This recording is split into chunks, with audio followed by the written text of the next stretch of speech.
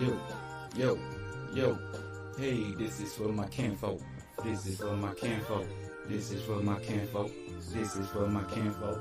This is for my kinfolk. This is for my kinfolk. First of all, I wanna thank the guy above that teaching me what's right and showing me much love. Thanking all the people that pushing me ahead. Now I know in due time be breaking off bread. Living life in life terms, gotta do. Cause things in the past might come back and hunt you. The way you started out, the way you fought about. Avoided all the haters cause you took a different route. You suffered from the loss, you ate from the pain. With all the death you kept a step and yet you still remain. So let's smoke, sit back and do a toast.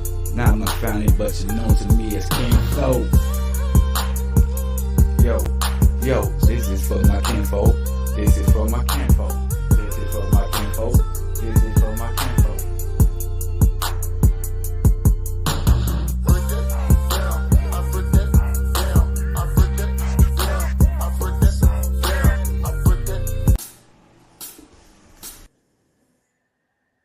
I don't know. They playing my record slow, man. I gotta change my, what I'm saying, my little tones. First of all, today, hey, how you doing, everybody? I want to give much love and give praises to the one that I call my higher power, to whom I wish to call my God. Rest in peace, Willa Robinson. Rest in peace, Takeoff. What's going on, good people? Welcome to Food for Thought, another day. I really didn't have no topics. All my topics was open, but I guess I put some up there. Something like let's work on tough love today. Let's put that at the top.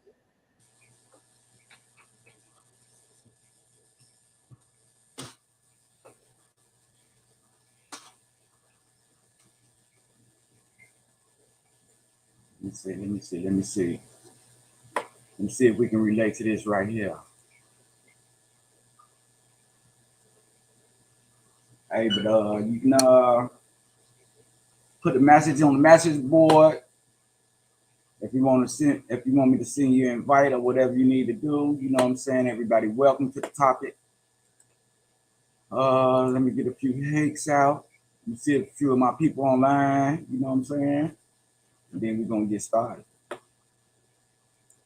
In the meantime, between time, I want to give a shout out to Dariana Crystal Trevino on getting us Section 8 today. You feel me? That's much love. It's good when you get opportunities when you can get out of one situation and get into a better one. Let's see. Bam. And they better not get computers to take over human beings straight up. Because these computers be malfunctioning, man. We're doing the wrong thing.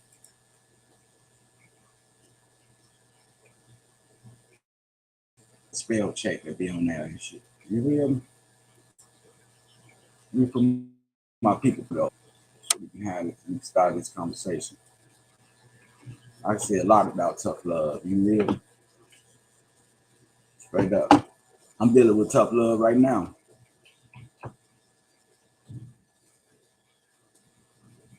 Oh, everybody ain't cracked up to be who they say they are, or proclaim to be.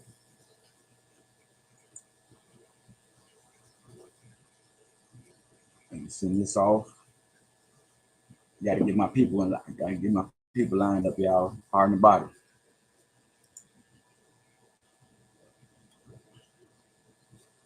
There might be some people that seem like they with you, man, but they're just a front, man. I be tripping out, but I gotta shorten my circle up though, on the real.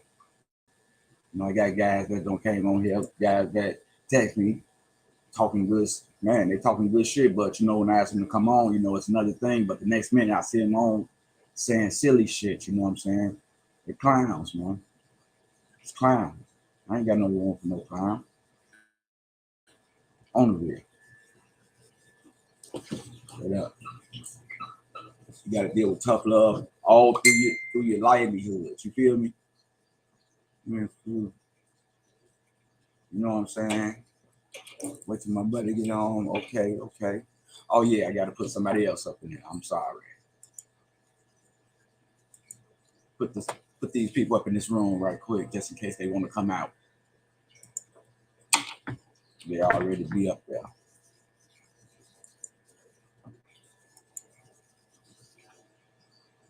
You know what I'm saying? I figure you ain't got a lot ticket. You're gonna be a man about the situation and shit like that. You know, if I call for you, you know what I'm saying? I expect you to be there, man. Don't look at my shit and then call me back. You know what I'm saying? What at the end of the day, like, you know what I'm saying? What's the deal? What's up? What's up? Be a man. Let a nigga know you really don't want to come on there. Yeah. I figure if a person can say what they want to say behind your back to another person, shit, they should be able to say it in front of your face, right? That should be the norm, human being type shit. Like, oh man, baby. You know, we deal with tough love all the time, man. Everybody don't get they wants, you know what I'm saying?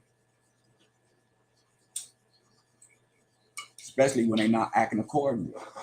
I know gang when it's in my face, you feel me? You know what I'm saying? I know when a nigga beating around the bush. I know when a guy lying, you know what I'm saying? I know when a person real, you know what I'm saying? You got people out here proclaiming to be somebody else, you feel me? But you know, you gotta get that tough love too, you know what I'm saying? All that sweet sounding shit and all that other type of shit sound real good coming out your mouth, even though I know your mind thinking about something else, cause it shows in your action. But yeah, man, for real. I know all the guys I, you know what I'm saying, try to you know what I'm saying, get in contact with, you know what I'm saying, to greet the do a wellness check or whatever and shit like that. Be trying to be there for the guys and shit like that. But they come up with these silly ass excuses, you know why they don't want to come on and stuff like that. Then the next minute you see them on Facebook talking dumb shit, grammar school shit, telling jokes and shit. Those are the clowns. You got to point out the clowns, man. Shit's serious, man. Real is real. Some clown ass niggas out there, man. You know what I'm saying? It is. We don't even have to point no fingers because they know who they are. This real talk with food for thought. You know what I'm saying? Ain't no sugarcoat, never been sugarcoat. That was the first show. I was like, man, I ain't finna sugarcoat nothing. Everybody deserves everything in the raw. You know what I'm saying? Just like when you get on the board, I expect a person to be down to earth. You know what I'm saying? Upright, independent, and fearless, man. Be able to say what's on their mind. You feel me? I know ain't nobody gonna get on here just about bullshit. You know what I'm saying? Cause you know we hear it every day. This is like for real shit. And if you're gonna help somebody, man. You know what I'm saying? If you trying to get your clout, man, this ain't even the platform right here like that. You know, we get clout by doing positive things for people, for kids, for family. You know what I'm saying? We don't bring nobody down. You know what I'm saying? We don't forsake anybody or nothing like that. You know, I'm just trying to find out if I really, really got real brothers on the team. You know what I'm saying? But these niggas I've been knowing for years, man, for real, on the real. So you got to choose your crowd wise. You got to give them that tough love. I love you, but you're wrong, man. You know, I love you, but I can't rock with you like that, man. I love you, but I got to love you from a distance. You feel me? Shit like that, man. It's real in the game. Hey, you'll check that door for me?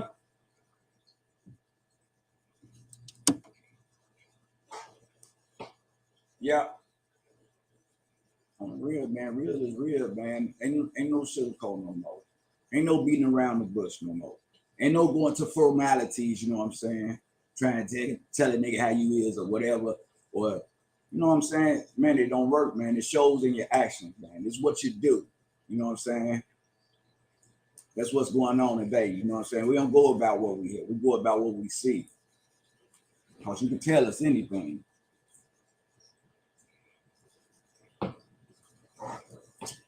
I want to give a shout out to the brothers that came aboard, you know what I'm saying, yesterday, just as well as the Queen, you know what I'm saying. I want to give a shout out to Shayway.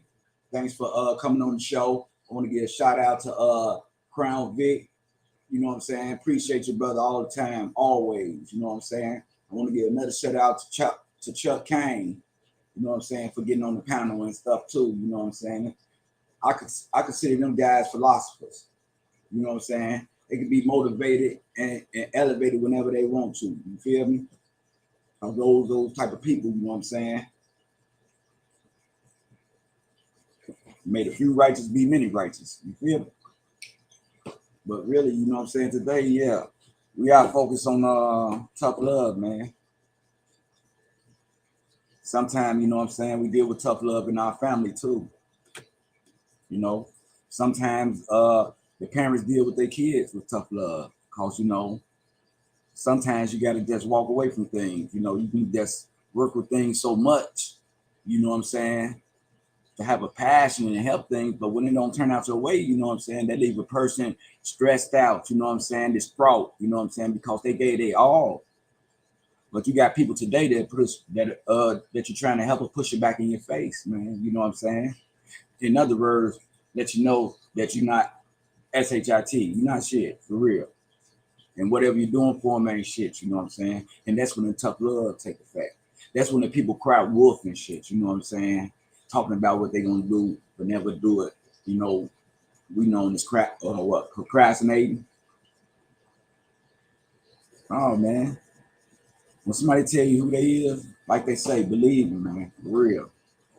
Knowing if you want to put yourself in a predicament to mess with that person, you feel me?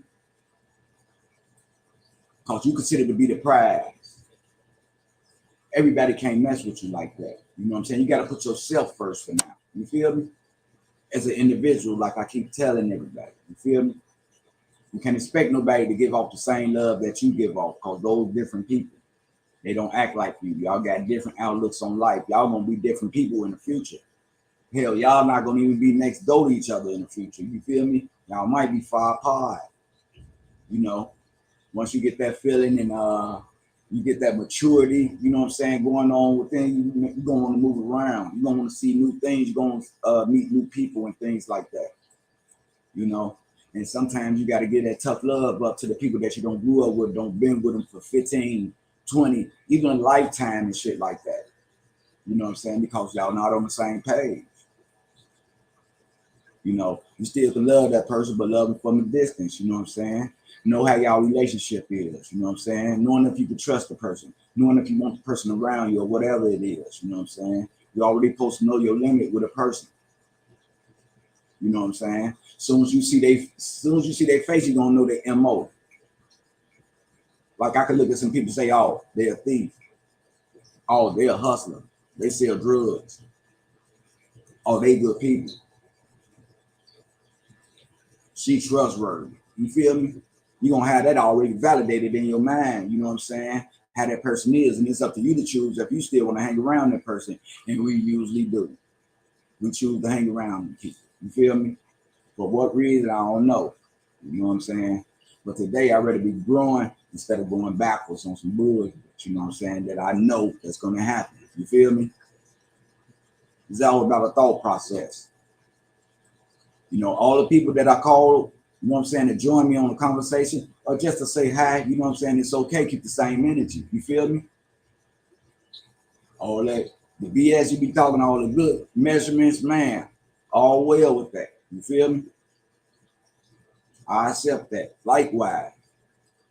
Now, I ain't finna be on you like that, you know what I'm saying, because you don't already put forward, you know what I'm saying, how your personality works.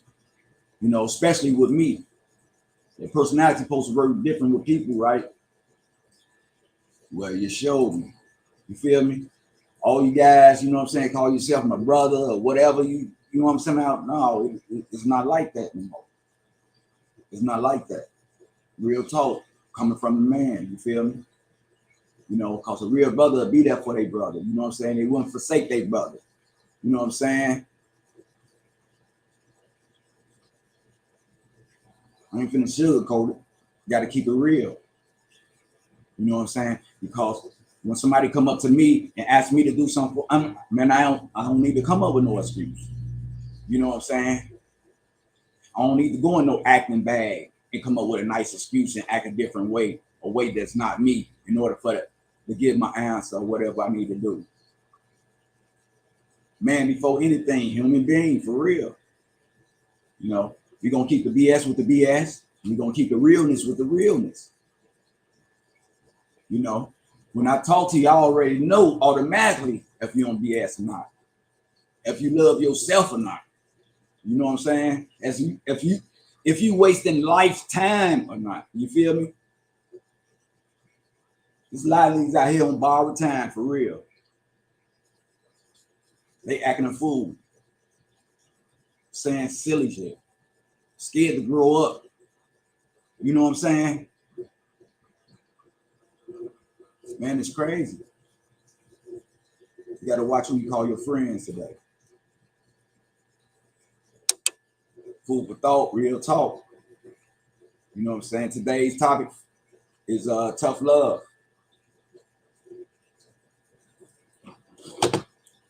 Like I say, family, friend, or foe, it don't matter. I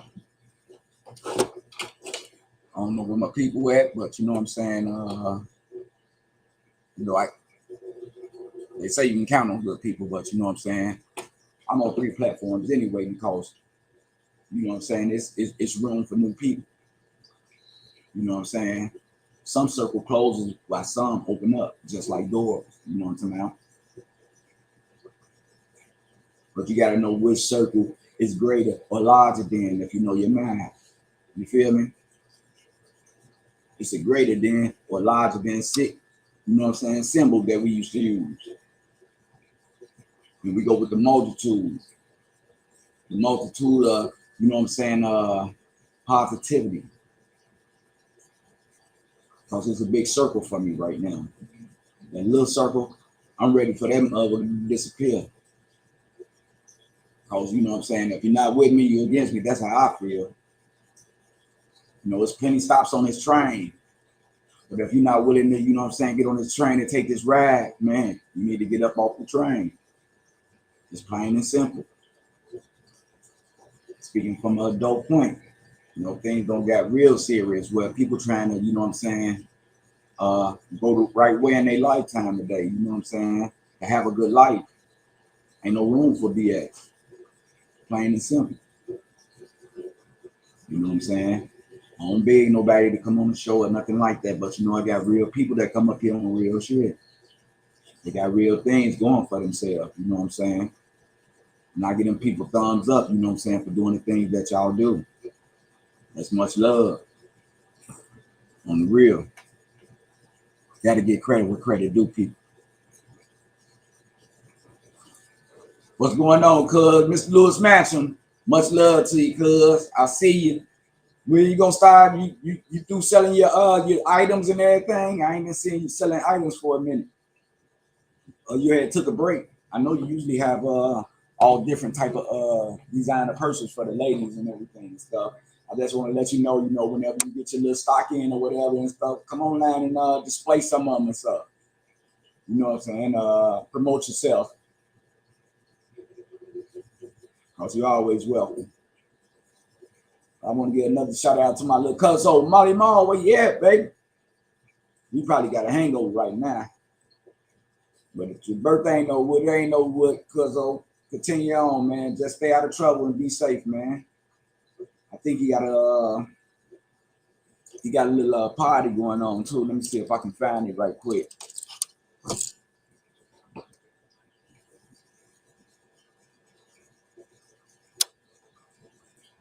Let me see.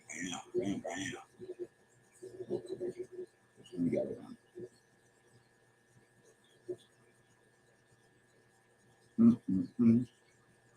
I don't know. I think you're gonna be. I don't know where you talking about turning up at and shit. I don't know. It might be I don't know. It might be at my auntie house.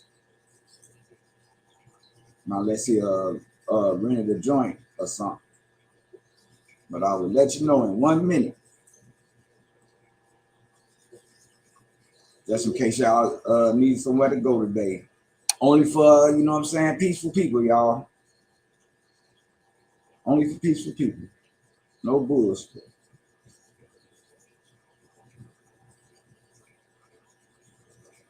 I don't know, man. I don't know where it's at. He put it on the board, but if y'all want to attend the party, y'all just get in touch with him. You know what I'm saying? Maul Crawford, Molly Mall sack chasing. Enjoy it, my brother. Wish I was there.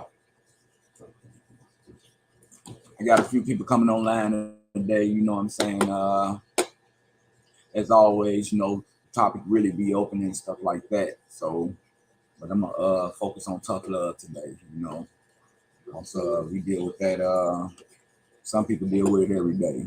You know, if it ain't coming from a family member, it's coming from a friend. If it's not a friend, you know what I'm saying? Man, I guess it's an individual. You don't even have to know a person, you know what I'm saying, to give them tough love. You know what I'm saying?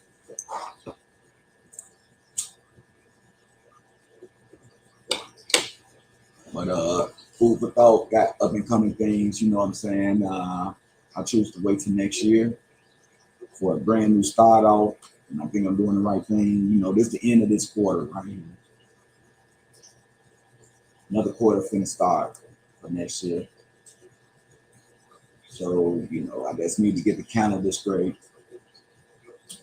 Fill in a couple of boxes and stuff on some activities that I want to do for the summer and stuff. You know, I got to include all the special days like holidays and stuff like that, and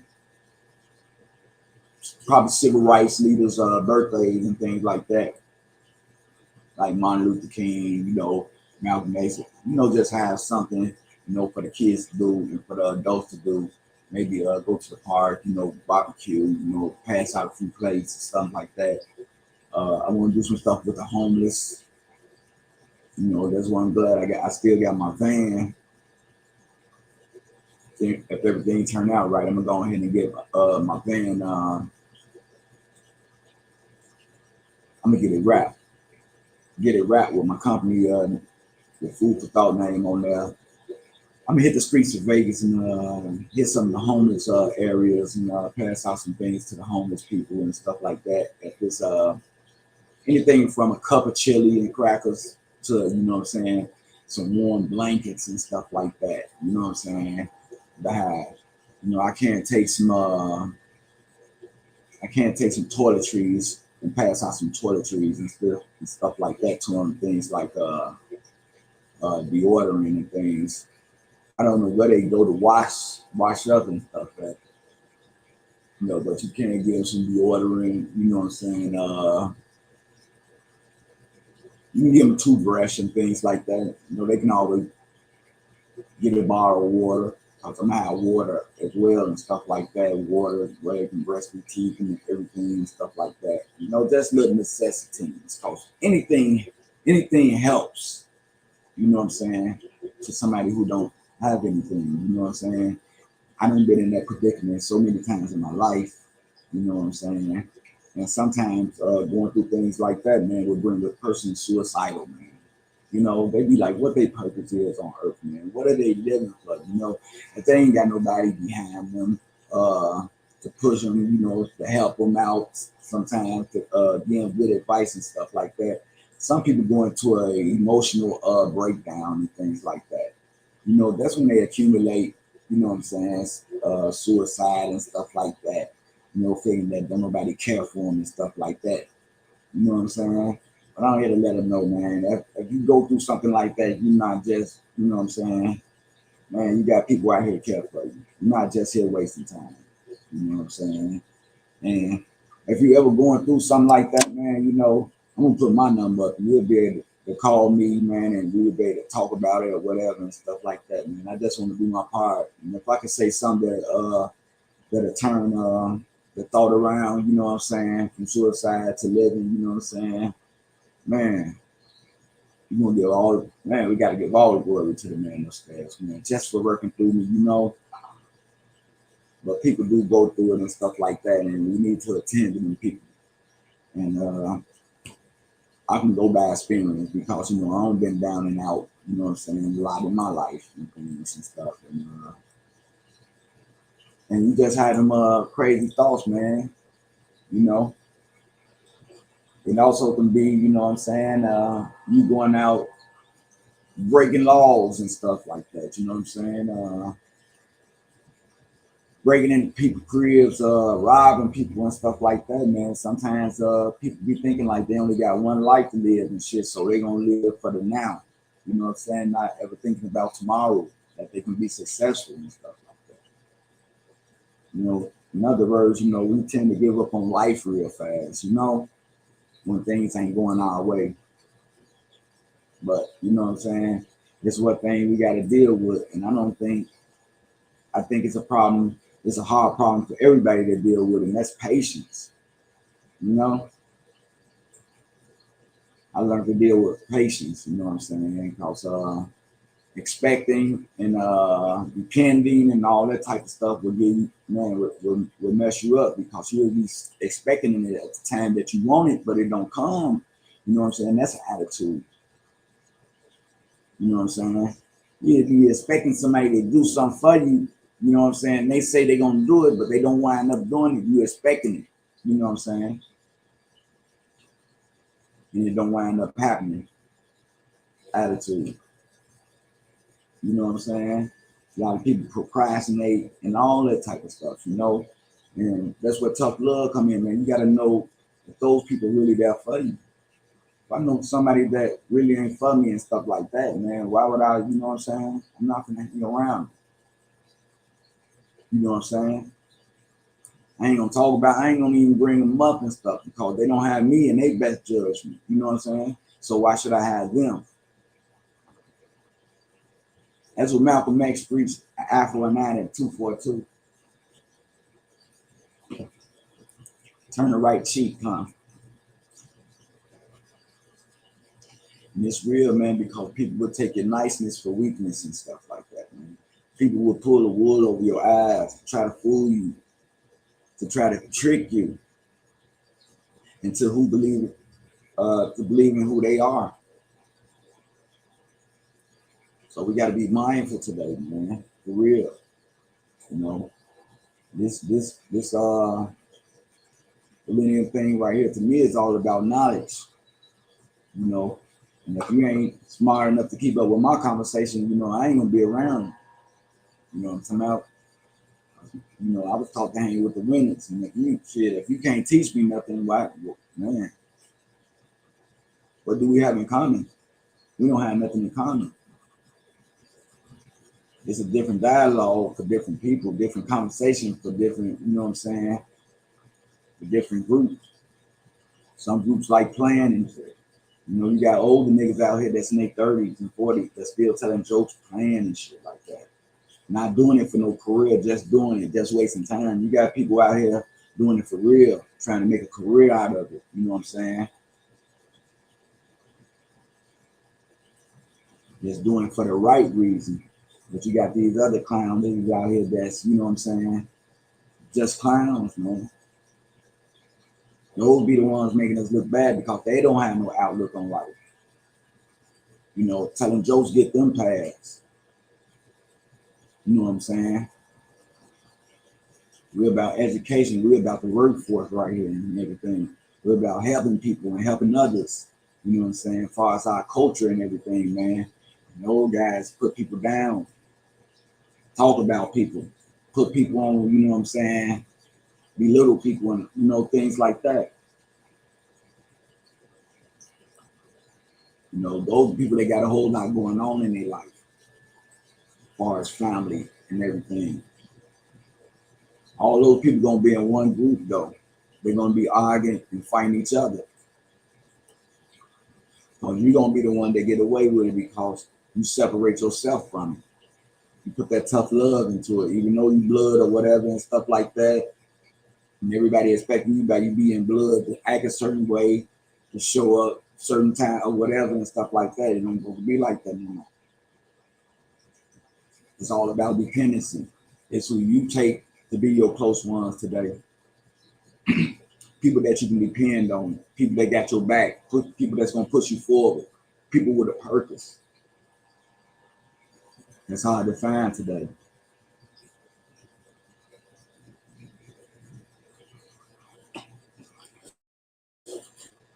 So all we can do is just do ourselves and use our best judgment as far as, you know what I'm saying, our close ones and our family members and stuff like that. It's always room for a new generation. You feel me? It's always room. There's always room for a better generation. You feel me? You can't keep doing the same shit, cause you know what I'm saying? As we get older, we get to take over the generation in our family and stuff like that. Like I told you in the last show, another show that I did, that, you know what I'm saying? You get to make how your generation turns out. You feel me? Your generation can turn out gang banging. Your generation can turn out to be some clowns, some dummies. But also educated, you know what I'm saying? Prominent in doing positive things and things like that. You know? But it's up to you. How you raise the people that's around you and what you're about. I ain't finna act silly and do all that, you know what I'm saying, downing people and shit like that. Because I know the people that's hanging with me, the people that I attract, that's what they're gonna be about. And you gotta know, if you're hanging with somebody that act like that, you know what I'm talking about, man, you might as well join the club. Because you're giving it your attention. You know, you letting it entertain you. You can't let everything entertain you, man. You can't. You just can't let everything entertain you. We got to start focusing, man. We got to start focusing on each other for real, man. We got to push each other up there. We got to boost each other up there. Or whatever we got to do, we got to pull people up out of this hole, man. That's the only way we can see a prominent life, man, because, you know, these are the people we love. We hate to cut them out. Instead of cutting them out, try to pull them out. If they don't want to be pulled out, man, tough love, you got to let them go. I love you, but you're wrong. I love you, but I can't hang around you. Love you, but I got to mess with you from a distance.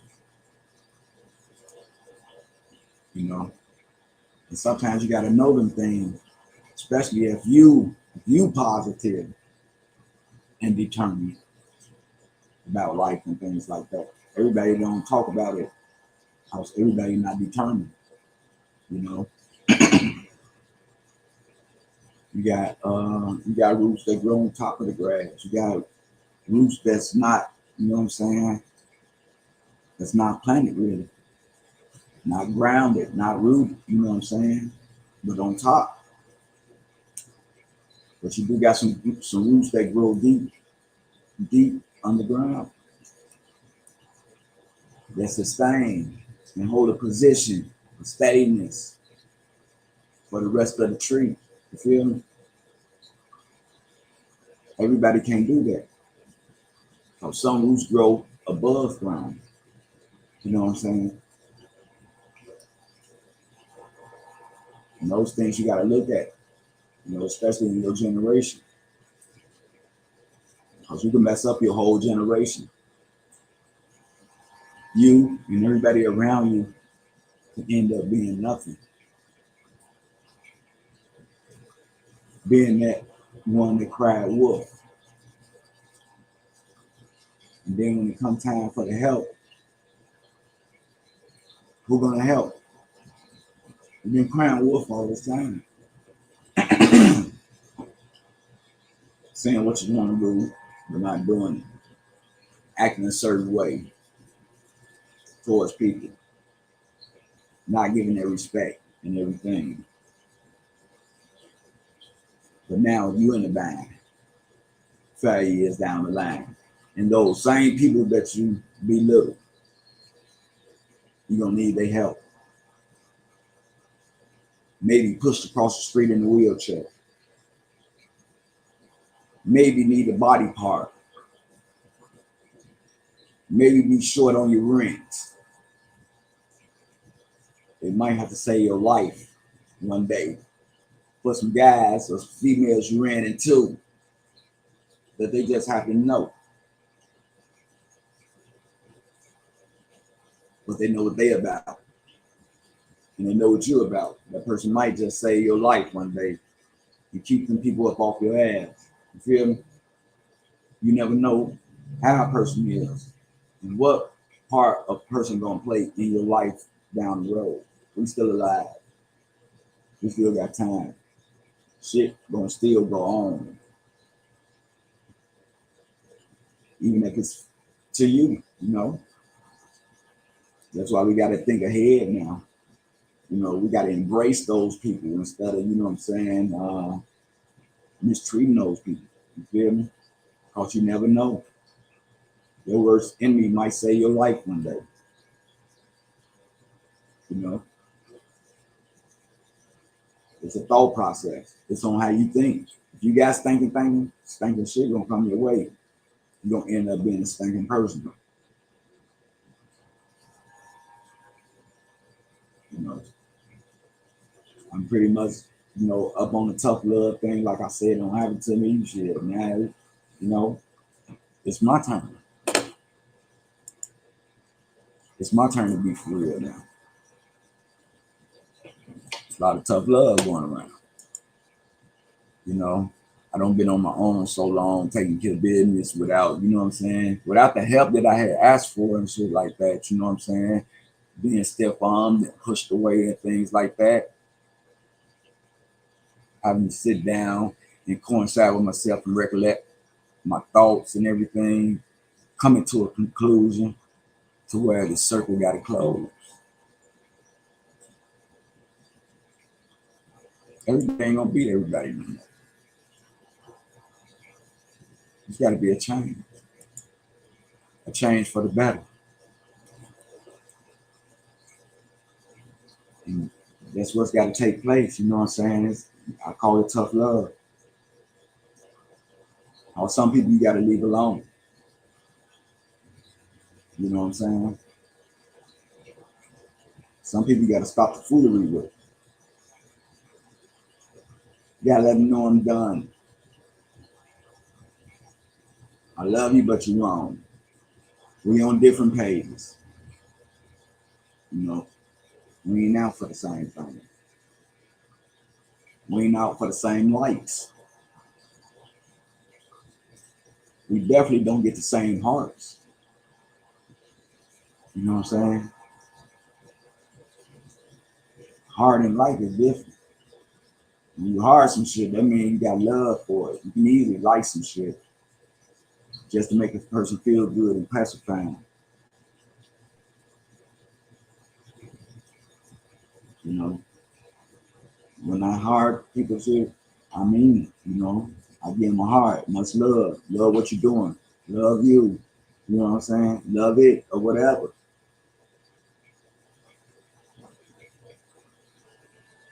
And I put it, it comes from the heart, you know, and it ain't nothing for me to be BSing about. You know what I'm saying? I know the good people, I know the bad people, but still treat everybody the same. No different. As long as you know what roads you gonna go down, you gotta know when you leave. You feel me? The only place you want to stay long is a place that's entertaining you, that's making you grow.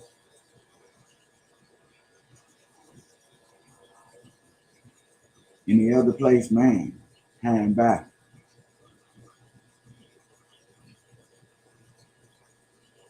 Ain't shit came out positive. We've been hanging all this time. Expect some negative, okay? Shit is simple. I'm just getting on to greet everybody, you know what I'm saying? My fan base and everything, you know, put this topic up as in tough love, because you know a lot of us been through it. A lot of us still going through it. A lot of us know of it. So we're gonna focus on that today, you know what I'm saying? maybe in the later show and stuff like that, but I came on today, you know what I'm saying, give a few people their props and stuff like that, which I did. I always give some good insight on things and basically things that I be working with too.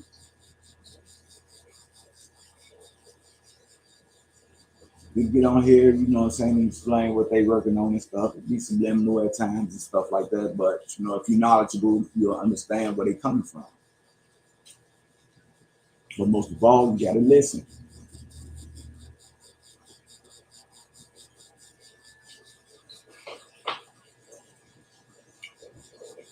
I want to give a shout out to all the people taking care of their health too, man. Because we getting older, y'all better get them checkups. For real. It's getting cold and shit like that. Man, shit start acting up, man. Shit start acting up. For real. But I don't know. I had my guests lined up, you know. It's just that everybody be busy. Everybody be busy doing nothing.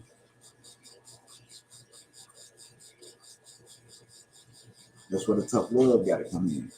Because those same people, believe me, them same people gonna need the support, gonna ask for the support.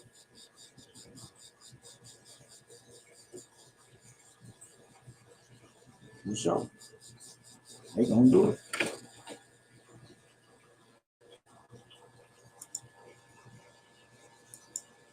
So you gotta watch how you treat people.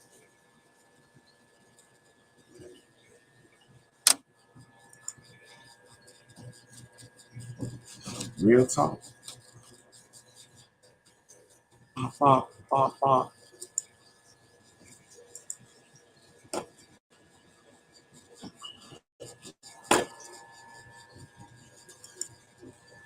put a few of our people, a few more of my people back there listening.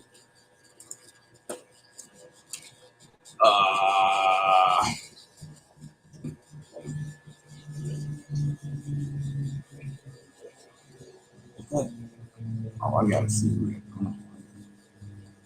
I might get the wrong name. Cancel this out.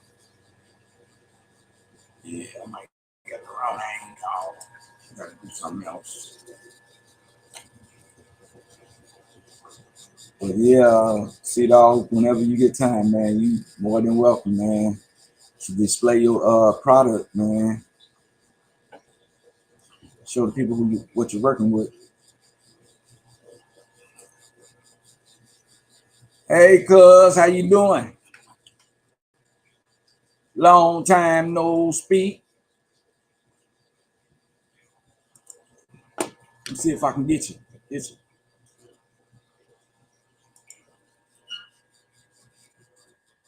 Man, this computer so much, man. Unreal.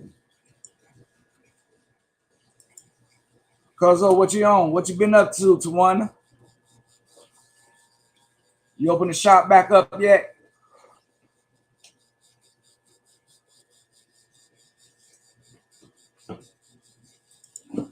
Mm-mm-mm-mm-mm. Tough love, man. Real talk, tough love. Dang. Me, I can't crowd with spilt milk. You know what I'm saying? I don't did my recollecting, coinciding it with myself and all that type of stuff. And I'm on a different road today. So I really ain't got time for it, but you know, I gotta put it out there. Tough love do work. Sometimes it gotta take place. You know, shit can't do nothing to get better for me. I'm at a standstill right now where I don't got everything I want. You feel me? That's already since. It get greater. You know what I'm saying? Because that's a stage that I went to. And I'm already, you know what I'm saying, relaxed at. You know what I'm saying? I can't even go up under that. You feel me? I can't go down no farther from what I know and shit and where I come from. You know what I'm saying? Out the mud and shit like that. But I'm at a spot where, you know what I'm saying, I'm comfortable. I'm all right. You know, I ain't doing no adding a plus sign to the all right part, you know what I'm saying? Because I want more. You want to do more. You feel me? So somebody bringing me back down to this stage, it ain't gonna work. I'd rather leave them alone. Not caring who it is, you feel me? Because at the end of the day, I gotta suffer for the action that I do. Family or no family, you feel me? Friend or no friend. Believe me, same shit can happen to you. You know, those words only go so far with the action that people take.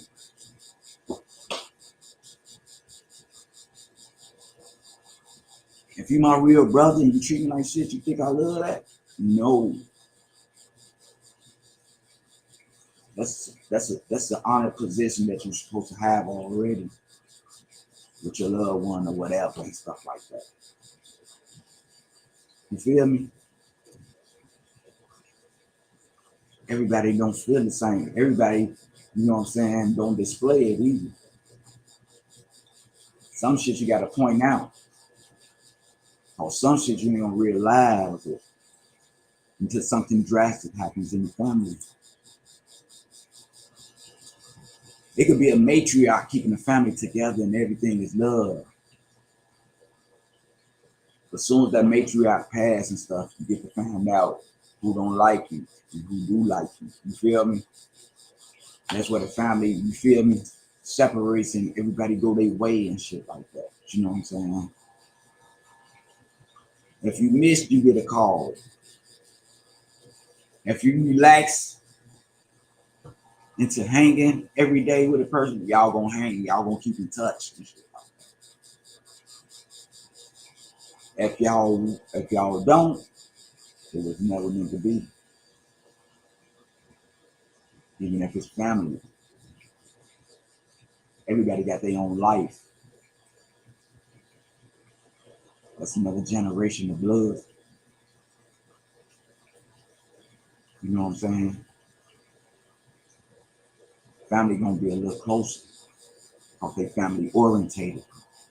And that's what they do. Family orientated build a family. They build generational wealth. When you separate from your family, you don't. You feel me? It's a difference. So you gotta accept the things that make you happy because you want to live a long, prosperous life. You don't want to have to worry about who don't like you or whatever. You don't want to have to go nowhere to somebody family member house and feel you gotta look over your back and shit, and then go over there and people looking at you sideways. You don't have to go through that. You can stay away from that because you're an individual. Your family is the ones that care about you, that's around you. They got you in their best interest. You feel me? That's gonna be there for you like that.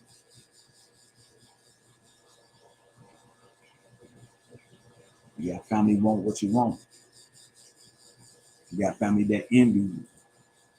You got family that talk about you, put you down, talk about your kids, and they're innocent. They probably can't even speak English,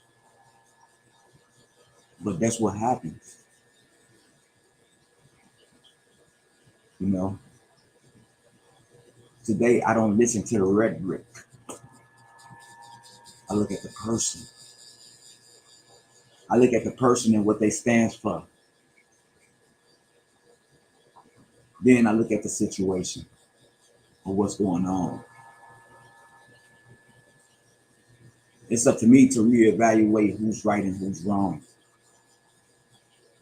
Just because I love a person like that, I'm not going to take their side and say they right, even though they wrong. You know, we do that. We take sides, even if it's right or wrong. You feel me? What do they show? That show that we don't know no better. Be willing to take a wrong over a right just because it's some kin to you. Y'all close friends. That person finna give you something or something like that. You're not being truthful to yourself. That lets you know that you will let anything go on, even in your household. See, it's shit that you open up the door for. Shit that you open up the door and let in. Be the shit that you be having to deal with. The shit that you condone. The things that you asking for. People make a decision on taking a chance to do wrong shit. You know, if we God's greatest creatures, we got wisdom. We get to think about what we do before we do it. Even though we know it's wrong and we still do it, what they tell us.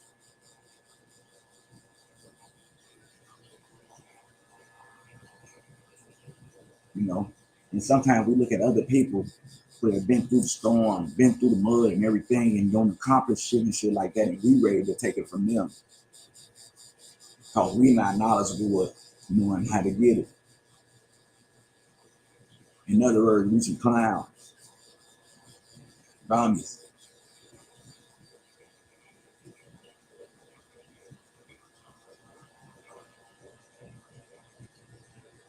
That's why I say cut that crowd shit out and be the person that you are. You know, sometimes you got to step to the side and form your own little union or whatever you're going to do and shit like that.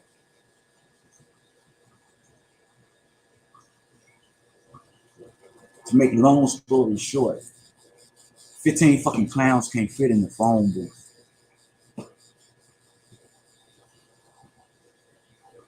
And nobody making a call. They're just trying to fit. Ain't nobody got nobody to call.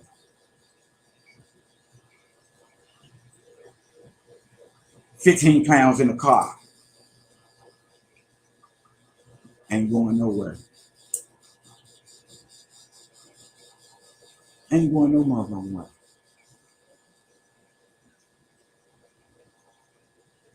Some situations you gotta look at and know it ain't gonna work.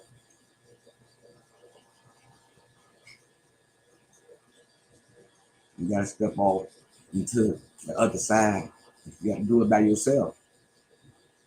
You know, because it ain't no 100% sure thing that you're gonna have the people that you love or your best friend or whatever gonna follow you and y'all gonna do it together and shit like that.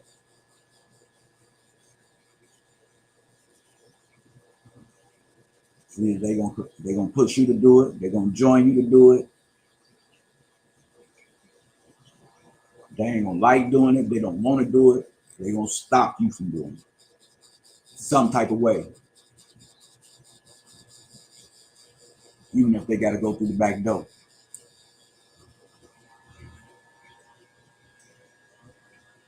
You don't get the gratification of doing positive things in their eyes. But whatever they do and they think is right, they got instant gratification where they can say fuck you and just pat themselves on the back. What they've really been thinking for a long time. But it takes one particular time for it to be recognized.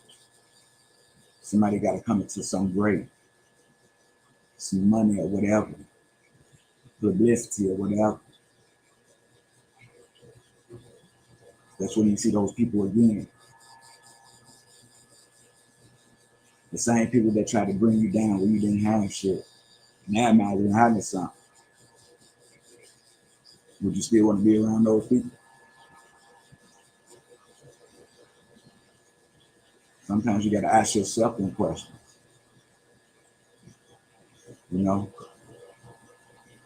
would this be a good relationship? Would this be a good friendship for me?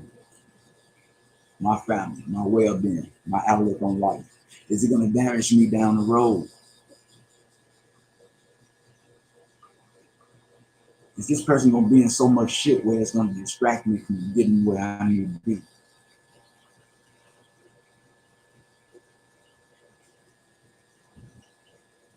How's this person outlook on life looking? Do they think about working? Do they think about jobs? Do they think about advancing in where they at? A better neighborhood, better house, better car? Or is they content with not having nothing and don't care about the other shit that's important?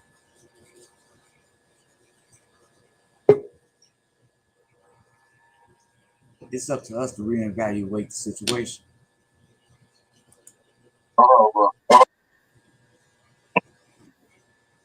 What's going on, my brother? Welcome, welcome.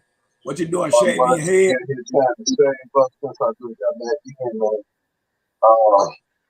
Went to go. I had to go all the way over by your side of town just so I could try to get my eye exam done to get my glasses. Now I gotta wait like 2 to 3 weeks for that shit. Oh, straight up. Why you didn't stop through? You could have stopped through. Cause you know I gotta make those type of trips through my transportation service with RTC. Oh yeah. Oh yeah, that's right. I forgot that. Cause I ain't got the car with me. Yeah. Oh shit! What you finna do? Transform? Goddamn it, to Telly Savalas? Nah, bro. I'm just trying to shave my head, you know, cause when my hair start growing during the wintertime, it get itchy.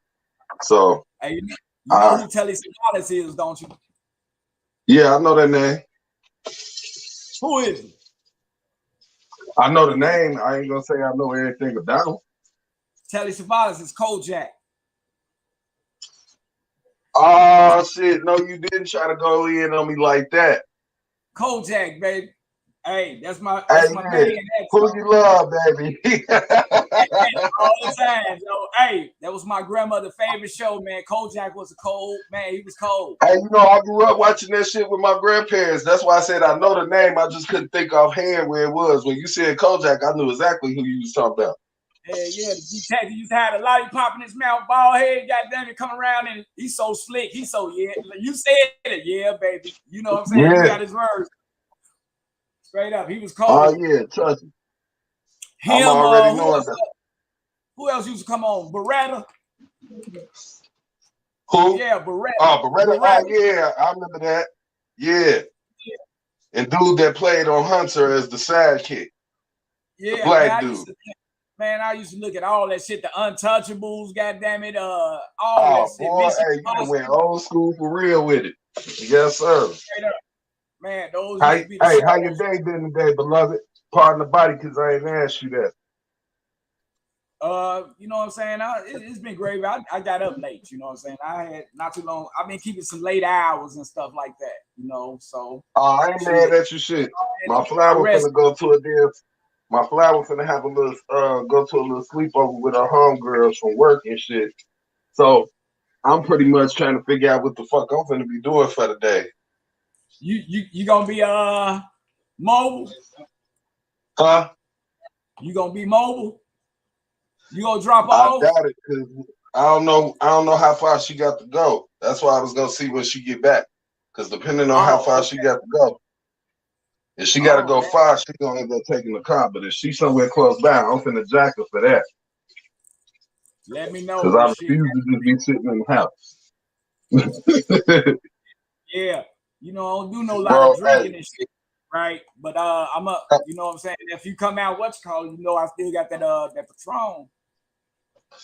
I was trying to tell you yesterday, I wish I could have had you come scoop me up after all that bullshit I had to go through, because I sure would have sat over there with you. You don't know how bad I've been feigning to get me an L in my system where I can, you know, have some herbal essence and chill, bro. So yeah, I'm so man. I showed because I had just went down there and hollered at the people and shit, and I was like, damn, it looked like my buddy. He looked like he hurting, like he ain't had nothing and shit. I was finna put a bud up on the screen like, here, come get this. You can make one with this. Bro, hey, you don't know how bad I want to right now, I swear. If I knew exactly where you stayed and I knew I could just rotate to you like that, trust me, I would have been there. I would have had the transportation bring me there.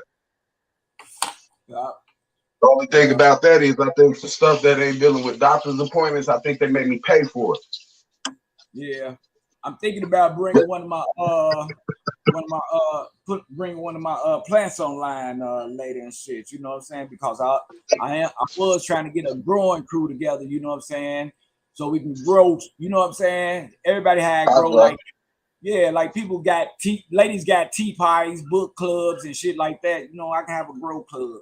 It's a lot of grow clubs. Right, I mean, yeah. And y'all exchange like little key ideas on y'all growing technique.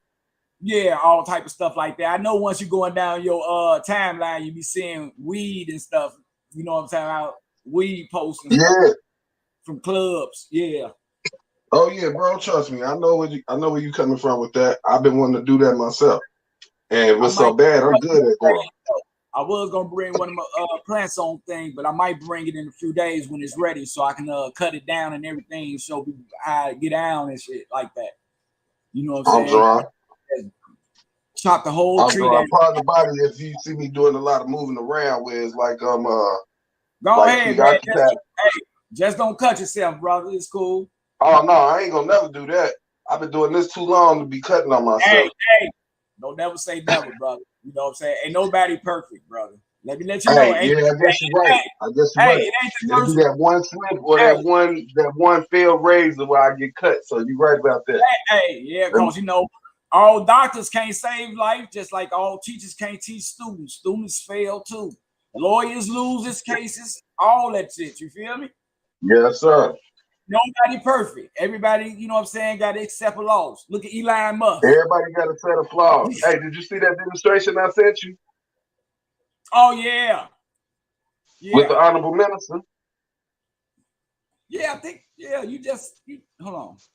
All right. You heard him say that same thing in that when he was talking to Charlemagne, right? Or was that, what's his name? Charlemagne of God? I think that's his name. That's Charlemagne. Yeah, you heard what he said. He said the same thing. All of us got flaws. He even said he got flaws himself. He used to smoke a little reefer and pop pills. Yeah. And I didn't even know that. Yeah. Look at Obama. He smoked. He still got purple Swisher Sweet lips. Hell yeah. And he used to wear a damn militant Black Panther beret and shit. It wasn't no part of the Black Panthers. Hey, Clinton say, goddamn, he smoked, but he didn't inhale. I don't know. The smoke just went in his mouth because I think you got to inhale the shit in order for it to come out the joint. You got to inhale. He was using vaporizers. No, what he did was he was using vaporizers. So he just walked in a room full of smoke. Oh, well, he still inhaled because he got to breathe. Exactly. He just didn't smoke on it off of the actual demonstration. Oh, so what he say? He had secondhand smoke? Yeah, he got the secondhand aspect of contact. That's what he was trying to say. Oh, yeah, for sure. But you know what I'm saying? I had a topic for the day. You know what I'm saying? Tough Drop it on me. I'm listening. A topic. You know what I'm saying? Because, you know, sometimes people do go astray on you. You know what I'm saying? And you got to give them that tough love, man. You got to leave them alone and stop messing with them, man. You know, it's up to the individual to put itself back in that position, knowing, goddamn, if you know, goddamn it, put it like this, like a story I told, right? Mm-hmm. I'm a motherfucker. Now, it's alligators in the water, right? The zebras come to the water to drink. Right. And that's why I say that we are born with wisdom because we get the right to think about what we do before we do it. An animal draws instincts. They just got to do it. You know, they got to eat. They got to drink, no matter what the thing and stuff like that. You know, people going to scam away and shit like that, but they still got to drink. They still got to eat. So the zebra wants so that survival instinct kicking in where they just go off a natural time clock for what it is they want. Yeah, I get that. And, you know, it's alligators in the water. So the zebra go to the water to drink. So the zebra drink, goddamn it, you know how the alligator lay low in the water looking at you. He could be right up under your nose. So he seen the zebra drinking. He come out the water on a walk, trying to grab him by the neck. You know what I'm saying? The zebra got them to get him out of it. run away from the water and shit. The alligator missed, goddamn, with big ass mouth. Do you know that same zebra came back to that same motherfucking spot, drinking from the same spot that he was drinking from, knowing that like, you missed me, you ain't gonna get me, and got his ass fucked up. From right there. And guess yeah, I was watching something like that on Facebook earlier before I went to my appointment, bro. And it was showing this alligator where he did the barrel roll on the zebra. The zebra, he didn't get caught the first time, right? But the second time he went back, the other two that was sitting there was watching the first alligator go and make that snap at him. They watched him and patiently, you know, let him come back up there. And the other two snatched that ass up. One took the ass in, the other one took the neck, and they was barrel rolling in the water in opposite directions to split them in two. I think I saw that one. I think I seen that one too. Yeah, and you know that's a actual person doing the same thing, expecting different results. Mm-hmm. You know, that's just what I was talking about. With if you want something to change, you got to first change shit about yourself, your environment, and the shit you indulge in. Exactly. You feel? That's why I said the things I used to do back when I was a teenager and back when I was in my early 20s, I don't want to do that shit no more. So I stay away from people that's still on that. Exactly. I thought about that shit they ain't gonna do me no good. Cause you know, I don't did a few bits, right? And you know, I saw myself standing on the corner, either jabbing or either on security. You feel me? Right. And goddamn it, I'm getting my roll out. Goddamn it, the people, goddamn it, catch up with me. I go down from 3 to 5. I go down 3 to 5. Get out. Why I go back to that same spot and just had to sit back and recollect, knowing and shit like, damn, I'm sitting on this corner every day. You know what I'm saying? Even though my jab ain't on me and shit like that, ain't no stores right here, ain't no convenience stores or nothing on this corner and shit. And this police got a job 9 to 5, and his route is my motherfucking street. So while he doing his job, he see me on the corner every day of his route. Goddamn, ain't no stores there or nothing like that. You know what I'm saying? Right. So he figuring out like, damn, why this dude on the corner every day? Goddamn, I work. You got to be doing something. That's the first speculation. What I'm gonna do, I'm gonna sit down the street with some binoculars. I'm gonna see what he up to. You feel me and shit like that. You know what I'm saying? And they catch me in the act. You feel me? And notice what I'm doing. And niggas go to jail and get out to jail and do the same thing and go right back to jail for the same thing on the same spot, expecting different results, thinking that they're gonna be the best. And when they get to jail, they're gonna be like, oh, that way didn't work. So when I get back out, I'm gonna do it this way. I'm gonna try it this way. No, nigga, it ain't cut out for you, nigga. If you ain't succeeded in it, do something else. Right. In that order. You know what, bro? I only got the fuck up one time and get caught up in a bad situation before I learned from that shit. You know what I'm saying? Back in the day, I was hard-headed. But when you start getting them ass whoopings where it punish you, take away your time, take away the things that you really love to do about your life, that deals with your freedoms and your liberties, you start growing up out of that shit where it's like, man, you know what? Fuck this shit. I don't want to keep doing this because it's taking away from shit I really want to do. Then when you end up in those situations where you either locked up, incarcerated like that, and you be missing that shit, you realize that you done gave time away out your life for free, where it wasted away, where now you under somebody's control as they pet or they guard dog and shit, where you under obedience school while you in the joint. When you get locked up, you treat it like you being put through obedience school. It's sit, boo boo, sit, heal, roll over, eat, shit, sleep. You know? Yeah. So when you being treated like that, you become institutionalized because your will becomes broken. Where now you're a trained, how can I say, savage? You're a trained dog. But now when you see the white man and you see these field masters come up, it's sit, boo boo, sit, and you hurry up and sit your ass down because you don't want to be bothered with that shit. You know you're gonna get chastised, broken, punished. So you move around from that shit. As we get older, we got to realize that in order to put power into ourselves, we got to know what it is we want for ourselves. And if you don't want them type of etiquettes, you stay away from shit that gets you that. Yeah, yeah. You know what I'm saying? That's why I tell bro, people, I can tell you right now, neither one of us trying to go out and be no drug dealer. We ain't trying to do no drive-bys and no shit to claim who the hardest on the block and who running sets and shit like that. What we do is we share information. We on some positive shit here. We want to see motherfuckers deviate from what we was, out there misled doing.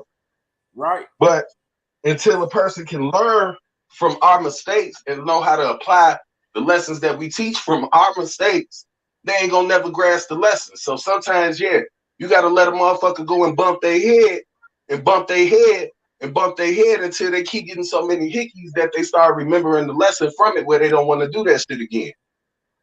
Sometimes it only take one time though, bro. Cause you know what? Yeah, sometimes it only take one, but you got people that's hard-headed, thick skull. Yeah. So they'll bump their head, they'll keep bumping their head, and then they'll come to you and expect you to feel bad for them because they keep bumping their head doing the same shit, thinking that you're supposed to save them, when they don't know how to save themselves by leaving that shit alone. They put them in that predicament. See, I had to go through that tough love aspect because I was hard-headed. I talked about that, and then once they get on top, goddamn it, they get aggressive with other people and shit and start belittling other people and shit. Oh yeah. Because now they got a newfound understanding and knowledge, so now they try to oppress somebody else with it. Mm-hmm. But you know what? I tell them, goddamn it, be careful what you ask for, cause you might just get it. And I'm gonna tell everybody right now, whatever you do in life, anybody, if y'all listening out there, whatever you do, it's gonna progress. It's gonna have progression with it. If you're doing positive shit, you gotta write them, like I say, to make it a supervisor, employee of the month, CEO, or whatever. But if you put your progression with this negative shit and you're fighting and arguing every day, that shit gonna progress into somebody getting hurt and maybe even killed. So be on the lookout for it. In that order. That's real talk. Everything progress. Whatever you put your mind on gonna progress in your life.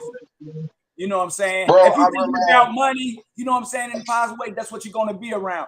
If you think about negativity and you argue with a person every day, the argument's gonna turn into a fight. The fight gonna turn into a knife.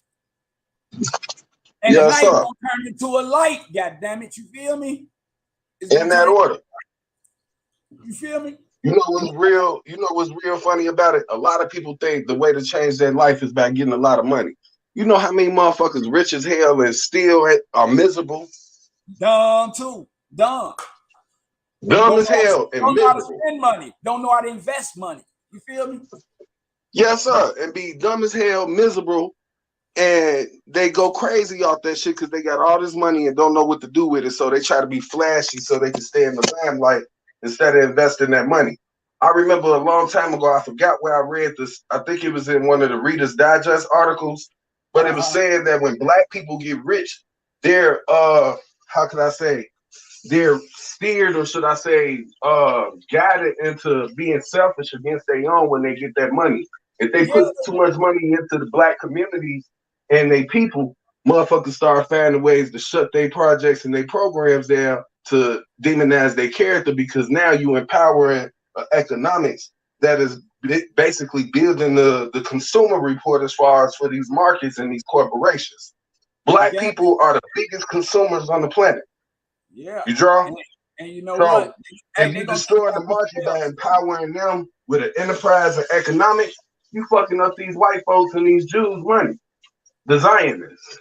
As Minister Farrakhan said. You did? So when you fuck up the Zionist agenda when they always been in control after slavery over us, now we got to chastise you because you a black man with all this goddamn money and you trying to invest in shit that takes power over stuff that deals with our enterprise, our business. Now we gonna demonize you. Why you think Bill Cosby went to jail? Because he was about to buy up all the white folks' broadcast channels. Yeah, NBC. Everything that had an MB something or a C in it, yeah, he was buying that shit. He was trying to buy it. And so they say, okay. And you know how he first got started, right? He started teaching his own people. He came out with Fat Albert. He taught the kids, you know what I'm saying, about, you know what I'm saying, relationships and having relationships with other cultures and stuff like that. If people look up Bill Cosby and his cartoon Fat Albert and Electric Company and all that other shit he made back then, yeah, be like, man, this man is a genius. Real shit. The only thing about Bill Cosby that kind of fucked him up with me, because after the Cosby Show, I started realizing that he started becoming more judgmental against his own people. And I remember him doing an open interview where he was saying that black people are so analgesic that they do ignorant stuff in order to do a Chicken George dance and impress people instead of putting their energies into anything else, which is why he low-key didn't want to support a lot of the black comics that was coming up, like Bernie Mac, or like a Kevin Hart, or Richard Pryor. Hey, did you hear that one with Eddie Murphy in Delirious when he talked to Richard Pryor and they was talking about Bill Cosby saying they can't be saying Flip and Bill Cosby saying, yeah, he was like, well, fuck Bill Cosby, yeah. I remember that. Tell him I say suck my right. And that was Richard Pryor telling him that, because at the end of the day, Richard Pryor came up after Bill Cosby. You know, Bill Cosby was a lead comic, and then Richard Pryor came and picked up the torch. But Richard Pryor was gutter about it. He gave the real about, you know, comedy as far as the insight of what black people go through. And he put our plight on the public stage. Yeah. And I guess because Bill Cosby was embarrassed about what was being said as far as nigga this and nigga that, and talking about suck my this and suck my that Bill Cosby didn't want to support those type of things. You got to understand him though, right? But I understand him in some sense, right? It's just like what we doing right now. Same here. You know, trying to get a person on the right page, but in the same time, goddamn it, they smiling in our face and pissing down our back, telling us it's sweat. You know what I'm saying? Right. So you know what I'm saying? I see his point a little bit though, but I do too. That's why I don't knock it. But at the same token, you got to let a human being express themselves in the way that they see fit, because everybody ain't as, you know, expound on their vocabulary or articulate enough to express it. So they got to use vulgarity to do certain things to express that emotion and that feeling. You can't judge somebody by how they express themselves when you ain't walking their limelight in their shoes. You're right. So that's that's why Bill Cosby has so much backlash amongst the black communities and society, is because he went against his own when he started getting uppity and he got that money where he was getting big, and he became judgmental against his own people. So when he did try to bow them broadcasters, you know, on them broadcast channels and shit, you had more black people that were saying, yeah, that motherfucker probably did this and did that, where he didn't get the support that he needed to be in defense on his behalf, where he probably wouldn't have never went to jail. They raised an army of white bitches to motherfucking make sure they supported the bro, we on Twitter and all that type of stuff, y'all. Oh, my bad, pardon the body. But that's what he said, though. They raised an army of white women, and from there, half of the white women that came and said that Bill Cosby did something to him, half of them women that accused Bill Cosby of doing something to him, they found out that majority of them women didn't have nothing to do with Bill Cosby. A lot of them was lying. Hey, can I say something? Go ahead, bro. And it's a lot of women one-sided on the thing that's, you know what I'm saying, like downing, you know, that's downing them for that and stuff like that, especially black women. But you got to take it and you got to re-examine it, you know what I'm saying, the whole situation. Why is these women coming over to his house after 12 o'clock at night knowing that he's married? Right. What are the women expecting out of him coming over his house, visiting him like that, drinking with him and stuff? What are they expecting? Are they being interviewed? What's going on? And they know he married. Exactly. What was the intention for you to come that late? You knew something was going down for you to come that late. But no, they ain't gonna tell that because it's incriminating themselves and their own actions. Yeah. So they keep that part secret and make sure that they can point out whatever fault they can find to justify why they want to feel emotional about anything dealing with that brother and his actions. Now somebody came over his house and got a drink from him, and he really didn't wind up sleeping with him or nothing like that. And now they finna get money and send the man to jail. But you also got to think about it like this too. At the time and era when they was doing that, it was uncommon for black men to be able to walk amongst a white society and be able to indulge in interacting with white women and be feeling secure and safe. Sidney Poitier and Bill Cosby was the only two black men I've ever seen do that and be okay with. They didn't have no problem back in the day. You dig? Sidney Poitier didn't get caught up in Bill Cosby's demonstration. Bill Cosby got caught up in that demonstration because Bill Cosby got too relaxed with being able to walk amongst that multitude and feel like he was rubbing shoulders with him. So when them shoulders started turning, you have the mansion. Right. So once them shoulders started turning, he thought these people was his support system and his friends, and they turned their back because he was getting bigger than them with the way he was moving his money. One thing I can say, Bill Cosby was smart about how he managed money. And that's dangerous. When you got a black man that know how to manage finance and economics, they can change the economics for their culture and their people, which makes them a threat to the Zionist agenda. Because you know how the Cosby Show was. Nothing but Right. Positivity. The basic family. It showed a black household with a father figure in the structure. Yeah. Where they were supportive of each other. They weren't abusive of each other. They wasn't verbally or physically abusive. And they was cohesive. Exactly. That was dangerous in our society, because then that means, man, we can put power back into the black man to be the protector and the disciplinarian of the household, which means that now that'll make that black man more appealing to his black woman, where she'll invite him into the household that the white man wants to kick the black man out of to take over our household and make it his own. Okay. That's what that shows. So you got to be careful about the shoulders that you rub and who you choose to keep as company. And sometimes everybody ain't meant to be company. Some people need to be let go. What you say? Huh? Hey, you right. Yeah, some people got to get let go. My buddy, what's it called? That's texting me. He say he at the grocery store. He's like, Mike, man, hold on till I come from the store. I finna come on. He said he left me out. All right. I'm almost done shaving where I can get directly on camera in a minute, bro. I'm just trying to go over these little rough patches that I missed. Man, because I want to be able to give you my undivided attention. You draw? You ain't got no hair up there, man. I ain't got that much left. I'm just trying to make sure I'm able to give you my undivided attention. I'm almost done. Yeah, that was Chuck, though. Chuck like, man, Mike, I'm finna come on. He at the grocery store. He's like, man, I'm gonna come on. Man. Oh, okay. Oh, well. That's the brother that was on last night, right? Man, he said he really enjoyed your conversation, man. Man told me he loved me so many times, you know what I'm saying? That's much love, man. You feel me? You like, man. I told you. I got love for you. You already know that.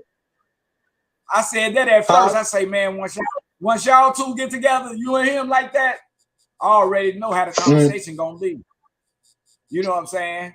You gotta be. You know what I'm saying? You got powerful thinkers on the demonstration.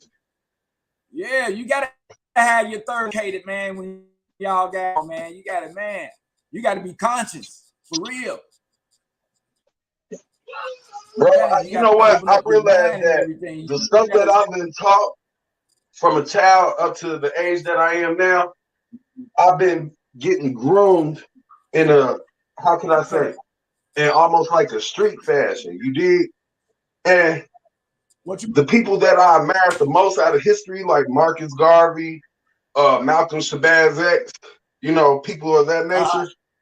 It's like I feel like I'm being groomed to be like a new generation gap of that, because like the knowledge that I have, you don't hear many people talk about it. Not from my generation, not from none of the younger generation, but it comes from the older generation that had to go through experiences where they bumped their head, got put in hardships, and later train their brain to now they start perceiving and in a receptive way the stuff that they wanted to reject at first.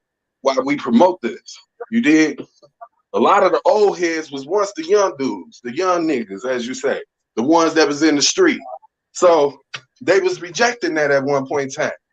But after we done bumped our head, been in them Desmo Crips, been locked up and all that, we started getting institutionalized, but educating ourselves at the same time.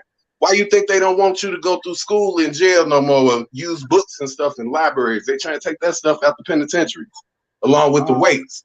because it was teaching you how to discipline yourself, build up on your health, as well as educate yourself. Yeah, man. You got a lot of people that went to jail that came out with college degrees and stuff and got big businesses and major things that they working on from what they learned while they was institutionalized. Shit, when everybody was getting into basketball, all the young guys, when Michael Jordan, after Michael Jordan and all that type of stuff, why they take the basketball rims from out the playgrounds and the park and off the corner? We used to have little. Because I'm like, man, they didn't want us to do nothing that was on the athletic level or keep us on the level where we stay healthy and active. They wanted us to be active on the level where it's easy to get a gun. It's easy to put some intoxicant in your body and go against your brother or your sister without no type of control of yourself. When you intoxicated and when you so doped up and drunk, you lose sight of self. You lose control of yourself. That's why I slowed down on drinking, because I don't like not having control of myself where I can see straight, walk straight, and be able to control what's going on as far as how I talk and how I move. When you get too drunk, you start slurring. Then when you get sloppy drunk, you can't walk. You can't hold yourself up. You stumble. You fall. You right. I don't like that type of feeling. So that's why I don't drink. Not on no heavy basis. If I drink, it's on a special occasion. I might have a shot or two and I'm done. Mm-hmm. You dig? Yeah. That's why I get small bottles of Patron. While we on here, you know what I'm saying?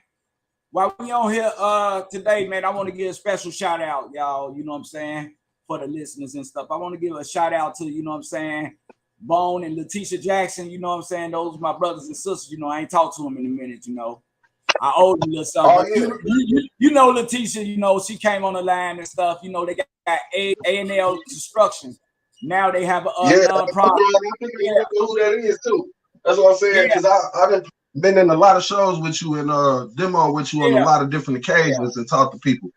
But one thing I want to say is everybody that's been supportive to the message that we bring, inshallah, I hope y'all continue being that, open ear, that open mind, that open heart, and continue to support the brother and the people that come on this show as far as with the movement of educating and enlightening our people so that we have spiritual growth, physical growth, as well as being able to have a way of being able to commune and unify amongst the people.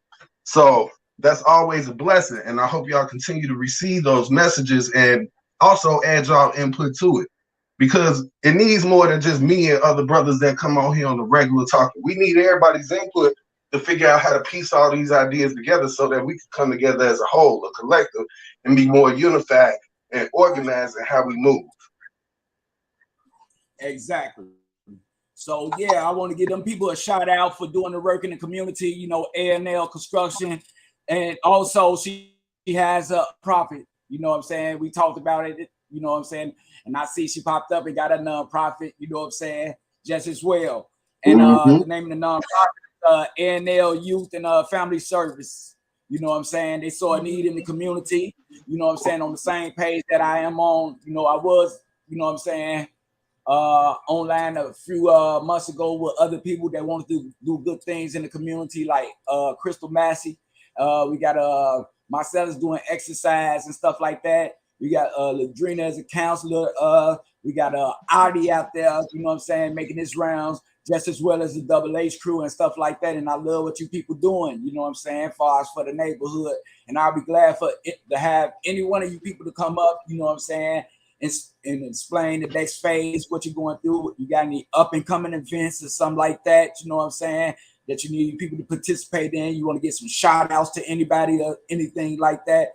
This platform is for that. You know what I'm saying? May the few righteous be many righteous. We can't knock nobody for trying to do something positive for somebody in our community or somebody that's in need. You know what I'm saying? May the few righteous be righteous, like I said, you know what I'm saying? We never condemn nobody. Continue to be proactive. We lift them up. You know what I'm talking about? So thumbs up to those people, Bone Jackson and Letitia. I love y'all. Y'all got, you know what I'm saying, thumbs up for this month. You feel me? Far on what you're doing and what you're trying to create. And you know what I'm saying? Keep doing what you keep doing. You're going to keep getting what you keep getting. Food for thought all the time. In that order, continue with the productive, proactive merits and works. to be activists for the people that don't have voices to defend and speak out for themselves on the plights that they have. Because that's what we need. I have one of my sister figures up here too, cause she doing good. She got a little talent studio for the little girls and stuff like that. She got a dancing group for the little girls and stuff. I know everybody know who I'm talking about. Stuff. They've been in parades and things like that, and she's doing a good job in the community with the little ladies and stuff like that. So I want to give her a thumbs up too and stuff like that. I'm gonna have her on the show one day. You know what I'm talking about? Only the positive, y'all. You know what I'm saying? If you're doing something right, if you're setting a good example in the neighborhood, you know what I'm saying? You want to show off in techniques, you know what I'm saying? Give a next phrase on what's your up and coming projects and doing positive things for the neighborhood. You can tune in, you know what I'm saying? I'll put you on the stage, backstage, up front, whatever you need. Narrator of the show. Because it's our show, Food for Thought, y'all. But I'm gonna let my big brother take over. He almost through shaving. I know he got a message for y'all, you know, today's focus and today's thought for the day. You know what I'm saying? I want to put that up there one more time. Thought for the day. Tough love. That's the topic. That's the best. Tough love. Hey, that's the best topic for the day right now. Hey, how do we display tough love? So I'm gonna let you know, people. Are you gonna stay in that hole? You gonna keep letting them people pull you back in that hole, or you gonna walk away from it?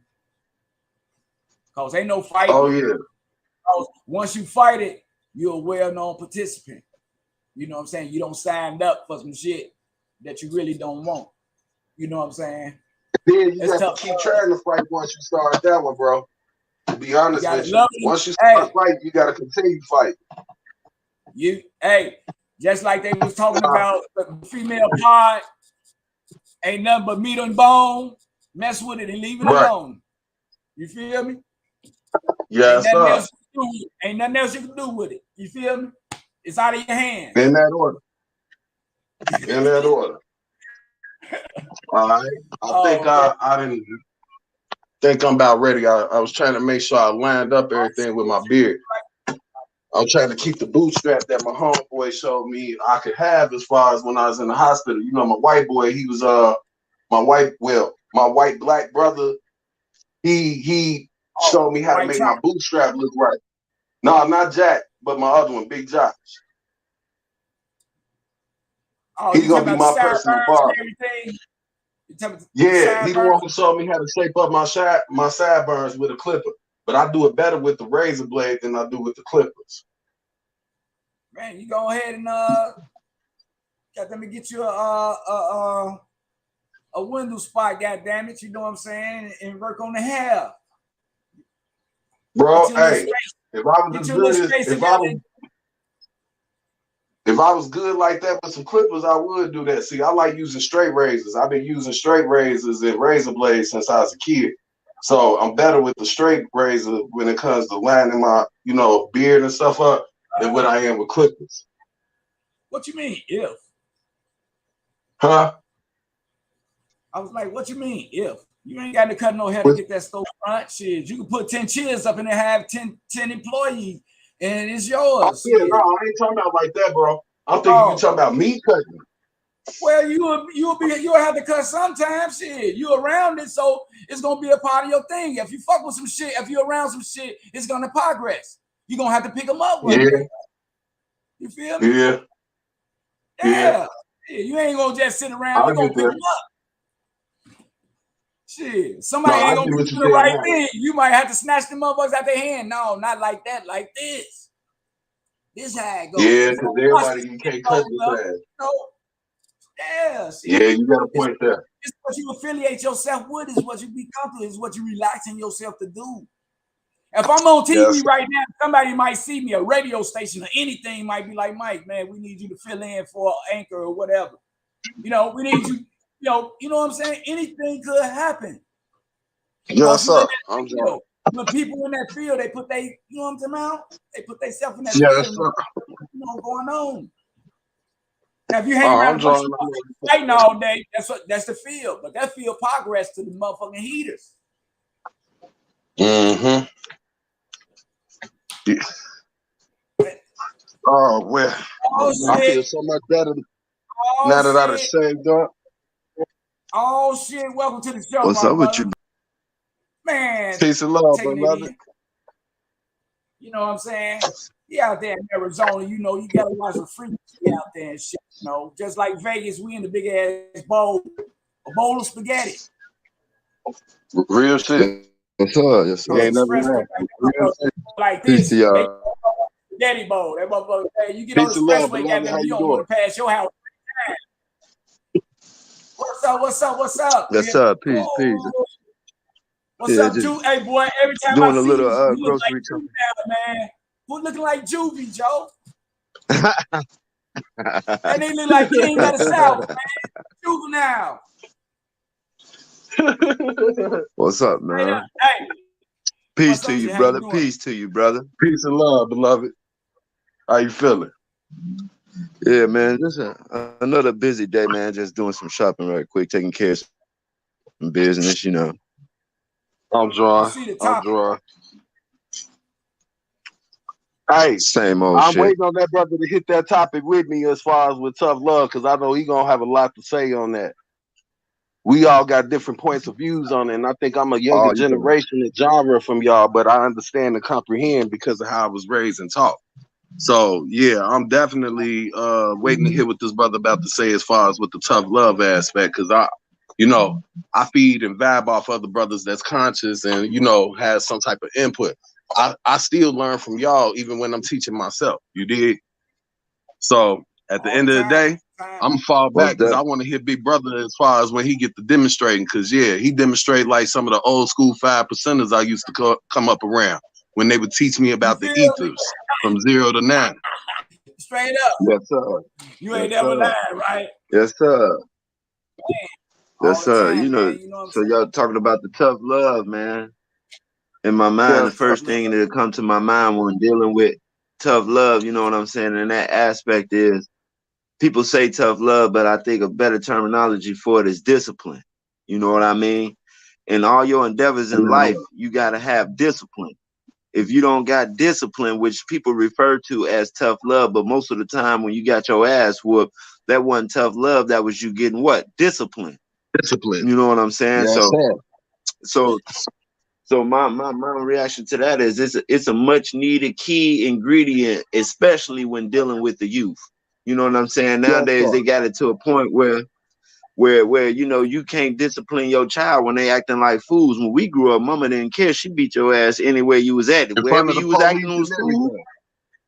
yeah, wherever you was acting a fool was where you got your ass whooped. You know what I'm You saying? know what, bro? Hey, Nowadays, you know what? I called the now, police on my mama once as a kid because I knew I was finna get her ass whooping, right? Police rolled up, like, what's going on? And she's like, hey, he wanted to act the ass, so I'm finna beat his ass. Y'all wanna watch?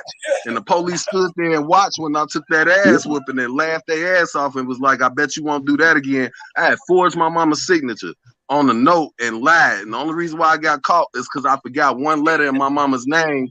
And it got me busted for this one time. I did it for like 30 days straight, forging my mama's name and signature and how she write her letters. It got away for like 30 days.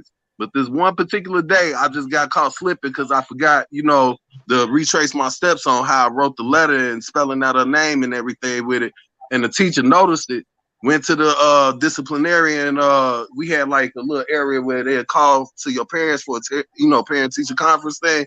And boy, I'm talking about my mama beat my ass from the school all the way back to the house and that. And I called the people on her for real. and got another ass whooping for it. Let me tell you, And you know you all the ass deserved it. whoopings I got, all the ass whoopings that I got as a child, I may not have agreed with it or liked it when I got it, but I appreciate it now because when I got them ass whoopings, I never wanted to do that shit again. You know what I'm saying? It was like, damn, Yes, sir. I don't want to feel this wrath no more. So you know what? Because this wrath really destroyed and hurt me as far as in my spirit on the inside. Not just on the physicality as far as with appearance, but it touched my soul and my spirit to the point I never want to feel that type of wrath from somebody that's supposed to be close to me that I love. So I Yes, appreciate sir. all them And you know ass you whoopings that I disappointed got. her. Yeah. Yeah. Yeah, you know And you you know what? disappointed her. For her to hurt you like that, you disappointed that woman. Yes, You know? sir. And it made And me it's think something about, it's something that's new.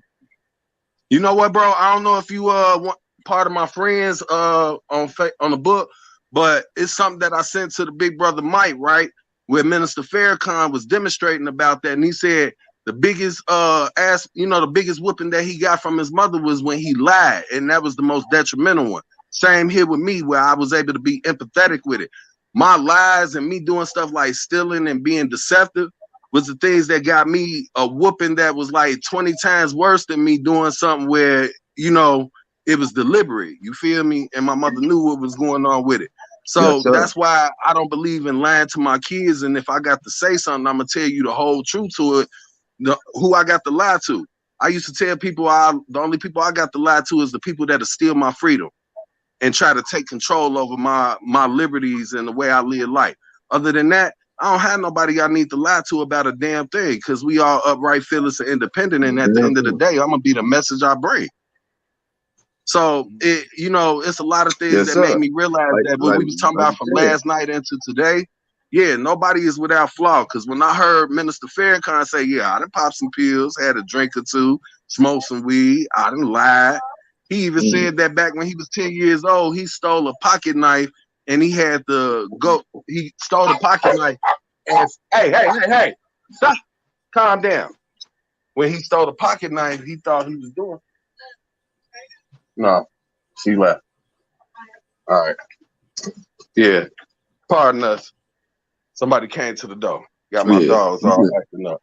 But no, what he was saying from that when he did it, it wasn't the fact that he stole that got him the more how can I say drastic whooping. It was the fact that he lied about what he stole and he tried to hide it and conceal that. And when his mother found out, he got a worse ass whooping for him lying more so than for the theft action. She whooped him for both, but the lie was the thing that caused him to catch that wrath. So the thing is, we got to be more honest with ourselves and stuff when it comes to things. When we display tough love, going back to the subject, bro, when we display tough love, we got to also explain why we're distributing that tough love to our youth. And that tough love means in a way, it has to be something that's receptive and how could I say intravenous to being able to help them perceive certain things where they're able to identify with why they're getting that wrath, why they're getting this treatment. Because if we just punish them and we don't display our point of view as to the merits of our faults why we punishing them for that, then they would never understand it. Yeah, we already made faults in life, but the faults that we make, we got to also be that example. Like, this is why I don't want you doing this, because when I did it, this is the wrath that came from it, and these are the results that'll come if you keep perpetuating that cycle. You see what I'm saying? We can't always be the one with the whipping stick. We don't want to be the whip. Sometimes the punishment be how we respond to ones by cutting them off or by leaving them into the it gotta be put into the right context. You know what I'm saying? Fair ball. But when I said tough love is just one word in general. I wasn't focusing it on the kids and stuff like that. It can be family. It can be, tough love. It starts with the kids first, though, beloved. It's got to start with the kids first because that's what I said. I'm just letting you know. In general, you feel. I get you, but no, it starts with the kids first. So that's why I tied it to that first. I ain't get into the part with the adults yet. I hear you. Right? You know what I'm saying? But we don't want the audience to know that we just focused on kids. You feel me? I was gonna tie it to the adult level after I finished what I was stating as far as with that point with that, bro. That's why I said I was gonna go in stanzas with it, because it has to go with being able to identify each classification with it. It starts with the youth first because they watch us and they grow into the image that we display. I would like to start from the grown motherfuckers. But see, that's like cutting it short because you get into the middle of the program without getting to the beginning. So you can reach the end, beloved. They go down. We go to that Quran for that. If you want to talk about the grown motherfuckers, then I got the perfect example for you, brothers of knowledge. You want to talk about tough love when it comes to our ass, refer to Babylon. You know what I'm saying? Woo! Refer to Solomon Gomorrah. Refer to those references when you want to talk about tough love, because you got to understand that God has got to have tough love on our ass sometimes too, to uplift us out of a certain way of thinking or to destroy rotten motherfuckers. You gotta go. You know what I'm saying? Hey, So once again, when you go back to Yes, this, beloved. Let me go here with it. You can use not just the Quran but the Bible as well. Because remember, Job had his whole family taken from him, his land, all of his that's what I want to possessions, say. That's and what I he want had to wander into the wilderness for a minute. And he still yeah, kept his yes, faith sir. within in the Creator, which is why the Creator was pleased with him and his merits. Because even though everything was stripped of him, he still stayed fast within being in the Word of God, Look out. which is why he was Pardon me, blessed buddy. through I'm God's talking to grace. my dog.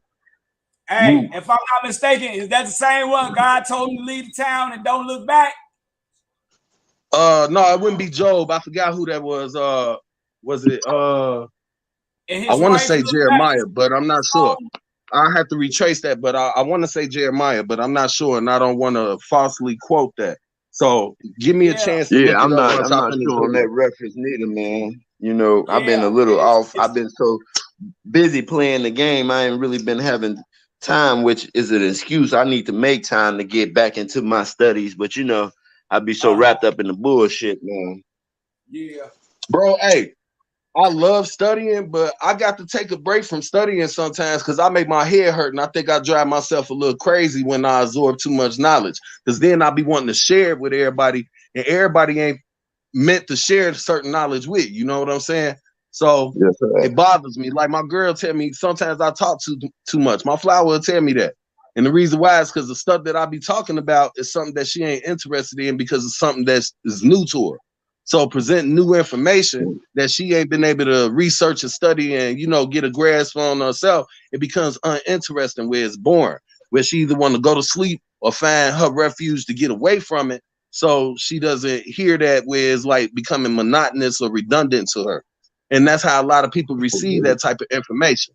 So it's hard I had to, the same man, bro, problem with my I lady. study my ass off. I read so much to the point, yeah, I go crazy. And I be wanting to share that information with like-minded individuals, but it's hard to find like-minded individuals when everybody don't study the same way and read the same way and demonstrate the same way, you know? So I've been trying to I could say reteach this. myself on that. That's like last night, you know what I'm saying? And I told the brother this morning, I thanked him for that when dealing with tough love. Last night, hearing y'all perspective, even on myself and my own flaws and some of the things that I do. Last night, I was in bad spirits. But after I left from that conversation with y'all, I was totally uplifted in better spirits. You know what I'm saying? And like you said, Likewise. sometimes you got to talk to like-minded. You got to talk to like-minded people because one thing that we do when dealing with that tough love can be distributed to yourself too. Because the black man is so used to just bottling shit up on the inside. You know what I'm saying? Oh, And we bottle all of that shit up on the inside and we never have conversation about it because we can't find like-minded people. And then next thing you know, you that find yourself experience to exploding on a understand it. motherfucker over the smallest situation, you know? So Hey, it bro, allow goes, me to elaborate on that, please. Allow me to elaborate on yes, that one. Just what you said. Let me go here. When the black man finally got a voice where he was able to be heard, he didn't have nobody that was able to listen to it because didn't nobody understand what the black man went through as far as with his plight, right? So we can't go to our woman because our woman don't understand the experiences that we have because their experiences is different when it deals with oppression here in America. awesome. Whereas, Yes, sir. We got to so deprogram them too, though. right. But see, this is the thing. When we can't go to our woman for that support, that embracement, and we can't find other brothers that have had shared experiences, we tend to lash out. When we don't have somebody that's like-minded that can empathize with the experiences that we're trying to present, we bottle that up so hard to the point hurt people. You did? Yeah. When you hurt and you can't get rid of that pain and you can't express it where you're able to demonstrate with somebody that's experienced with, you know, the same obstacles, trials, and tribulations, you bottle that stuff up. And that stuff becomes poisonous. My people on my mom's side, they used to say, ignorance is like AIDS and cancer. It's a contagious disease that spreads throughout the body. So if you don't become your own cure, you fall victim to that cure. But what's to say that it ain't the same when you experiencing pain that you have to bottle up because you done went through abuse, oppression, being cast astray by people that misled you that you trusted. people misusing you, mismanagement of your feelings, your emotions, and your loyalty to these people. When people show you that they easily can betray you, it breaks a part of your spirit. I don't care who you are. You can play like that shit don't bother you, but it bothers you in some form internally. And when we can't express that and be able to mediate that energy and release that energy with like-minded people that can help give us a word of wisdom or express their experiences and how they overcame that hurt and that pain, we tend to bottle it up. And when we see something that repeats a cycle of what we've been dealing with, we tend to lash out on it. And that's what puts us in harm's way, because we have never been able to release our pain on a level where we can be able to articulate it, communicate it, and embrace it amongst our people, because we've been taught to be broken and separated in how we interact with each other. We judge each other off of how everybody else taught us to judge ourselves, instead of learning how to judge ourselves as an individual by the content of our character and the merits of our works. That's Most part of the definitely. I Have a Dream speech that Martin Luther King made. Most definitely, when coming to it, like the minister say, self is the only savior. So when you come to dealing with those type of things, you know what I'm saying, and we going back to that tough love again, you know what I'm saying, you got to be able to put things in the proper perspective. You got to know when it's too much on you. You got to know when to reach out to your brother and have a conversation. You got to know when to tell your lady, hey, look, once again, in dealing with our women, you got to know when to tell your lady, look, you need to soak this in. You know what I'm saying? You need to take this knowledge from me and have this knowledge. You need to put all of that bullshit that you so interested in to the side and start to get some of this knowledge so that you can open up that third eye of yours, because we are family. And if you can't understand what I'm going through as a man, which you should be understand, which you're fully capable of understanding from being a black queen, then maybe that's not a good fit for us in our life at that time, as in choosing a partner. You know what I'm saying? Right. Men How like can we to spiritually bond if we can't spiritually connect and console each other and help heal each other's wounds? Yes, sir. If we could do bullshit all day and we can go shopping together and we can buy shoes and we could talk shit, you know, jib, do the jab and all that, do the monkey dance, then we could sit some time for the day apart to study and enlighten our minds a little bit together. You know what I'm saying? Yes, sir. And most of our women, you know, I had the same problem with my lady. You know, most of our women, they don't want to hear that shit. You know, they so out of tune with it that it's too much for their minds to process at once. You know what I'm saying? We've been getting a little bit of these lessons from where we came from all our lives, but they don't know the true struggle of the black man, because they're not the black man. They the black woman who is loved by these devils. These devils want the black woman. They don't want the black man. Over by you know the what white I'm saying? devils, by the Zionist aspect. They lusted over, and they made to think that as long as I'm objectified, where somebody wants me for my appearance, my looks, and the way I switch or I dress, then that's why the women accept that, because they feel like they're gonna always be comforted and taken care of by somebody that objectifies them, not somebody that's trying to raise their energies and their spirit with enlightening them on their mind. The woman is supposed to be a nurturer as well as a supportive factor to what the male standpoint is as far as in the household. She's supposed to support that man and that leadership and that guidance and that structure that the man lays down as a foundation. But because women have lost that trust and lack of luster and respect for their black man, they reject their black man for the thing that's going to support them by what's being taught to them. They're being taught that, money is that answer. As long as I could chase this dollar, or I know somebody going to give me this dollar or put me on this spotlight where everybody noticing me, then I'm going to get what it is I need by being objectified and being misused, where now I'm being put on display as a Sarah Bartman. You know the story of Sarah And Bartman, they never right? truly happy though. They never truly happy never with that though. Deep down on the inside, they still miserable with accepting that bullshit. You know what I'm saying? But you know the they sad still thing about it The sad thing about it is a woman to say how they don't like to be objectified and looked at in a certain way, then why would you present yourself in a certain way, where you dress in a certain way? You putting yourself on a spectacle. You got to put on these cosmetic costumes in order for somebody to appreciate you or accept you. The natural black woman is the most beautiful thing on the planet. Once again, tough love. I tell my lady, hey, look, you're not going outside like that. Take that bullshit off. What are you doing? You know what I'm saying? I got into sometimes so many you gotta arguments have that. You know, sometimes you gotta have tough love with them too. Where the fuck you think you're going with that shit on? Yeah, you better take that shit off. So many different arguments and disputes as far as about that, to the point now, my woman, she's a little bit more, how could I say, conscious about what she displays and what she presents out in public as far as how she moves. But it came with a lot of trial and error and ups and downs. You did. And we still don't always agree. And I don't want you to look like a victim. You know, I tell baby all the time, it's wolves outside, and you're not a victim. So present yourself in an orderly fashion. Wolves out there, for real. Hey, you Mike, man, coming from your perspective, what do you think? You've been married. I love you, brothers, man. You know what I'm talking about? Even though that love is shit equally, bro. Man, I can't help but to sit back and just, you know what I'm saying, just to take it. I'm like a vacuum cleaner right now. Everything that you say, I suck in. I'm like, you call me Eureka or whatever you're gonna call me, but I love the shit that I'm in. You feel me? Straight up. Yes, sir. Yes, sir. Y'all make me be quiet. I'm all ears. You know, I take the cotton out my, you know what I'm saying, ears and put them in my mouth. Goddamn it, when y'all get up there. Cause you know what I'm talking about. I mean, a question for you that I would like to know an answer from. You know what I'm saying? You being a married man and you having a little bit more knowledge on that. You know, I ain't never been married.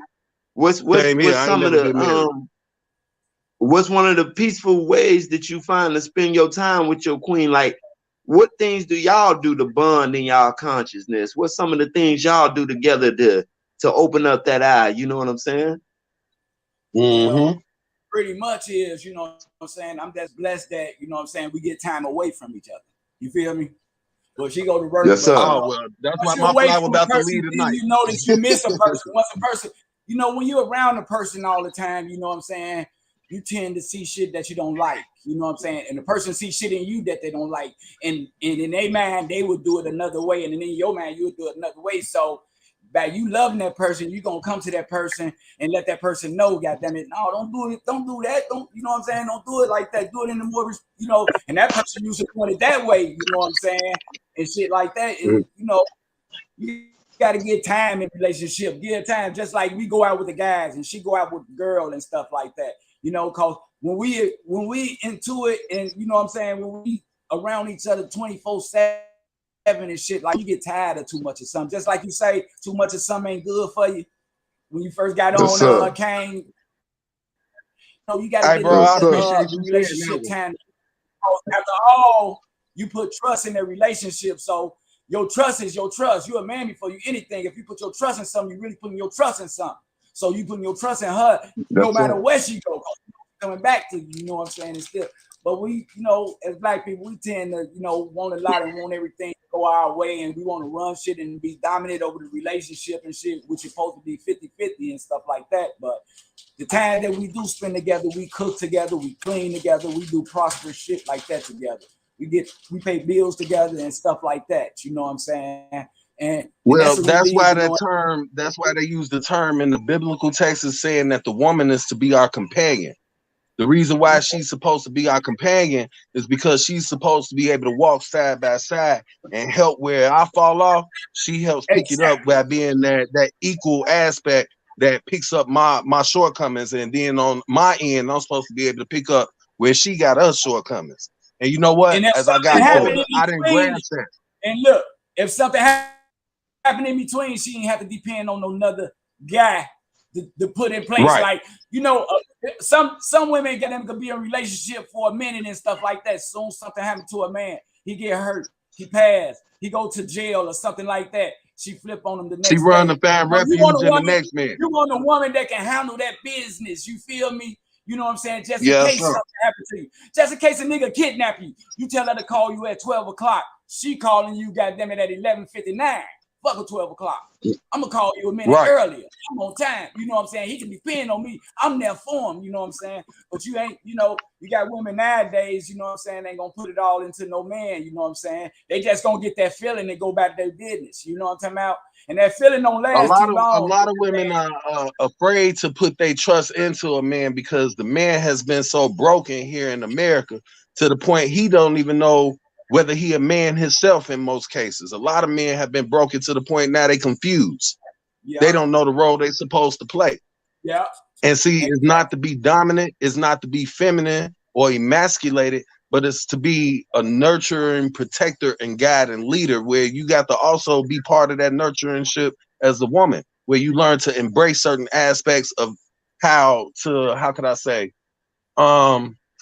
embrace that love. You got to be able to be a forgiving heart, an open ear, like an open mind, like I tell baby, arm, you know what I'm saying? a shoulder to lean on when somebody got the crowd. We don't know how to do that.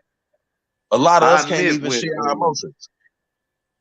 Exactly, like I admit to my lady, like there's when you right, you right. When you wrong, period. You know what I'm saying? Yeah. So when my lady point out certain things of my nature, you know what I'm saying, with you know, one thing she helped me deal with is my temperament, because where we come from, man, we feel like you trying to bullshit us or fuck us over. Y'all know how we react to situations we like turn that. Up quick, turn up real fast, trying to bro. kill you. You know what I'm saying? I'm trying to you kill ain't you. never learned. But my flower at the same time was the reason why I learned temperance and patience. Real talk, because we had a lot of ups and downs. She's pointing out the things of my nature that I don't see. You know what I'm saying? She's like, baby, just leave that alone. You ain't gotta fight with every motherfucker you think is being disrespectful to you. Sometimes you could just walk away and leave that motherfucker to wallow in their own misery. You know what I'm saying? Karma is a motherfucker. She forgets no one. You know what I'm saying? So sometimes we gotta listen to the woman because they see that side of things, whereas we more have a more warrior-like mentality, because look at where we grew up and where we came from. She can't relate to that. You know what I'm saying? But once you get put into a certain type of system, where we come from, it's kill or be killed. You know what I'm saying? And once you feel threatening. Tough love is like that. And tough love, that goes for us again on that subject of tough love. Sometimes you got to be able to tell your loved one some shit you know they don't want to hear, whether they want to hear it or not, because a person that truly loves you gonna speak the truth to you, whether it benefits you or not. You know what I'm saying? And if you truly love that person, you're gonna be willing to listen, whether you mad or not. Right? You're gonna be willing to listen. And let me go here, bro. Mike, I got to thank you. Remember the first time me and you demonstrated when I was going, you know, through that shit with my flower? It's because of you. It's because of you that I had to learn my lines of limitations as far as about how I observe certain things with my flower. I had to learn that if I'm gonna trust her and be a part of her life, I got to trust her actions, her decisions, and how she moved, where I had to fall back a little bit. Because I was more like, how could I say? You know how they do with cheaters, where they watch every damn thing and watch the people as they go back and forth. Bro, I was on the level where I watched everything, and I was more concerned about what she was doing than I was more concerned about what I need to do for myself. And that was taken away from me and my etiquettes for being able to be upright, fearless, and independent as a man to do the things that I need to do, because I was too watchful of an eye on that. I had to learn how to give her some leniency and let her walk with me instead of me trying to patrol her. And see, that trying to patrol a person is where we lose sight of things, because we want to be able to say we can control what goes on in our environment, but our environment is always subjected to change. So we can't control everything that deals with the merits of that nature. So we first got to learn how to control and deal with the merits of ourselves and how we move in our actions. And because of you, I had to learn that, you know what, I can't be oppressive to my lady and my flower. If I want to be a part of this woman's life, I got to make sure that I entrust her and ensure that I love her enough to feel like, okay, I don't have to watch you. I don't have to do certain things to police you. If we got to police each other, there's no love and no trust. If I can't communicate a thought with you, if I can't communicate a thought with you, where it, you know, I could share my thoughts, my feelings, or what, you know, my ups and downs about something. If I can't share with you something where I'm, you know, we got to be able to chastise each other. When we see each other doing wrong, we should be able to do that without being, you know, overly aggressive, overly irritated, or aggravated to the point we begin to hate each other. If you get to that point, then that means it was never really love to begin with, because it was more about trying to control the etiquettes of how you bonded and built that relationship. But when you first meet a person, that's not how you meet a person. When you first meet a person, you embrace the things that they got to say, not just on physical appearance, but you embrace them for whatever conversation or whatever it is that intrigued you and infatuated you about them, where y'all become a union and bond together. When you lose sight of those things, that's when you lose sight of the relationship and how to keep that bond. Exactly. You got to do the knowledge on that, because you can't just be physically attracted. You got to be mentally and spiritually connected. You got to make it to a point where you understand that people gonna do what people do regardless. And whether you choose to continue to love or you choose not to continue to love is a personal choice. But I believe the true definition of love is loving somebody for their strengths and their weaknesses. You know what I'm saying? And helping them become stronger in their weaknesses. So when you speak to the people, we got to stop having like that perception of reality of even thinking about things like that, because people gonna do what they want to do regardless out of nature. You just gotta let nature play its part sometimes and fall back. And if it's meant to be, it's meant to be. And if it's not meant to be. You know what I mean? But when dealing in situations with your lady, it's better to be truthful and expose yourself. Like, you know, I try to tell the truth about myself and some of the things that I face to my lady. I try to tell her, hey man, you know, I got this problem. I do too much, you know, and she helped me correct some of that shit, man, because for a long time, you know, I'm really just now starting to love my life, man. For a long time, I felt like a warrior, man. I looked for death around every corner. I didn't give a fuck. I was ready. I figured, hey, that's the sucker's way, the easy way out. If I get up out this flesh, I'm free. You know what I'm saying? And that was me easy too. way out. Bro, you know what? Bro, hey, I empathize and I share your same experience with that, because I was just mentioning something like that to my flower last night after we demonstrated on this podcast, where I had to tell her, you know what? I feel more alive when I'm sharing information and knowledge where I'm building with people that's like-minded than I've ever felt in my life. Even when I was doing wrong and banging and, you know, out there wilding out, I thought I was alive. I thought I was living the life, but I didn't get no satisfaction out of that. I didn't get no grace where I felt like I was at peace. I get more peace out of knowing that I'm putting myself on the line by this, you know, displaying something that was taught that we are, you know, deprived of hearing nowadays. I love sharing information. I love sharing knowledge. I love being able to speak with other people that can build on to my knowledge. You know what I'm saying? That makes me feel more alive than I've ever felt off of drug, off of alcohol, off of anything. What you brothers doing? Y'all giving breath to situations. Y'all letting situations breathe. Y'all creating situations. Y'all like it's like a newborn baby being come to life. You know what I'm saying? Cause you know a man usually, you know what I'm saying, take care of his business and ask questions later. You feel me? Yes, sir. You know what I'm saying? We'll whoop ass before we find out what's going on. What was the problem? Shit. We don't get no answer first instead of thinking about what don't took place and who in the wrong, and you know what I'm saying. This is why, hey, you know what? Too, man. Is this brother? Pardon the body, but for this brother Mike, man, I gotta say this about, you know what I'm saying. The energy that you put out will always attract like-minded people. You just got to be patient, because I remember a time me and this brother was going to Malcolm X College, and me and this brother was going in there taking our courses, and we, you know, we used to hang out in the projects and shit, and we was surrounded by a lot of grimy characters, because that was our land where we come from.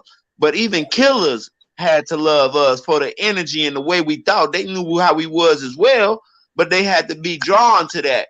And if you can draw a person to you, then you have the ability to enlighten their mind off of that draw. You know what I'm saying? And you always been like that. I remember Mike teaching me lessons when I was a young wild nigga, teaching me shit. You know what I'm saying? And you'll forever be my brother for that, man.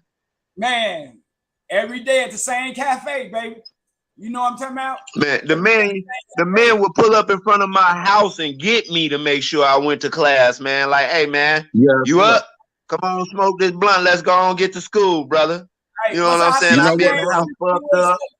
What's our sister's name? Used to be with us. Damn. Martrice. Martrice used to be with us. Yeah.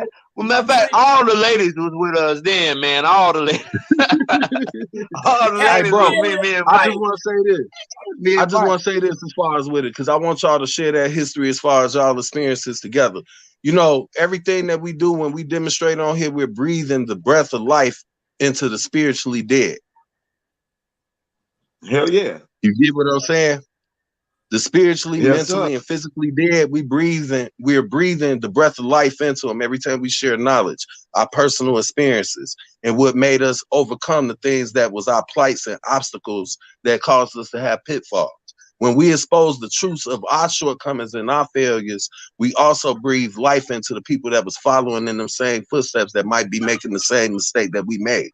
So therefore, we are awakening the spiritually dead, and we're breathing new life into them when we expose ourselves in that nature.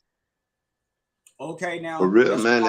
My topic is, you know what I'm saying, tough love. You know, we got friends that we don't been through with years. You know, we don't did, you know what I'm saying, shit with and everything. You know what I'm talking about? Right now, we at another stage in our lives. You know, we on something now, just like I'm on something. I got a lot of buddies that I got high expectations for. Come on the program and shed a little light. We about to bam. I talk to them, you know, they be man coming up with excuses. Man, I can't do this and shit like that. Do I walk away with tough love? You know, I can love them. I still love them, but they wrong. But do I stay or do I walk away? Do I give them tough love? You know what? Do I stay, get humiliated out of the situation, stressed out over the way I think our relationship is and shit. And you know, what I'm talking about? Can I give a response to that one for you real quick, bro, before I let the big brother elaborate on it? When I get through talking. All right. I'm listening. I ain't saying nothing else once you said that. You don't threw me off, goddammit. Shit. But you was pretty much saying that, do you walk away from ones after you done gave them so many opportunities to be a part and parcel to what you got going on? You know, that expressive personality, you know what I'm saying? You know what I'm saying? That love, that attention, that bonding and all that type of stuff, you know. And plus a person can change after a long time from positive to negative. Motherfucker can go from reading books to starting to stick up people. You feel me? You never know. You know, out within that space, you know what I'm saying, that y'all didn't keep in touch. You know, you try to keep in touch and try to keep things forward, but the people didn't want it at the time. But you know they gonna want it when they see you on a big platform or whatever you doing, you know what I'm saying, getting knowledge. Do you walk away and give them people tough love? I love you, but you're wrong. We on two different pages. I can't fuck with you like that. I love you, but I can't hang with you like that. I love you, but I can't party with you like that. You know what I'm saying? Go ahead. Go ahead, brother. You elaborate. We got to start elaborating with each other. Hearing each other out on I this. just wanted to say something just to mess with you for a minute. Hey, you just tried to display tough love by telling me be quiet so you could finish your chain of thought. I didn't know you wasn't finished with it, so pardon the body. So on that note, that was an example of a form of tough love. You draw, but I ain't take it offensive. I didn't take it personal. I smiled that off because I didn't know that you was even, you know, not finished with your chain of thought. But one thing about me, I listened to your conversation where I could help you rekindle that thought. So now, for me, what I was saying on that, you don't hold that against you because that's on that person to make that choice, the one to make that step to, you know, be a part and parcel. If they choose not to, that's because for one, they got things that they got to deal with and battle with within themselves. So until they get that battle, you know, conquered, they ain't gonna be able to focus on what it is you're trying to present to them because they dealing with their own battles, their own inner battles, their personal demons. So you can't hold that against you. So you like me, you put the friendship, when I meet somebody, like say for instance, I meet you, I'm gonna put our friendship in your hand. This how you kick it and perceive our friendship is how I'm gonna act. If you fuck with me, you fuck with me. I'm gonna respond how you reciprocate. Exactly. Well, hold on, bro. I wasn't finished with what I was saying with it, so let me go on here and get back on you on this one. But what I'm saying is, with me, I believe in reciprocating the energy that's presented to me. So if you dish out a certain energy to me, I'm gonna feed off of that and I'm gonna respond likewise. Because I'm like this. If I become overly indulged in my thoughts, my feelings, and my emotions about the next man when I presented something to him, it's gonna cause me to self-destruct on what it is that I'm trying to do as far as with my movement, because I put in too much energy into my feelings of hurt and this discomfort by trying to bring somebody to something that they wasn't ready to receive. So with that being the case, you can't hold those type of things against you. It's about that person's spirit and their nature, whether they willing to go and seek that information or seek that directive or that leadership or follow that focus, that common idea, that chain of thought. If they're not ready for it, they're not ready for it. Everybody has their time and place when they come into realization of everything around them, where they become awakened. Do you stay? Some don't awake. Some stay spiritually and mentally lost. Because that's part of what their physical makeup and chemical makeup is about. So because of that chemical makeup and that nature, some are meant to be lost. Because if everybody was able to be awakened all at the same time, who is there that needs to be saved? Who is there that needs to find salvation? Who is there that needs to be taught? Because we'll all be roboticized in the same like-minded, and we'll move like robots. So you got to have some. You got to have some that are not alike in order to make things work. Everything works in unison. It's cohesive. It's like, for instance, you got eyes to see, right? You got ears to hear, right? You got your nose with 2 nostrils so you can breathe the breath of oxygen so that you're able to sustain life. But you got one mouth, right? So if you got one mouth, you got to be slower to speak. You got to be quicker to listen. You got to be quicker to observe. That's why you got 2 of those things, but you got one mouth. If you had 2 mouths, both mouths would be talking in unison where you'll never be able to get a point across because they'll be talking against each other at the same time. You dig? That tongue is called a double-edged sword for a reason. Because if you don't know how to control it, to sit back and fall back, you're going to misuse that tongue and you're going to say the wrong things that can either get you hurt or damn you by the connections and bonds that you have because of how you presented something within that nature of that double-edged sword. Yeah. The most powerful weapon on the planet is how you use that tongue to articulate and express a chain of point when you're speaking. When you're speaking, you can win more battles with your words than you can with a weapon or with brawn.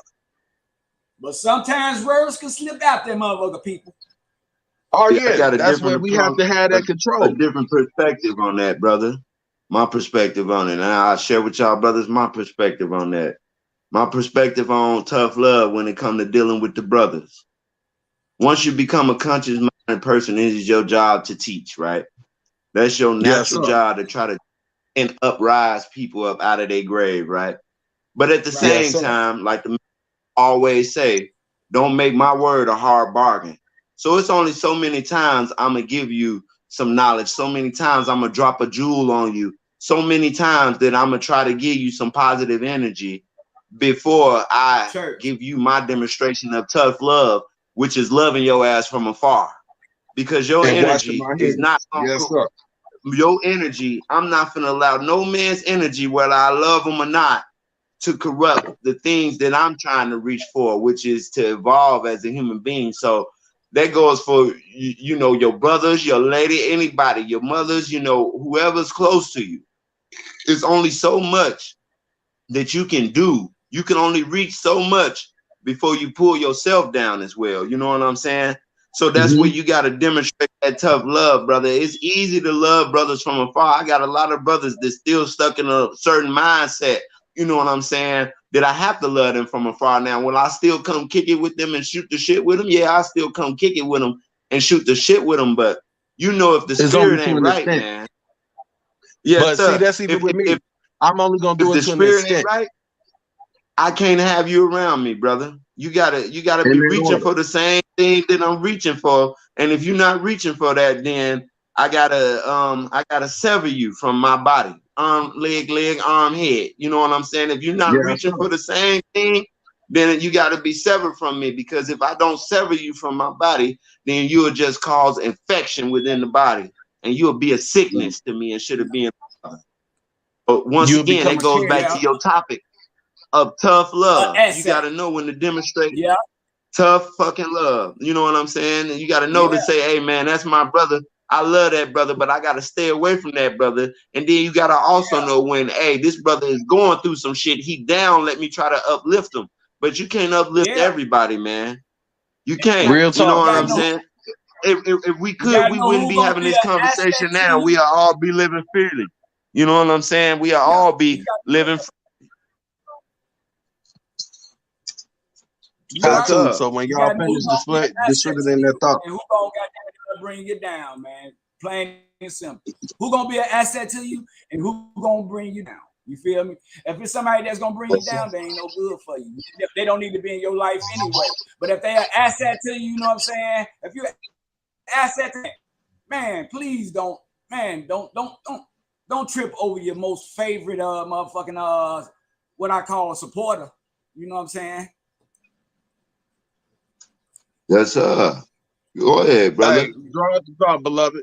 You know what? I'm gonna give a different example of that, just off of how we build bonds of relation when we dealing with love and unity amongst our people. A lot of people have their own, how could I say,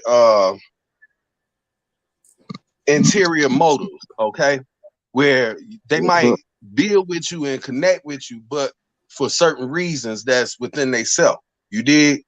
And when you don't fit that criteria, that need no more, that's when one starts showing a whole different mask, where now that bond of relation is no longer a bond of relation, because now they hate you for whatever it is that they figured out and learned from you, and then they turn against you to despise you and hate you. It's a verse in the Bible where it says in the Holy Bible, where it says in Exodus 18:11, I think it's 18:11, something like that. But it says, behold this dreamer, let us slay him, let us cast him out, and say that some evil beast have devoured him, and we shall see what becomes of his dreams. You know what they was talking about in that part of that verse in Exodus? They was talking about us.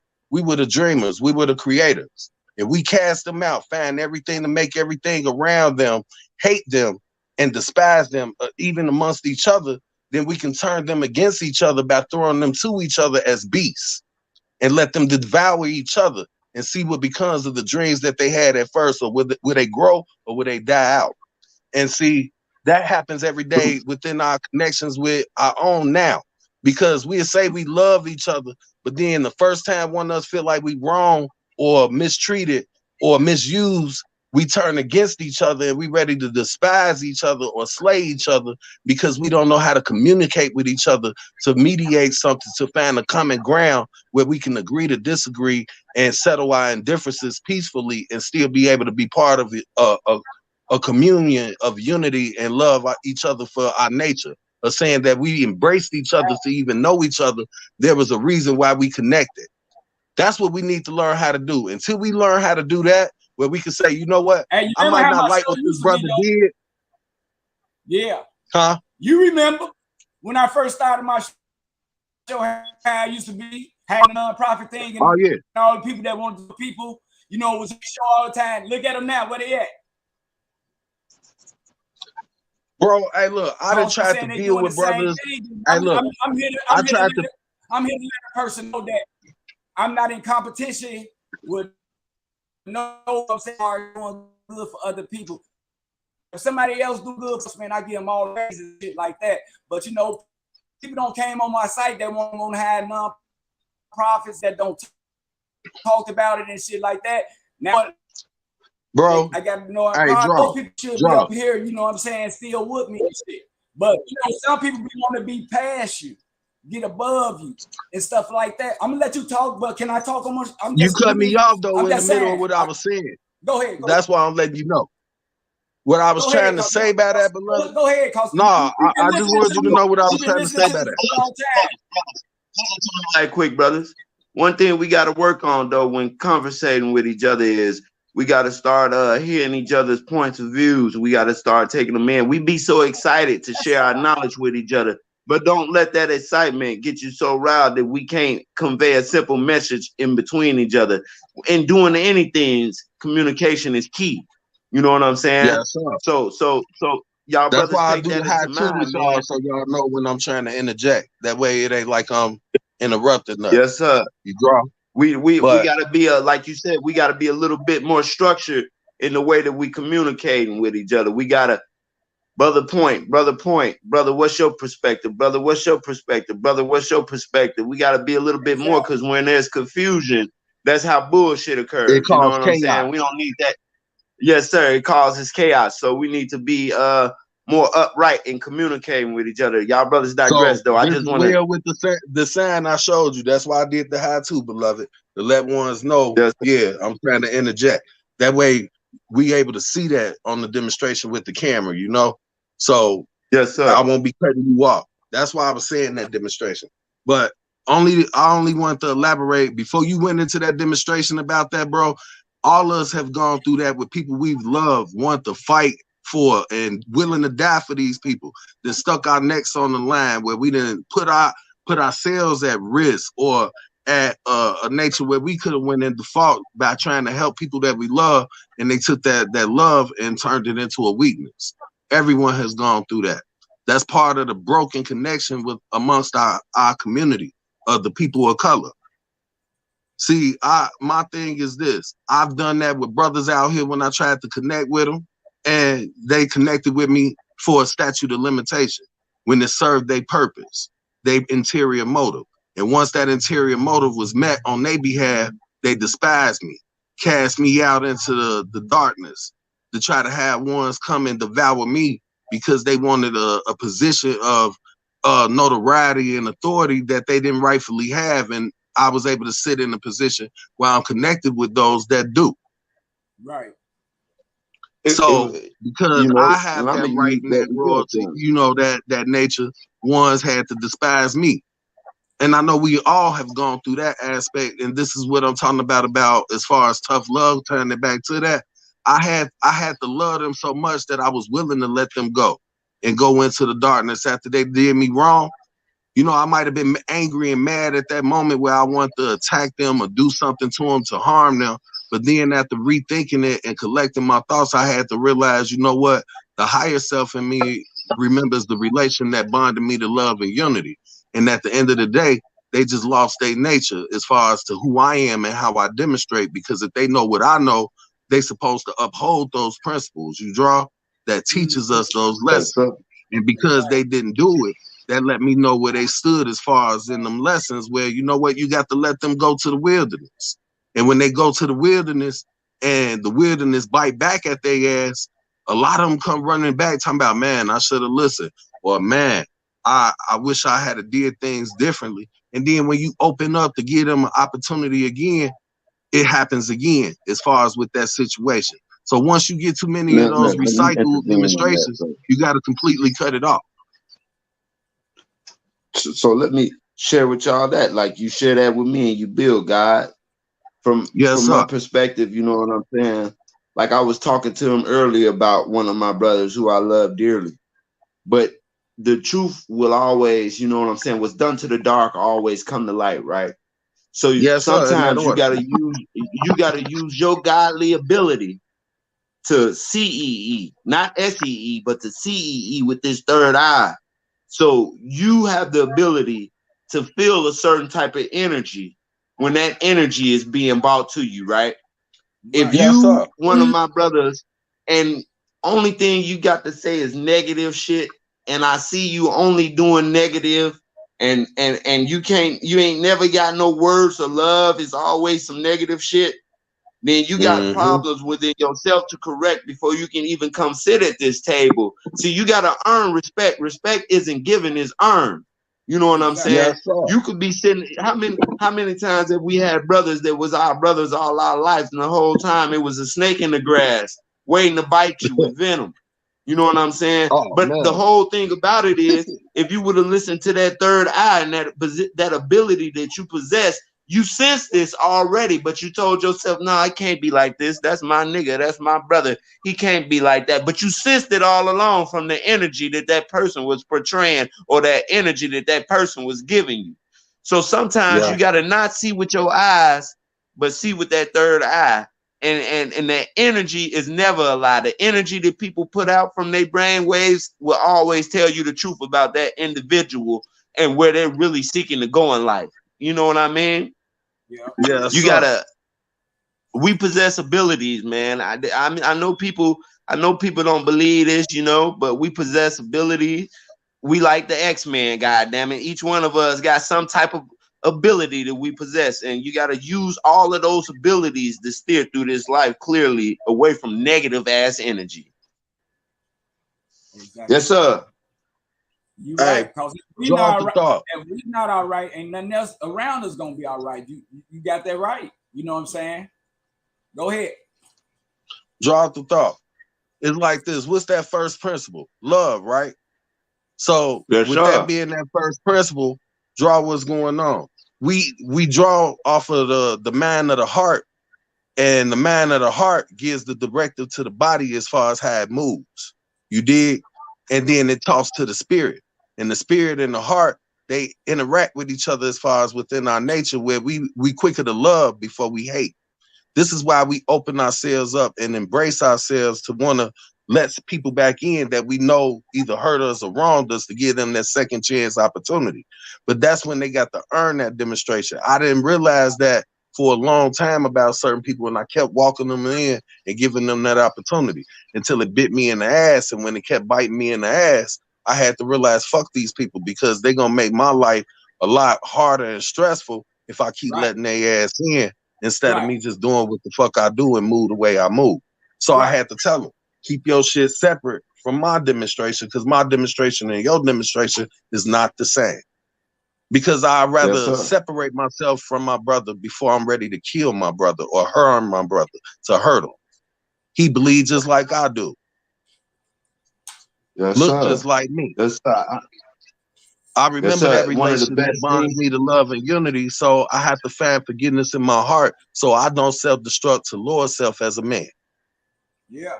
You got to apply that knowledge, that wisdom, that understanding, that love, that truth, that peace, that freedom, that justice to everything and all individuals. If you apply those principles to all individuals, then it'll give you a way to It builds your analyze this foundation. person. Yeah, and It if you builds talk your about foundation. analyzing people, you look at the Mm-hmm. things they do, the way they act, the way they move, the way they treat other people in their lives that they love. You know what I mean? And that'll give you the proper perspective to move forward. Even if you're trying to uplift this person from that dead body, that'll give you the perspective to do the things that you need to do if you're going to help them accomplish anything. Now, it's Right. going to be a lot of Mm-hmm. people that's just lost, man. It's a lost cause. You know what I'm saying? But it's Yeah. for you It to ain't meant for understand everybody. that it ain't meant for everybody to be enlightened, man. It's very few brothers have conversations, you know, like this, where Yeah. it's about the knowledge, wisdom, and understanding. It's for you to understand that we all got flaws, and certain people deserve a second chance, and certain people ain't no changing them. Ain't no reforming certain devils. Ain't no reforming the devil. You know what I'm saying? And I'm You not could gonna you could seek you no could bring second them. chance either in nobody's circle that didn't accept me to begin with. Uh-huh. Exactly. Ain't no changing the devil, man. You could bring him into your house, show him as much love as you want to show him. In the end, he gonna still be a motherfucking snake and bite you in the ass. So the only answer for dealing with devils is eradication and extermination. Is gonna have to be war before it be peace. And there go that tough love again. Sometimes it's a Trust. time and a place Woo. for everything. It's a time and a place to kill. You know what I'm Woo. saying? If you defend your family and a motherfucker trying to come take from you or harm somebody in your family, then you have all right to wield the sword of justice and cut their fucking head off. Mm-hmm. And You that's when know? you in direct and deliberate threat. Not just because this person's standing in front of you and they say some shit you don't like. So you got Mm. to know the Yeah, yes, means sir. and purpose for war. Because a lot of people don't Yes, sir. understand that. A lot of people look at the purpose of war as, oh, this nigga looked at me wrong, or he stepped on my shoe, or oh, this That's motherfucker ignorance. looked at my girl, and then they want to war. That's not a purpose for war. A purpose for war is when a motherfucker is about to put you and your family, your living conditions, your economics into a deliberate threat where now you can't survive. That's when it's a purpose for war. If it ain't on I that give y'all level, brothers the perfect example. You know what I'm saying? I was out here, I told my lady this for y'all brothers to digest this. and y'all tell me I will hear both of y'all opinions on how I reacted to this. I told my lady this. I'm at the gas station grabbing me some Black and Miles. You know what I'm saying? Now, I've been on foot because I had a bad car accident until I get my next whip. You know what I'm saying? I've been Ubering and shit like that because I tore my shit up. Motherfucker hit my shit, fucked it up, right? But besides all of that, I'm at the gas station and coming where you know we come from. You know, I got my red on. Red is my favorite color. You know what I'm saying? I am what I am. You know what I'm saying? A brother, a little young brother, get out his whip, throwing up, you know, Crip signs at me and shit. Like, you know, like he thought I was a blood or something. Now I'm thinking in my head, I heard two voices in my head. One in my head say, "Hey man, go over here and beat the brakes off this little motherfucker." You know what I'm saying? And the other voice in my head said, "No, God, you got to know how to react. What's making yourself act like that? Myself, because this brother is myself." You know what I'm saying? Right. So after hearing the other voice, I listened to the other voice. I said, "Look, man, I ain't no blood, Vice Lord. I ain't even from here. You know what I'm saying? I'm gonna go about my business, young dog. I'm gonna ignore that, and I'm gonna keep it pushing. Let me get my Black and Miles. Let me get up out of here." Now, when dealing with that ego of mine want to come over there and test them hands with your ass. Like, what's up then? You know what I'm saying? You trying to disturb me while I'm doing something peacefully, but you got to ask yourself the question: what put yourself in that state of mind? And we know what put ourselves in that state of mind: lack of knowledge, wisdom, and understanding. And after conveying that message to myself, it gave me the calm I needed to walk away from that situation peacefully. You know what I'm saying? Whereas the old me would have went in guns a-blazing then. Let's see if you're going to give me what I wanted, which is freedom from this flesh, you know? And that's how you evolve as a man. You gotta get to that point where, like you said, you gotta know your battles, the battles that's worth fighting and the battles that's worth leaving alone. Now, if we was to go to war and we would be fighting for peace, today I would wake up and I would kiss my queen and I say, if I don't come back today, know that I died happy. And if I come back, I'm coming back with 20 devil's skulls shine for you. Look, I got 20 of them today. Yeah, that's all.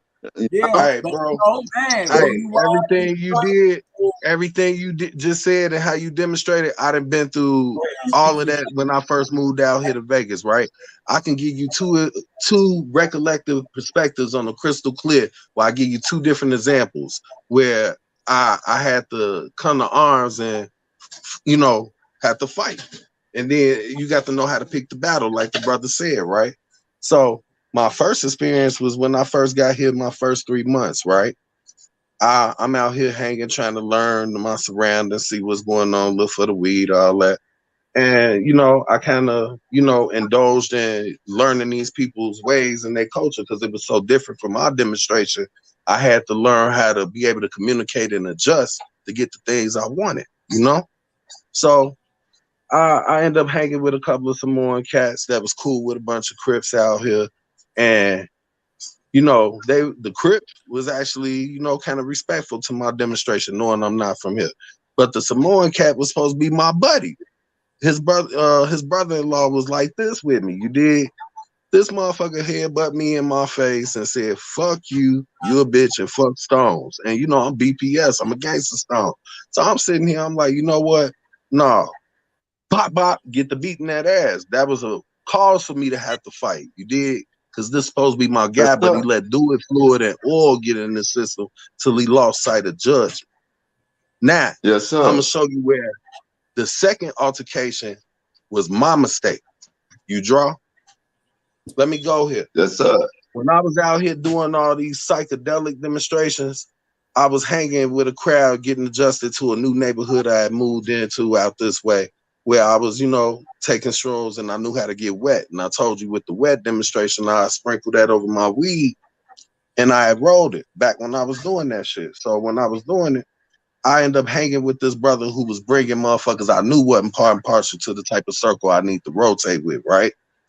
And they end up calling me out the house one day to go take them to get some of that when I wasn't even trying to get it. You did, but they had the money for it and wanted me to take them. And I took them to go get it. Everything was cool on the way, but on the way back, the other motherfuckers that I knew wasn't part of the circle that was in the car with us, you know, Motherfucker get to running their mouth. Man, this bitch here doing all this stupid shit, and then we catering for this motherfucker that got this nigga in the back, and he sitting up here fucked up and shit. And then my bitch looking at him, man, this bitch ass nigga gotta get out the car type shit. So I done heard bitch too many times. Instead of me had stayed in my house, I took these motherfuckers somewhere where me and this brother get into it. And because I was under the influence and off my square, it allowed me to get caught slipping where I slipped up and the motherfucker slipped me. You dig? Put me down. From there, followed me back towards the crib and had his little homeboys jump me. You dig? I couldn't go raise no aid and assist for no shit like that. You want to know why? I didn't want to, after I thought about it for a minute, I wanted to be the aggressor and go get retaliation. But I had to think about it like this. It was my fault. Because if I hadn't never took myself out there to go rotate with them brothers, to take them to go get that shit, to even have the whole environment for me change when I was in my crib working on a beat, I was peaceful. I came out to adjust to another motherfucker that brought other motherfuckers that was not part of my circle and meant me no good. So I put myself in a situation where that altercation made me have to fight with motherfuckers. Man. You did? But at the end of the day, I had to chalk that shit up as a loss because if I hadn't never took myself out there to be involved, I wouldn't have never had that repercussion to begin with. I would have still been in the crib making my beats, enjoying myself. Yeah. So we got to learn how to find the faults within our own thoughts and actions. Serve your peace. You know, that's why I say we got to also know how to observe our own actions, because sometimes we could put ourselves in the wrong situation that leads us at fault or leads us subsequent to anybody's nature. This is why I like to live by a principle that tells me that I fall victim to no man's circumstance but my own. Because I read a book called The Prince by Niccolo Machiavelli, where it was a quote that states, men ought to be well treated or tortured so severely to the point they seek not revenge. And that's a code of conduct that I live by now. Either I'm going to treat you good or I'm going to stay as far away from your ass as possible before I have to come to arms and bear war against you where you don't come back. Yeah. All right. I want to ask Chuck a question. Hey, Chuck, you know when you was at the gas station getting your stuff, what you say you had on the red jogging suit? Yeah, man, I had on the all red Adidas, you know what I'm saying? Red up. If you think he was dressed another way, casually, you think he would have said something to you still? Not at all, brother. I don't think he would have said nothing to me because once again, like I said, how does the devil conquer the original man? He had to come up with ways to separate us from each other. So even though we take pride in repping our nation and being whatever we is, the gang banging is a big part of the black man separation. That gang banging shit got to go if we want to evolve as a people, man, because at the end of the day, you might be a Stone, he might be a Stone, I might be a Viceroy, he might be a GD, he might be a BD, but in the flesh, we guys in the flesh, we black man first. Yes, sir.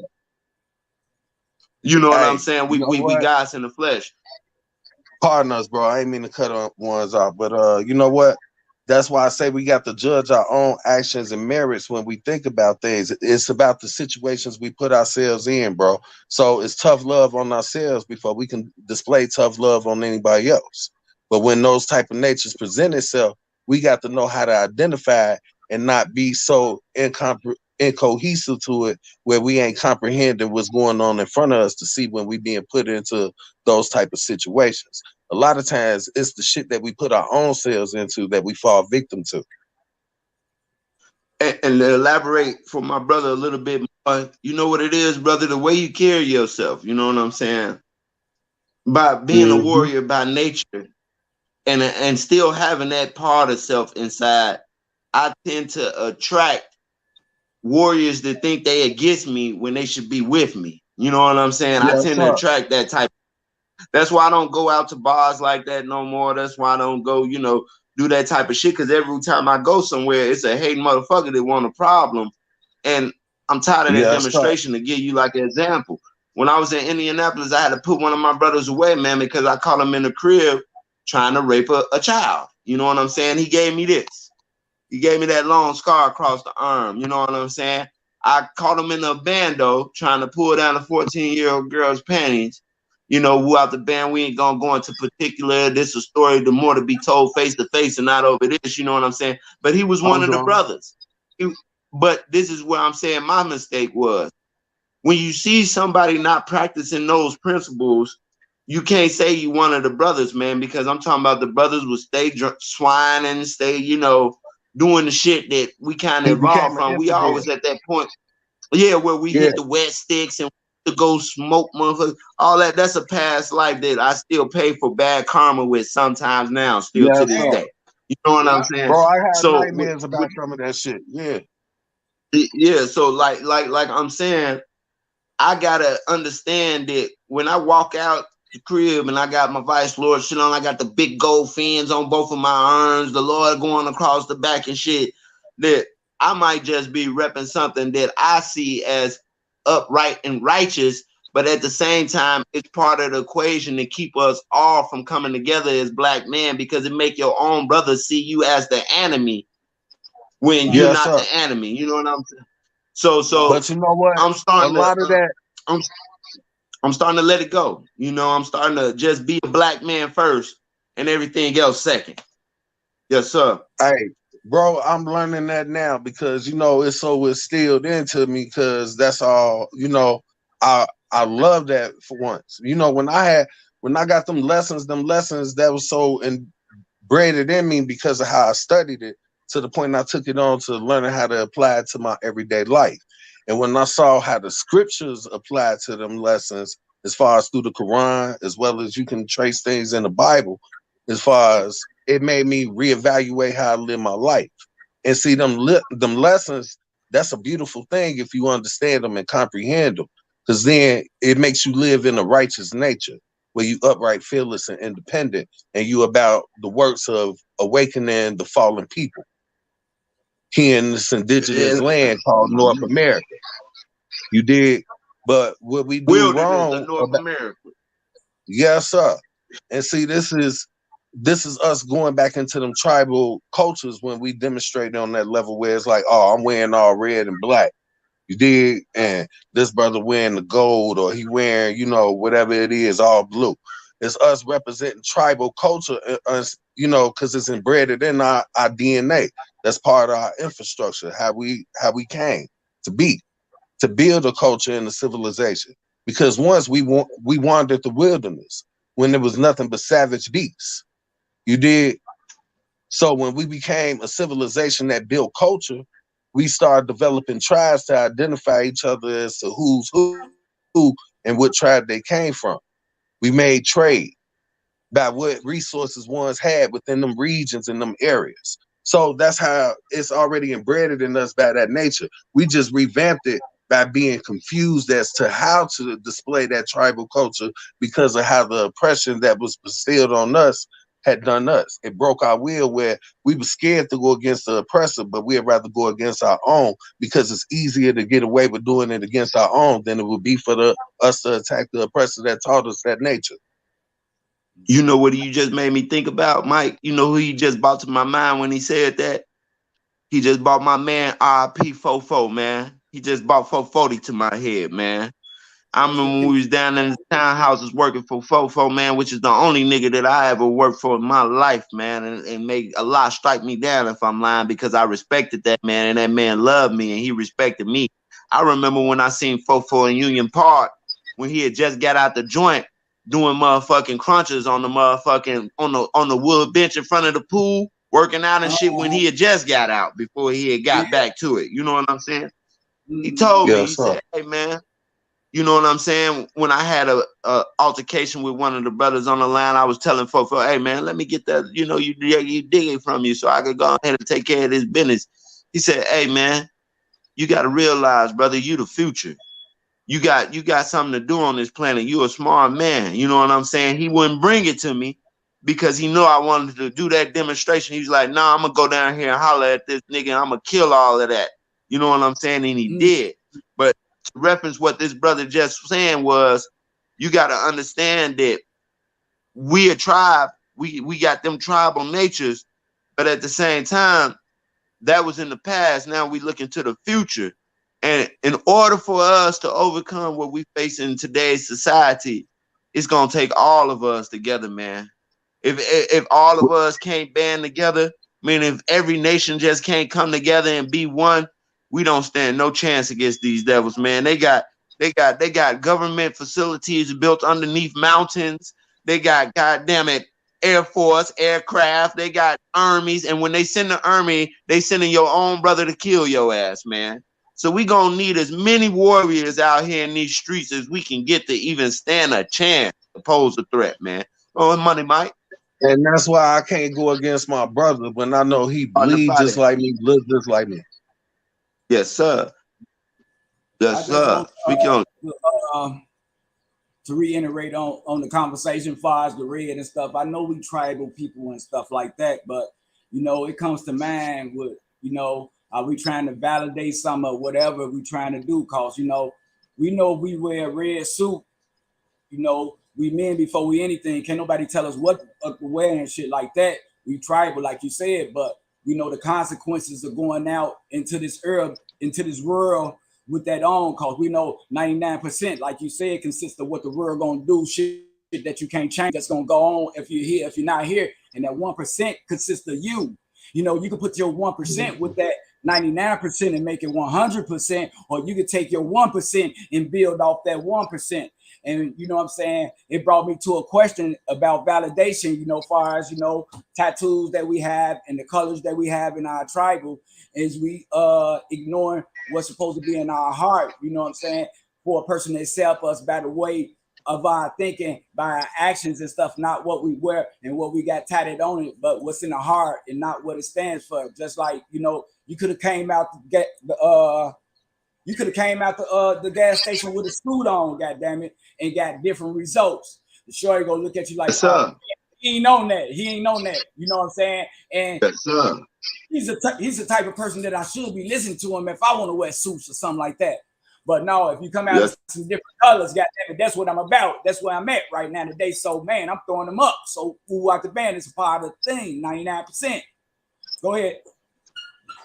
You know, Yes, I just wanted to address this as far as with us when we wear our code of conduct, as far as our flags, as far as in that color flags. You did. I'm finna go here with you. It's one thing to wear a color, but it's another thing when you do it on a constant basis, like every day. I've learned to change up. See, back in the day, I wouldn't have never did that shit. I'd be straight red and black down, or all red or all black with some red bandana out my back. You know, coming down my back pocket. That's facts. That's big facts. And I had the You bandana. wouldn't catch me in shit blue. Right. Both I of never y'all wore nothing like that. I felt like if I had anything blue, I was smurfing if it didn't have something that coincided with whatever red I had to match something. So I felt like it was a smurf move for me. But I had to learn how to grow out of that, where it was like, you know what? You got to grow into manhood. So I can't just wear my colors every day. Sometimes I like to dress casual. I just was thinking to myself, I want to invest in getting a bunch of suits, casual wear, and start dressing on that attire instead of always wearing my flags and my color. If I'm gonna wear my flag, I'd rather it be in my crown to show how it helped me develop my knowledge to why I think the way I do and why I walk the way I do. I don't need to flag it with no tats or just impend it and everything. If I wear it, it'll be a badge of honor that shows my 5. I'm the walking 5 in the flesh, you dig? So when I demonstrate on that level, that's the only time you will see that, or you will see my pyramid. But other than that, I'm not really demonstrating to a point where I'm wearing my colors and my flags like that on a regular basis no more. You know, I was doing it when I was younger, but now that I'm older and I've grown into more maturity, I realize that I don't need to do that. I know who I am because it displays and how I articulate myself, how I present myself. It's what's in my heart. So at the end of the day, ones that's like-minded and know them signs and symbols, they gonna reconcile the relation because they gonna see it from themselves. They gonna draw off of it from their inner self, which means what's understood need not be explained. It's gonna come out from my actions, my merits, how I demonstrate. And then from there, signs and symbols is for a conscious mind. You draw. So that's how I demo with that. And at that moment, I learned I don't need to wear my flag like that. The only time I wear it like that is in my crown. because that's what helped me first get my foundation to develop that knowledge, wisdom, and understanding to know who I am as an individual, as a God being people in the flesh. And we always want to get to know something that we don't understand, goddamn it. And if a person can't understand you, like damn, what's to him and shit like that? You know what I'm saying? You Hakamai, Yes, you son sir. learn, you walk in knowledge. Put it like that. You walk in knowledge. You know, that I'm causes walking light in the flesh. to wonder what the hell are you up to? What are you doing? You know what I'm saying? I have to learn how to refer to myself as just a black man, man. I'm a black man, you know what I'm saying? Exactly. And then when you get the knowledge and stuff, you understand how even colors play a certain reaction that people get to you. Blue is a more calm color. Like I notice I put on blue when I'm having calm days. I'm at a relaxed state. Red is my aggressive, like when I'm in an aggressive mood, you know what I'm saying? I notice I tend to draw. Science and mathematics is Allah's language to the universe. It reveals the truth to you about things. So you put on that red and it's a more aggressive color of yourself. You put on that blue, it's a more mellow. Mike got on the yellow, it's the sun, which is a more enlightened thing, which is why he been putting on this show for people to hear the truth about what's really going on in this world. So you got to apply those science and math to everything too as well. Yes, sir, bro. I was just about to say something similar to that because, you know, like with me, I wear green to indulge in the environment around my atmosphere as far as with the planet. I give God thanks for allowing me to see mountains because I never thought I would see mountains as a kid. I never thought I would see anything where it's be able to travel all over the country where I've been to Connecticut, New York. I've been to Rhode Island. I've been all over the South. I was able to be in the Army. So I thank my blessings to the Creator for allowing me to do that and be able to see mountains every day when I wake up, right? So that's when you'll see me in my green. Like the brother said, my red, when I wear all red, beware, because that's my aggression color, because that means, I'm flagging out. That's the sun, the most powerful thing in the universe, baby. Most powerful thing in the universe. Now draw. Then when it comes to me wearing the black, that's me embedded in my roots of my ancestry, where with me, you're going to see me being deep in thought into myself while I build on myself. So sometimes I take myself to a place where I'm alone, where I can reevaluate me and how I direct my actions and what I do. So everything has a representation to how we demonstrate. So with me, I'm feeling godly those things. I got on black everything, man. Black everything. Yes, sir. Black with me. So that's why, bro, everything has a reflection with where I said them signs and symbols is for the conscious mind. See, I told you when my personal mentors that I took pride in being able to read about them and study was like Frederick Douglass, Marcus Garvey, Malcolm Shabazz, X. You dig? So when I studied these people like Muammar Gaddafi, I named my son after Muammar Gaddafi because he was one of the people to help liberate Libya and bring black banks to the black people, where he wanted to make the whole one world bank. About to crush the whole stock market. That's why they killed him. They was about to put that money together and bankrupt their ass. Off his own merits and works, bro. Off his own merits and works. And because you know what they was going to do? They assassinated him. I named my son. They was going back. They was going back their currency off the natural minerals that's coming out the soil in Africa, which was going to bankrupt the dollar, which ain't bankrupt by no currency. Once again, it was tough love for them. It was Muammar's the perfect example of tough love on his people. You got people over there who hated Gaddafi for the things that he did, but he was doing it righteously, brother. And he was doing it for the people. That's why I wonder. I was like, man, this whole city, man, killed him, man. They just took him, and you know what I'm saying? This whole city. Yeah, but bro, what he was doing was for the people, and this is why he was assassinated. Yeah, this is why he was assassinated. When you study these people's stories, it empowers you after you understand why they chose to move in the direction that they did to demonstrate on behalf of the people. Like Marcus Garvey. Marcus Garvey told ones here, hey, you ain't gonna never be able to get no help or assistance on behalf of your people here. Cause it's like getting a handout from master as a dog to as being trained like a dog. He said you ain't never gonna be able to get a handout. So why not go somewhere, find your own land? And we take these ships, these boats that I navigate, and we go to our own land and build our economics. And you know what? Because he was getting people to want to follow, and they had the masses wanting to go, they ousted him from this country where he went to Europe and was in prison for like 5 years before he died. You got to study these stories, bro. Like Sarah Bartman. Sarah Bartman is the reason why the black woman is ostracized here in America. And she's looked at as an objectified object made just to be a sex slave or a bitch. The reason why women identify as being bitches is because they don't understand that they're a flower, that they're a queen. The earth and the flesh. They everything They that the deals earth to and the us flesh. that makes us humble and loving by nature. We are attracted Yes, to sir. a woman and her femininity and her nurturing ways that it makes us soften our heart. That's the reason why when we embrace to a woman, that's our companion to help us ease them pains of the transgressions that we go through. But without the trust of our woman, we don't have nobody to go to in our time of need. And this is where we become lost. See, we have been confused as a people from our natural way by being broken through oppression. Willie Lynch was the one who said how to make a slave, and he taught the plantation owners. Tar and oil the nigga, the male nigga of the household.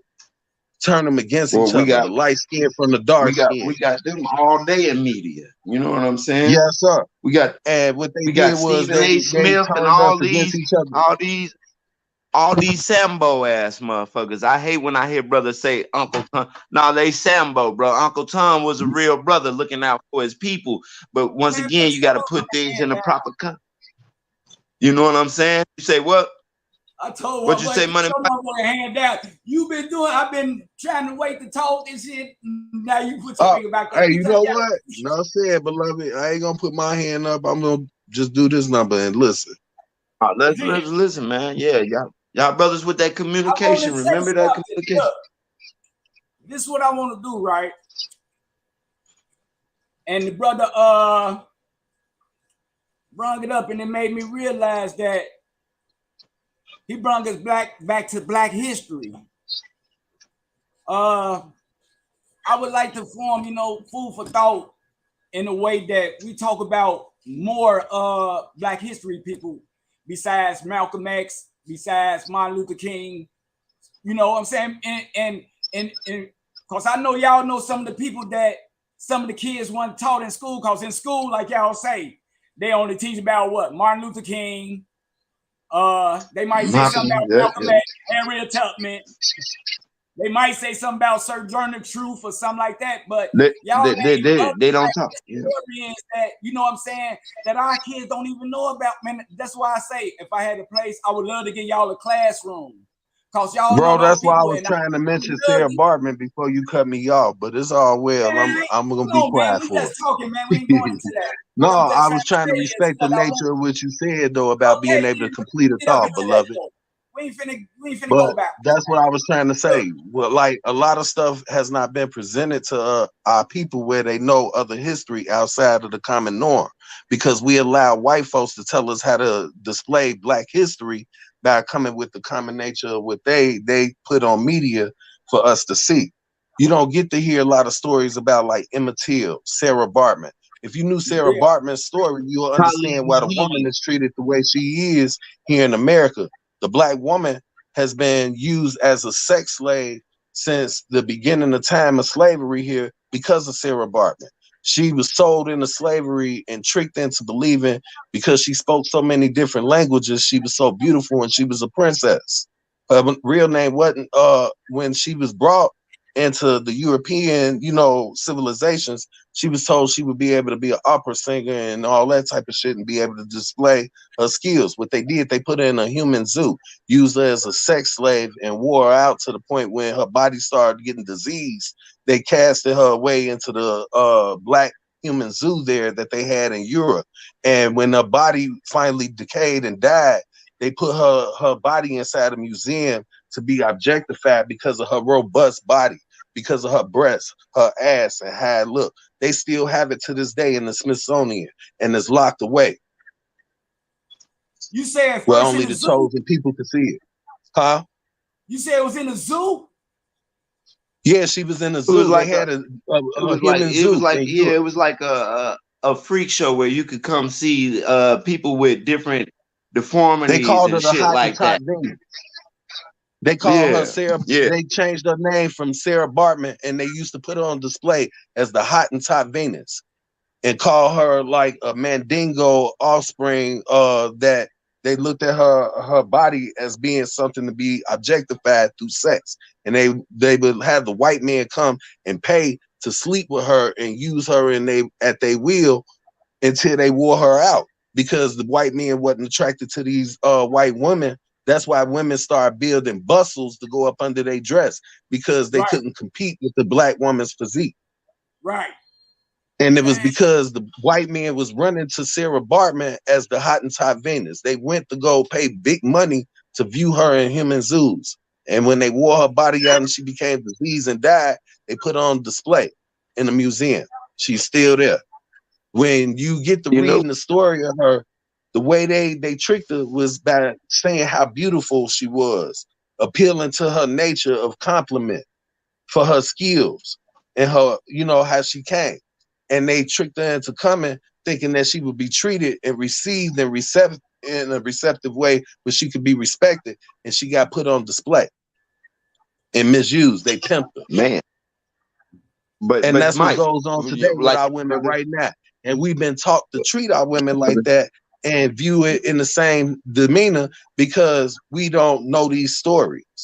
That's why when I appreciate all the teachings that my mother's side of the family gave me by making me study Black history and reading shit that wasn't presented in schools and then books where you can just see it in the classroom. You have to go research this stuff. It's hard to find because it's not everywhere that you're gonna be able to get that presented to you. That's why I said whoever we was got to coming talk out with about it. them Black calendars with the Black History Month calendars and stuff like that, and they used to give out little pamphlets with books like Roots and Jubilee.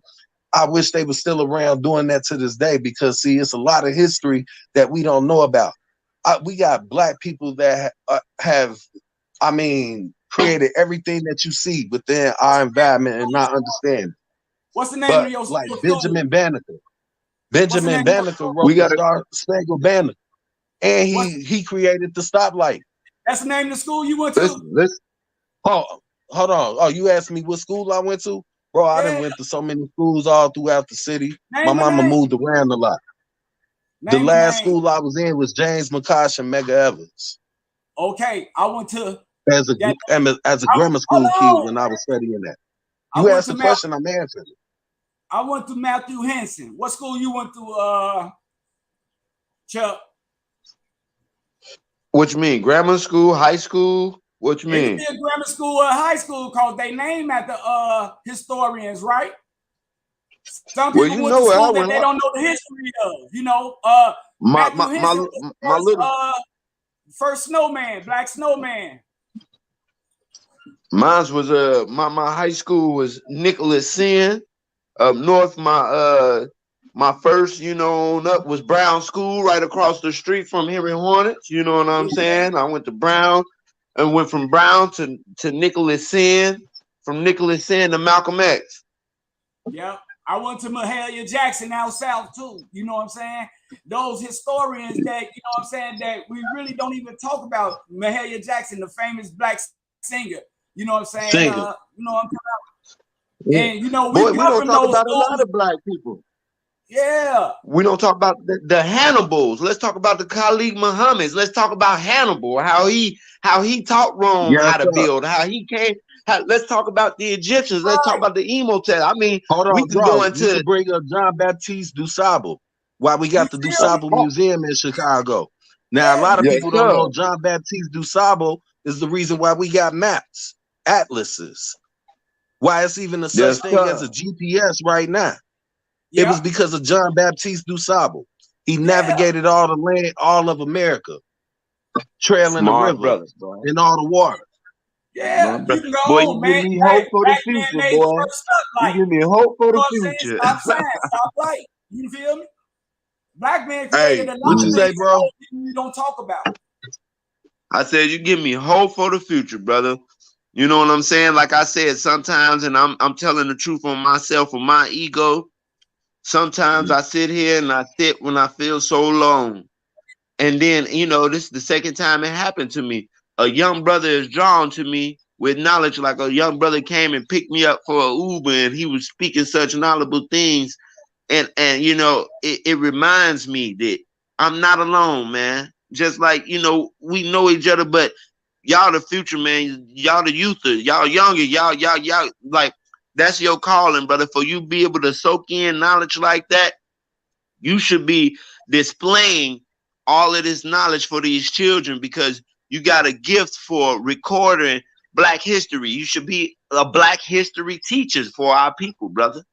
You know what I'm saying? Mine's is a little bit more of a Hannibal standpoint where I learned different type of things like tactics and analysis and science. So I should be teaching Militarized science and things demonstration, like that. I social should be teaching science. science and mathematics and stuff like that. Whereas Mike is like a son and he tends to have the ability to draw people together like he always has. You will see this man And standing Hannibal around was a nothing but conqueror. killers. Everybody got a mean mug on their face, but this man smiling and laughing. And that goes back to that abilities that I tell y'all about. Each one of us got different abilities, but you got to put those abilities together to see the big picture, man, and stop being so secluded and isolated. Like I came out here to isolate myself from away from all of this shit, and I started to revert back into a savage from being isolated from conscious-minded people. You know what I'm saying? I started to backtrack myself, not evolve, but to backtrack myself and go back into dealing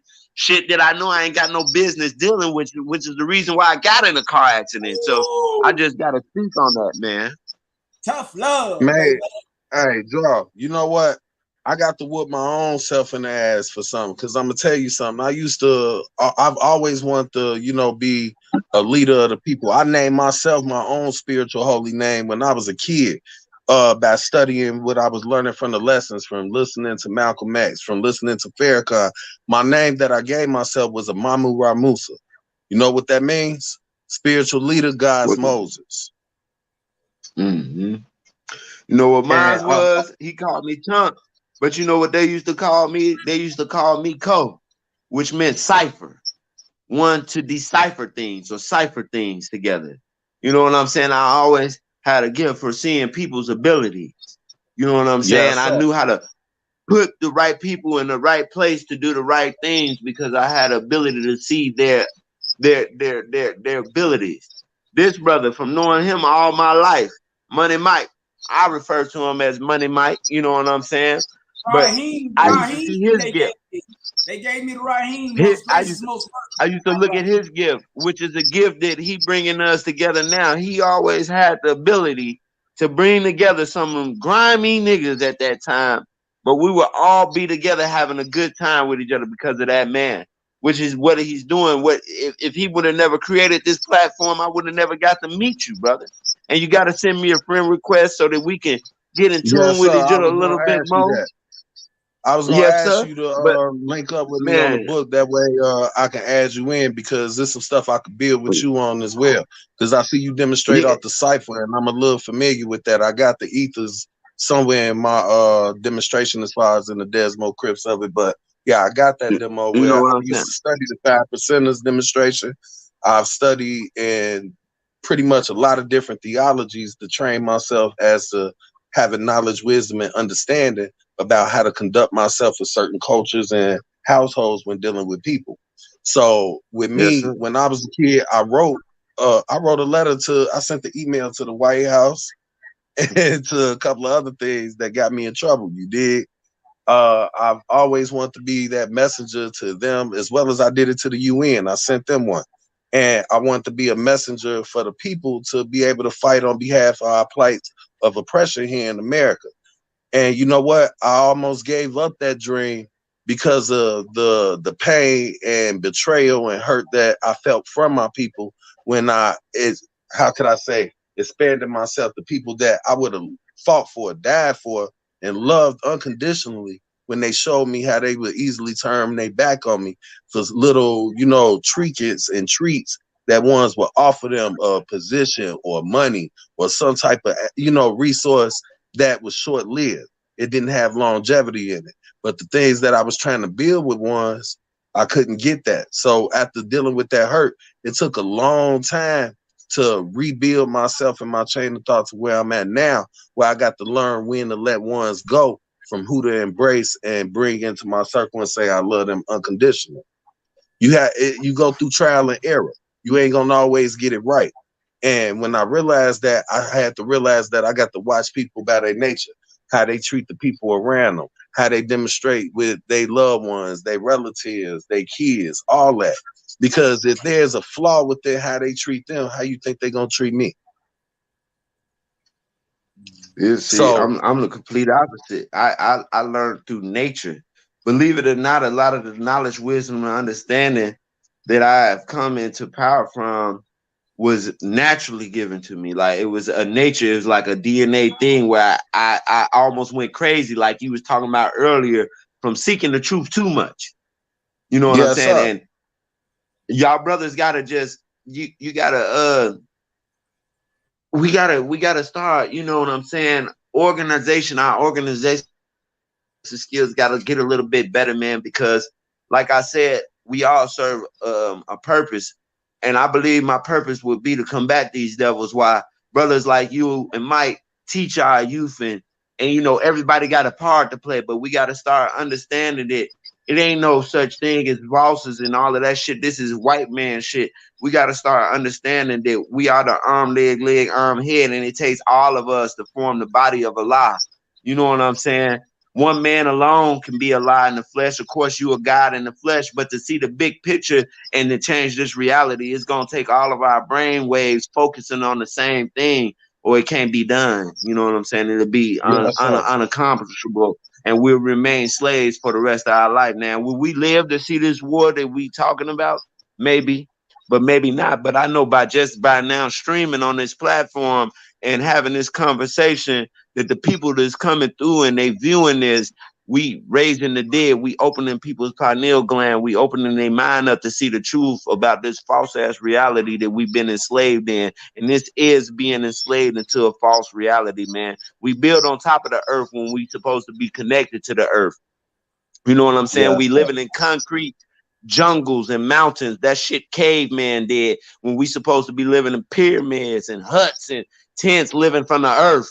You know what I'm saying? Cabins and shit like that when we supposed to be living on the sea, living all across this planet. And it's gonna take every man to play his part, man, to get up out of that. And until we can come to that same brain wave or that frequency, we gonna be stuck in this enslavement, man. And it might be too late if we don't get to work soon, because when Allah come back, he's not gonna be happy with what he see. You know what I'm This saying? is why And there's different this is why we representations need of to Allah. know our stories.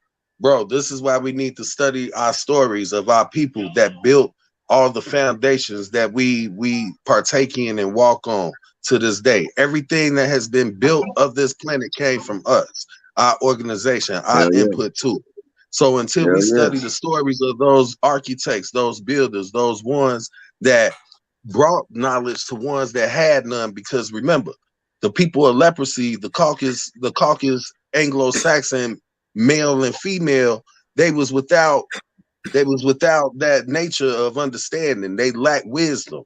So until we taught Yes, sir. them, that's how we self-destruct. Musa had to go You to the did? mountains to raise them up. Had to sleep in a ring of fire to keep them from jumping on him at night. He had to teach them how to read, write, and behave like civilized people, man. But you know, Yes, sir. this is not the things that they teach in school. They trying to get away from that shit because they want to demonize our children and not prepare our children to be gods and goddesses, but prepare our children to be what we had to go through, felons and convicts. And you know, it's a That's why I fucked up say system. We got to abandon that system. I've been that's why I thinking say about we the need more people situation. to teach that story of those histories. I've been thinking about the situation. Both of y'all, man. I've been pondering on it, man, like all night. You know, far as the school thing, like that, man. I'm coming to a realization that, you know what I'm saying, I got to, you know what I'm saying, I got to jump on the bandwagon, you feel me? Because things are being taken out, you know what I'm saying? They're not letting our kids know their history and stuff. They trying to, like you say, project something else on them and stuff like that. Like I've been hearing this everywhere I look, that this is the fault. What you say this is Kane, a false a false reality, shit, false bullshit, a reality. false ass I've been hearing reality. that. And y'all been, you know, y'all in Crown, you was talking about the school thing, and yeah, I'm coming to a conclusion that you're right, man, that, you know, homeschool might be better for our kids, you know, It nowadays. is, bro. I really believe it is, because if we don't have our own input in the direction of our children and the way they perceive and receive knowledge, then they're going to be able to be taught by the enemy, and they're going to be taught to have self-hatred and to work for the enemy and hate themselves where they never want to achieve for themselves to be great. So they always going to be suppressed to someone's will. So until we teach those stories and teach our history and why we practice where we was not a people of a deity or understanding, we were a people of a principle. That's how we lived our lives when we came from Africa. Everything was based off principalities that dealt with right and wrong and how we interacted with our people, and people was judged by that merit and by that dowry of their works when they when they harvest and when they cultivated the land. We built off that nature. We was taught to go against that nature by the ones that we raised from the dead and gave knowledge. We allowed them to suppress us and subdue us with their will by oppression, being beaten, killed, murdered, molested, raped, all these things, to the point we start displaying that pain, that self-hatred that they deprived on us. With hating us because they couldn't be us, because they hated themselves because of who they were, and they knew they was a diseased people. So because of that, but because they knew that they was a diseased people, they hated what they saw within us that they aspired to be, because they knew that we was God's chosen people, and we allowed them to subdue us under that will through force, through might, through oppression. And when we only lost do we that will to allow them, fight we back, help them. Shit. We helped them do that shit. When they came to get the tribe of Judah, they had Africans hunt them. Hey, one at a time. We were selling our people into slavery. We sold our people into that slavery. And by doing that, we allowed our people to be subdued into a will where now they have always been suppressed, docile, and, made into like emissaries, where now they're weak in their nature because they don't know who they are in their nature.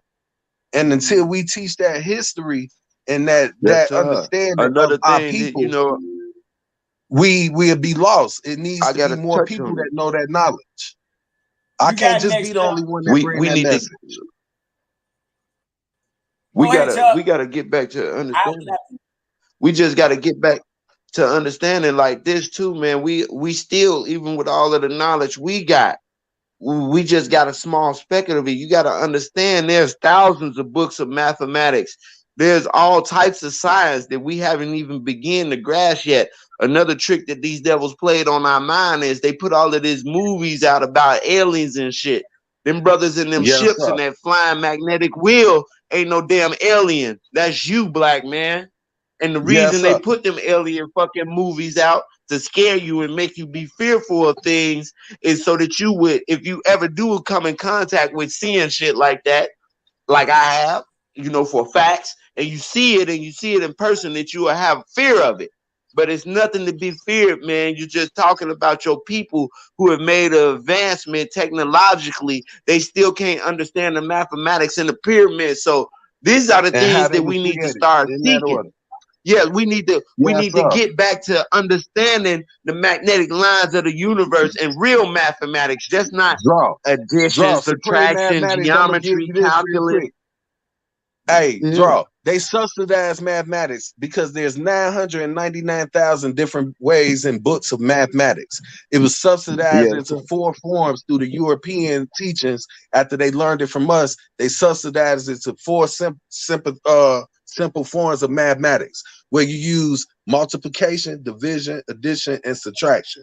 They subsidized all the mathematics into those 4 sections in order to change and reverse engineer the original teachings that we had as far as with mathematics. There's 999,000 different books. My teacher Suni Ali taught me that when I was in Olive Harvey. And when he taught me that, he said it was books in Africa that can retract and retrace that to prove that he was right. And when I started researching, I found out that man wasn't lying. It made me investigate more and investigate more and investigate more. And to go farther back, right? You know, when our ancestors were slaves, right? You know what I'm saying? As a culture, as a you know what I'm saying? As a culture up in Africa or whatever, you know, the families worked together as a black family. Black families went to church together. They said Africa had slaves. They sat at the table and ate together. They talked about their day, asked each other how their day was going, what they had planned for the future, and things like that. You know, when those people got taken and stuff like that, that culture was stolen. You know, the church and everything. So, and it was reverse engineered to us to have us hate each other. Yeah, they reverse engineered. So now, you know what I'm saying? Our culture has really been stolen. And the stuff that you see that them displaying on TV, like, you know, like he mentioned, like you don't see the black cowboys and then you see the families at the table eating, asking each other. That's our culture. Those people didn't do that back then. The people were like Vikings, you know what I'm saying? Doing incest and all that type of stuff. When they came to Africa, man, we had beautiful colors and everything. You know what I'm saying? We had beats. Pyramids. We was dancing on beat, we had drums and all that type of stuff, man. We had a culture. We had real tunnel systems and stuff where we created the sewer systems and the sewer lines. We created everything in order to work within natural nature and order of our life, where we cultivated the land. We taught ones how to pretty much feed themselves, cultivate the land, and be able to survive the natures of the planet, as far as with the beasts to the animal. We learned how to domesticate everything on this planet before everybody. There's no point on the planet that we have not touched, because all of the continents was connected together. It was considered Pangea, and that was our land. And Africa was the main base of that land, where our people cultivated and was in the main majority. We gonna circulate. We gotta get back into our true science, like he said, which comes from the earth. We got now one thing that we've been failing as brothers is we get these jewels and these treasures of men, like Dr. CB, that was given to us by the Most High.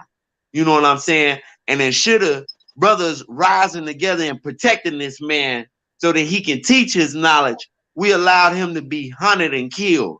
You know what I'm saying? We got to understand that when a man reveals himself to us with knowledge, wisdom, and understanding, teaching truthfulness, that he is a treasure to our people and that he should be held in the utmost highest respect, but not just that, but protected. We don't protect our jewels, which is why they're taken away from us. Now, how I can imagine that the minister has, and he'll tell you out his own mouth that they done tried to do everything to him, but by the good grace of Allah, he's still alive. They tried poisoning him, assassinating him, everything. We know Khalid Muhammad disappeared off of the face of the earth, who was his teacher. Why? Because he went back to that will. And you know, one point in time, I questioned my teacher about that. I said, well, show and prove, because you know, we like to say show and prove on that. But you know, it was my ego and my ignorance that it allowed me to even question myself about that, when I know deep down in my heart, here's a man that was coming on TV who is something else about Black history, that was teaching advanced mathematics. When the FBI came and raided his place, he had the schematics about the flying wheel he was talking about, which means that he understood it scientifically and mathematically. You know what I'm saying? So why would I allow myself to think such a mediocre thought? Because I was feeling like, well, if this is true, well, how come this brother ain't come back for us?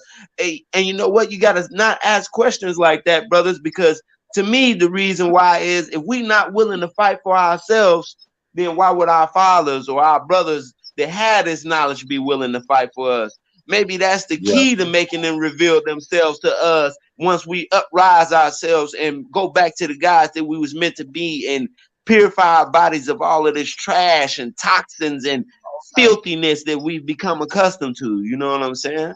And it's just part of the equation, brother. It's part of the equation. Now I'm finna go on with it. So they get us, right? They bring us over here.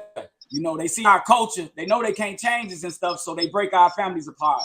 They kidnap us. They bring us over there. You know, the only way to break our will, we turn us into slaves and everything. You know what I'm saying? Was the separators. But you know how the world evolved in the way that God planned it. You know what I'm saying?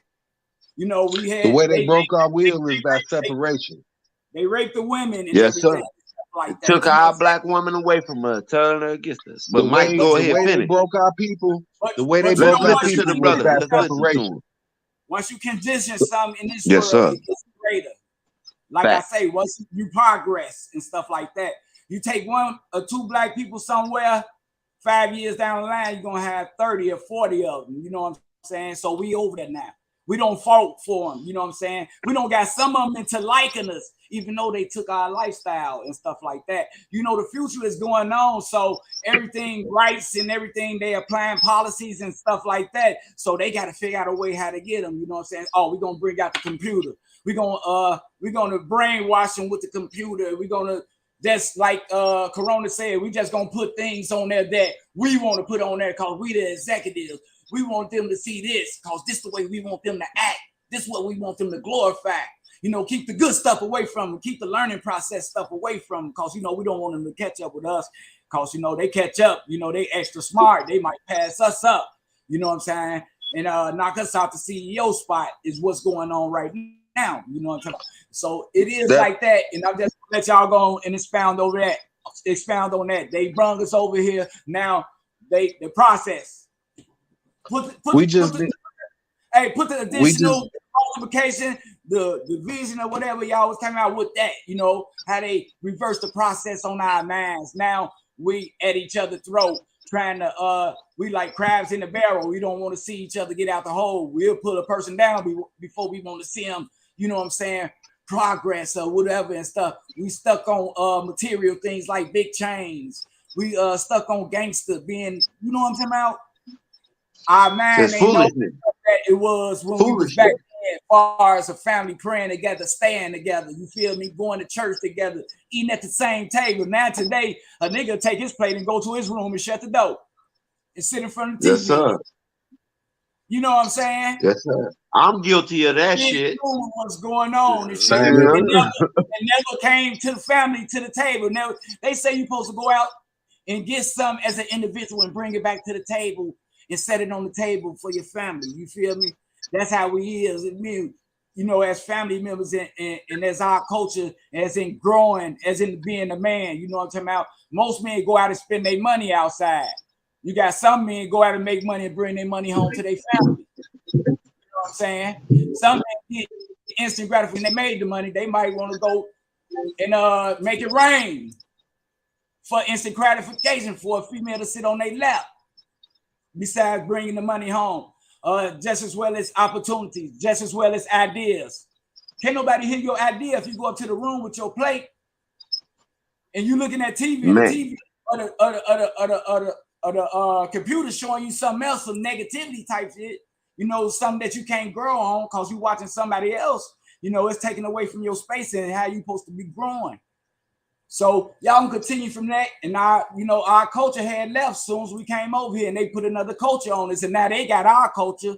Like, you know what I'm saying? They living like the Cosby Show. They trying to portray that on TV. But you have very people who made it on TV, like the black people. And brother, another jewel for my brother's mind is they didn't come up with none of that shit. The technology that they got now came from the wheel. The little bit that they understand came from the pyramids. They didn't know nothing about no damn computer networking. They didn't know about CDs, Blu-ray, none of that shit. You got to think that's when we was growing up. There. Now, when Allah allowed that ship to be because they didn't capture shit, Allah allowed that ship to fall down into Area 51, just like his fell down to other government bases that you don't know about. Now we break down the government bases. They got whole bases with its own judicial branch in it. Iron Mountain, Steel Mountain, things like that. You know what I'm saying? Allah knew A that they whole would not be underground able to city. reverse engineer. Yeah. Allah knew that they would not be able to reverse engineer all of the technology that the ship had. The ship gave them their principles on trying to understand time traveling and moving off of magnetic lines and computer networking through fibers and shit like that. They didn't have no understanding of no shit like that. They was fucking caveman, and we had to raise them up. So all of these things that they take credit for, just like you brothers reiterated on by naming the people that came up with these inventions, is another way that they have robbed us of our culture and try to make us feel inferior to them. You see a jet plane flying around. When I see the Army flying their planes out here, because I live next to a military base, you feel so inferior. Like, damn, if we was to go to war, how can I compete with that? You know what I'm saying? When we got ships, God damn it, to move in any direction almost at the speed of light. You know what I'm saying? So it's gonna take us all, man, to reach out to our brothers and our sisters that have those abilities and have that technology and let them know, like, hey man, we don't want to be a part of this system. I know I don't want to be a part of this system, like y'all don't want to be a part of this system. Like, if they told me I could live freely off the land right now, y'all could have all this shit. Y'all could have this house, these TVs, this all this shit, man. You know what I'm saying? And let me be my natural self on this planet, which is a God in the flesh, and that's my spirit. And that's why we see these ships and why these ships is drawn to us, because they know that 85% of the world, like I said, is blind, deaf, and dumb. 10% of the world is these devils that control all this natural resources. And then the 5% is us that know the truth and feel it in our soul, whether we done the knowledge, wisdom, understanding, or not on it. You know what I'm saying? It's in our DNA. It's naturally gifted to us to feel this way, to wake up and look like, why am I stuck? You ever feel that frustration of why am I stuck in this reality? And I know the answer to it. The only reason I'm stuck is because I'm not doing a good enough job on waking up my people to realize they stuck too. They oblivious to the shit. They think this is life. They love to hate. They love to love the people that hate them. They love Balenciaga, a company that's run by pedophiles. They love Gucci. They love Louis. They love all of this bullshit that's been put in front of their faces, that's made by evil devils that practice evil rituals, because there's a different dimension as far as spiritual and demonic shit too. It exists. You know what I'm saying? There's altars being built to praise these demonic devils. You know what I'm saying? There's sacrifices being built to praise this demonic entities and energy. You know what I'm saying? And black people love that shit. They run and spend. They'll go buy $500, spend $900, $20,000 on some shit like that. But you come out with essentials, a motherfucker don't want to give you $20 for a shirt. You know, this is a train of thinking. It's got to stop, man. We just got to throw all that shit away and start over. We need to burn all this shit down and start over from scratch, man. You still on stop? For real. Your camera froze? Did your camera freeze, Crown? His camera might have had froze or something like that. We gotta abandon all of these white fucking companies that don't love us. Brother, the brother gotta reset. I hear exactly, cause you know, when I was growing up, bro, and I couldn't have the nice things, but I always saw the nice things, cause you know, we used to hang downtown and everything and stuff like that. The only way I thought that I can get over on them people is robbing them, going out to the suburbs, to their house, breaking in their house, stealing their stuff, their cars and stuff like that, which the only way that it was only one way that I can get above those people, and it wasn't that way. But in my mind, I figure if I take from them, hurt them and shit like that, you know, that's from 400 years in the acres and all that shit back then, and we walked the band. But today, I learned to get ahead of them by catching up with them as in intelligence, as in knowledge, just like you two brothers did. Yes, sir. That's how we catch up. There's a lot of brothers out there still thinking that they can get over and get instant gratification by doing shit like that, and they getting the best out of the deal. But no, man, you get that energy to get that motherfucking knowledge and make it up to their level and pass them. And that's what's going on right now. It's a lot of knowledgeable brothers getting in the system, just like in the traditional system and all that type of stuff. And then people like, oh, now it's a lot of them, and they going to school and stuff like this. They trying to take our jobs. They trying to take over our, you know what I'm saying? They trying to take over this and stuff like that. And shit, they want our women. Shit, they want our women, everything. They want the most precious thing to us, which is the black woman. Yeah. You know what I'm saying? And the process got so cold to where we at each other back. We forgetting that it's our turn to get the knowledge to pass these people.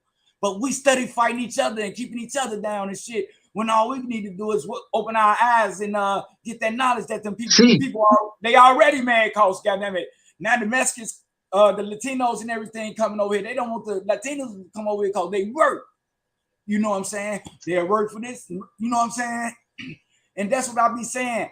Every culture they work together. Watching the black people, Joe. They watching us in. You know what I'm saying? Out. That's the only way we can get above is we, you know what I'm saying? Get ourselves the knowledge. We got to raise our kids and stuff like that. That's the only way we can make it above these people, man. Stealing from them people, beating them people, or whatever, doing it, that ain't working. That was back then in the old days. You get what you get back then, but now, man, it's up on the knowledge and shit like that, getting them degrees, man. Put in that position over here and shit. A position that you control a whole lot of people and getting into a spot over here. You know what I'm saying? We need those spots. You know what I'm saying? And then that's going to build up our revenue. You know, people don't even want to come in our neighborhood and build because we test so much shit up. We got to take care of our neighborhood. Ain't no builders coming measuring shit in the streets like we finna put a stove right here and shit like that. We finna put a whole block of storefronts right here. Ain't nobody doing that in the hood because we tearing our hood up. Ain't nobody going to invest in nothing like that. You know? And we ain't got nobody. It goes deep. You know what I'm saying? It goes deep, brother. I mean, even as far as building businesses, we got to abandon that way too, brother. That's part of their system. Fuck a business, man. How about you just leave me the fuck alone on this planet and let me do what I was meant to do, man? You know what I'm saying? I don't need currency. Fuck currency. That's a way to control people and manipulate people's minds too. You know what I'm saying? Fuck all of that shit. We need to burn this motherfucker down to the ground. Hold on, man. God dog. We need to start over. I don't want you to, man, you doing a lot of every word, almost a curse word, man. I'm like, man, come on, man. I'm sorry, brother, but I feel hatred from this. I hear you, man, but you know, you ain't got to curse against you know. Man, brother, when I feel a certain type of way, brother. Look, hey, I don't want you to get too emotional. Hey, don't get too emotional, guys. No, I'm in control of it, but you don't understand this, man. When I hear people talking about, you know, we need to be building businesses and shit and all that type of shit. That's a white man's way of thinking too, man. I gotta tell you, tough love. That's a white man's way of thinking too, man. Fuck currency, fuck money. Fuck everything he came up with. His system is wicked and evil, man. Period. We need to burn it all down and start over. And do what? Cultivate the land and do some gardening. Yes, sir. Hey, look, it goes like this. Hey, sir, I'm over here. I grew these oranges. You grew them apples, Mike. You my brother. Let me get 20 of them apples you grew for 20 of them oranges I grew. Just come help yourself. I don't own this earth. This earth is everybody's. What do we need? What do we need currency for? If I did the work and planted the seed, come and get you some oranges. You ain't even gotta ask me. Just be mindful that I'm the one that planted it and leave me some. This is the way of thinking we gotta get back to. Fuck a business, man. I don't mean to be cursing like that. You know, if people are offended, man, oh well, man. They not offended. No, they not offended by these devils. I'm just saying, farmers. I ain't talking about other people. I already know how you feel, but I'm just saying, at least respect the platform. That's all I'm saying. You know what I'm saying? All day, brother. No, I'm just talking about us. You know, this is what we got. You know. Yes, sir. Yes, sir. You know what I'm saying? I understand. To reiterate, without all of that, I'm gonna calm myself a little bit. It made me mad, Mike. Like it angers my soul, man. Because, like I said, if it was up to me, I would wake up every day and I would go hunt them and I would kill as many of them as I can, man. And people can take that the way it is. I mean, how is that the wrong thing to say? Because ain't no living on this earth with them in peace. They won't allow you to have peace. So Hey, what's the other ultimate? that's a conversation that you keep to yourself. You feel me? That's what I'm saying, man. You don't. I advise you not to. You know what I'm saying? You feel me? Yeah, I don't fear death. You right. You right, brother. So I'm, I don't even want you to get in trouble for no stuff like that. You know what I'm saying? You like, damn, Mike. I'm just Probably, speaking the truth, man. I'm but I speaking ain't the finna let truth, you get man. in no trouble or nothing like that either, though. You know what I'm saying? We men before we Yeah, anything. You feel me? yeah. Most definitely, man. So that I don't part want itself, look something to take place and then goddamn it, man. Somebody watching heard you say that, man, and then they, you know what I'm saying, they knocking on your door when that ain't even you. You know, that was just something you just said. You feel me? Cause we on the air. no, that make no You feel what mistake I'm about saying? it. Though? I was I like, you know what I'm understand, but saying? Yeah, yeah, I was like, make you no know, mistake about this it. about us. This about us. You know what I'm talking about? We ain't pointing no fingers. You know what I'm saying? I always said that on all my shows. We don't point fingers at everybody. You feel me? We talk about what we're going through and how we can get out of a situation. But you know what I'm saying? If you got to point a finger at somebody to get out of a situation, man, it's a problem, man. We focus on self. And if we focus on self, we can help somebody else. You know what I'm saying? And that's what it's all about, helping somebody else, man. We ain't here to point fingers at anybody. Yeah, That's man, all the I was devil is saying. my problem. You know, that Yes, ain't sir, what I food understand. stands for. You feel me?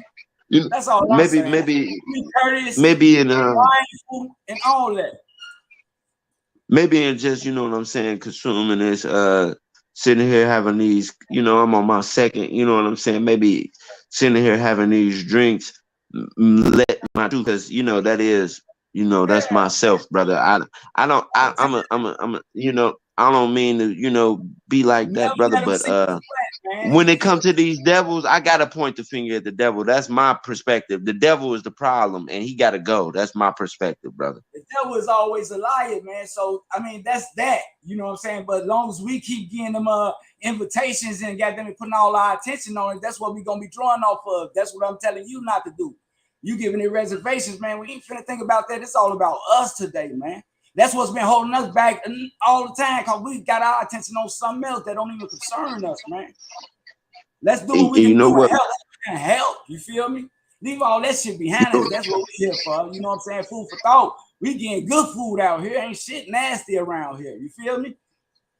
Yes, sir. So with that being said, brother, and I'm taking your advice, I hear everything you saying. You're exactly right. You know what I'm saying? And Yeah, man.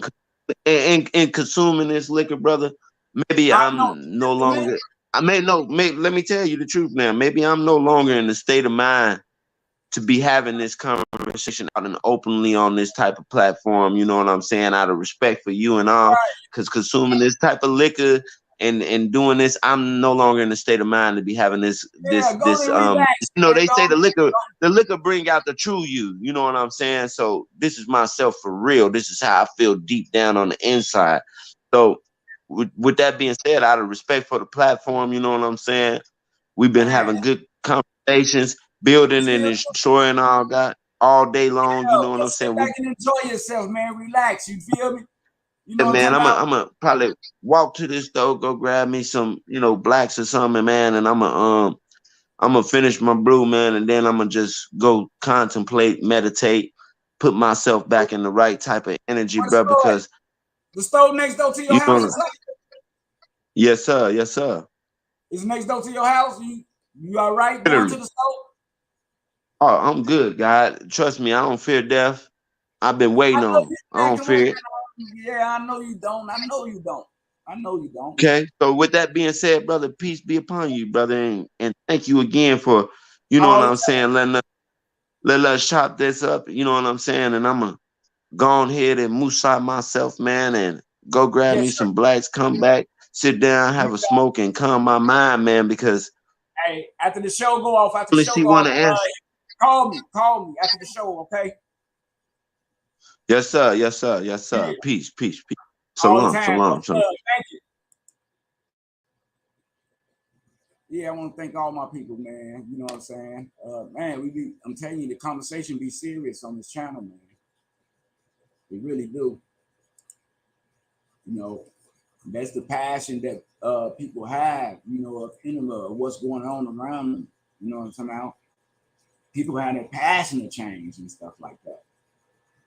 But we got to come to order that, you know, like we said, you know, 99% consists of what the world gonna do and what the world gonna be and what gonna go on in the world with you or with that 1% consists of you.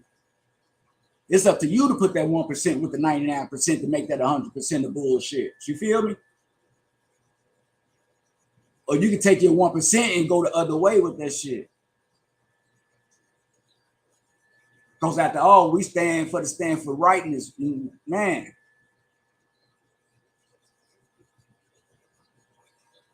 So on this show, you know, emotions do get involved at times because people be serious on here. You feel me?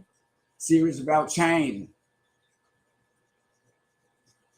Being that person, you know what I'm saying? Well, we got to go to driving tribulations and everything. Mentally, physically, spiritually.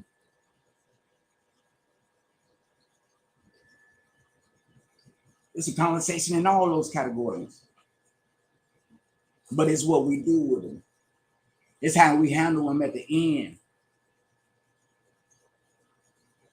How we can debate, you know what I'm saying? And still love each other the same. We come back on the line or whatever we need, even though our differences count.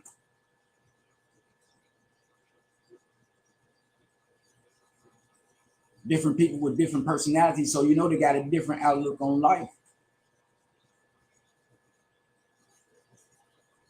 But when it all come together, you know, it'd be an awesome thing.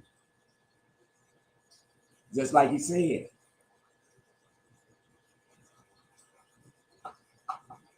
And sometimes a person can be so down from something that, you know what I'm saying, that it constantly be in their mind, you know what I'm saying, considered to be living rent-free. You know, it's got to be something really that hurts you, you know what I'm saying, to make you want to, you know what I'm saying, to take your mind off of what you're supposed to be doing to draw off that, you know. Everybody go through it. And it's called living rent-free. Letting something live rent-free in your head.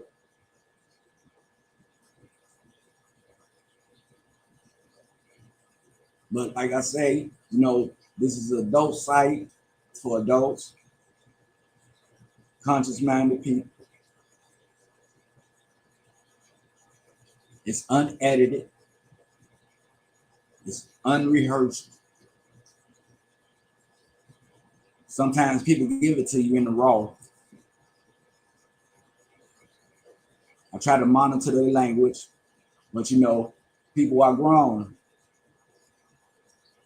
I try to monitor the conversation, but then again, people are grown. Give some time and things work out instead of jumping to conclusions.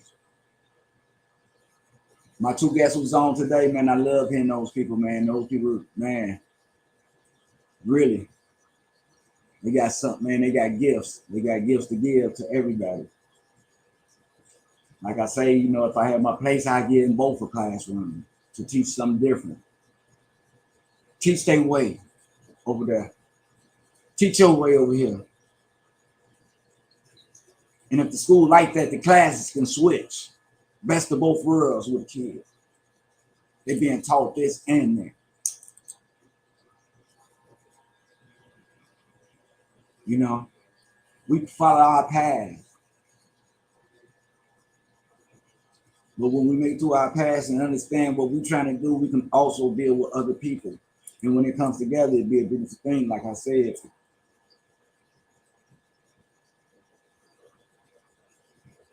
I want to keep, you know what I'm saying, my people close, you know what I'm saying? I want to continue for our panel to be up here because, you know, that's what we need. We need a table like this. We even need a bigger table, you know what I'm saying? It's a committee table. We need some ladies on the table, you know what I'm saying? We need some women that got their point of view, you know what I'm saying? We just don't want to hear from males' point of view. We also want to hear from women's point of view. Now I can bring up to 10 people on the screen. You know what I'm saying? And we could talk as a table. And to show that everybody get their point across, you know, I can mute mics and all that type of stuff. I don't do it though, because you know what I'm saying, everybody grown. You know, it's a time to talk, it's not a time to talk. We respectful of talking to each other. If not, we could apologize or whatever. Everything gonna be all right. But we need some women up here, you know what I'm saying, so we can have some women point of view for when the show come on. You know what I'm saying? Because all we can do right now, we can't point the finger really at nobody but ourselves. And that's what I advise everybody to do when they come on the show. You know, we don't point the finger at other people. If we put ourselves at something, we put ourselves with it first. You know what I'm saying? Let you know that it's we a part of it too. As in we, as in us, as in I, myself. You feel me? Before I say somebody else's name or point at somebody else. You feel me? So we just try to keep it down to earth and reasonable. But I accept all comers to people that's doing things and probably need help in their business. Got a little advice for the people. Any type of advice is good for somebody who don't have no advice. They getting away something here, you know what I'm saying? Let them know. You got to go fill out something, get something here. Let them know. Let them know if they're hiring over here or whatever they're doing and things like that. You know, it's just the little things that mean so much. That's the little shit. The ear-say type shit. Nowadays, it be shit like that that change people's lives. That build friendships and shit like that. It ain't all these big things out here that we looking at. You know what I'm saying? Trying to get noticed about. It's the little things. You know what I'm saying? I don't say good morning to a person before, and man, that opened up the door for so much. It seemed like I was getting blessings all that day. Starting with that person I said good morning to. So this is where your heart is. This is how you perceive things. This is how you give it away and shit to other people. This is how you respect people, most of all. You know, I can sit and really have a debate all day, you know, with a close friend. We can go through it. No, this ain't right. Yeah, this right. Ooh, you know what I'm saying? I say something. I say what I believe, but I ain't gonna try to, you know what I'm saying, make a person believe what I believe. And the good thing about friendship, down to earth people, close people, like brotherly love type people and shit like that, we get it right to compare notes to the way we react on things and stuff like that. You know, I don't mind having a misunderstanding, you know what I'm saying, with somebody I love. You feel me? This motherfucker that don't say nothing to me that I'm concerned about. You feel me? The one that walks away is the one that I'm concerned about. Say if I was standing in the middle of the streets and the bus was coming, I want somebody to cuss at me. I'll take the criticism, my dirty ass. Get your dirty ass out the street. Look out. So bum ass. I take that and won't get mad because of what they're saying, because they'll be saving my life at the same time from the bus. But somebody that don't care won't even say shit. They'll probably say something to somebody that they don't know, like, watch this bus knock his ass right there and the bus killed. Those are the people that I'll be concerned about. You know what I'm saying? The one that you know. And sometimes you just gotta walk away from, you know what I'm saying? You gotta walk away from some things. Just like the panel was saying today. You know, you gotta change that thought, that mind process. You know what I'm saying?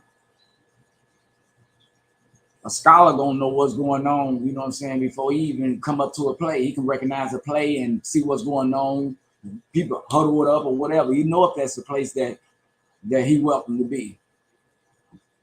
You got the average guy that'll keep on, you feel me? That'll keep on hanging and shit. But you got a real person that'll walk away and be like, man, this ain't my crowd, man. I'm bigger than this, man. This bullshit about to take place right here and shit. This is not where I need to be. You see, it's my buddy talking about getting back on. You see? Yeah. Yeah. Ask me, was I still on the show? I'm like, yeah, I'm about to end it though in a minute. You might want to get back on though. I got a few people that have been watching the show and stuff. I don't know why I ain't bring them on. What's going on? I want to give a shout out to Marcellus. What's up, Marcellus? I ain't talked to you in a long time, my brother. You feel me? Man, still proud of what you're doing, man. I ain't been seeing you that much, you know what I'm saying? But I know you still at it on the exercise and stuff. I think the last video I saw, one of your massage videos. Okay. Yeah. But keep doing what you keep doing, my brother. You know what I'm saying? You're going to keep getting what you keep getting. Who else was on that? Big Ant, what's the deal? What's the deal, big bro? How you feel? You know what I'm saying? I want to get Miss Mitchell / Robinson. You know what I'm saying? Listen,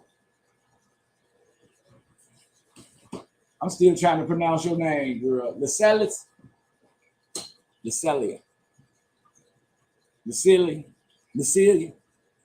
something like that. Thanks for tuning in, sis. You know what I'm saying? I try to, I don't know if you want to come online or not and stuff like that. I don't know if I sent you a request, but thanks for coming online too, Crystal. You know what I'm saying? Once again, shout out to y'all. You know what I'm saying?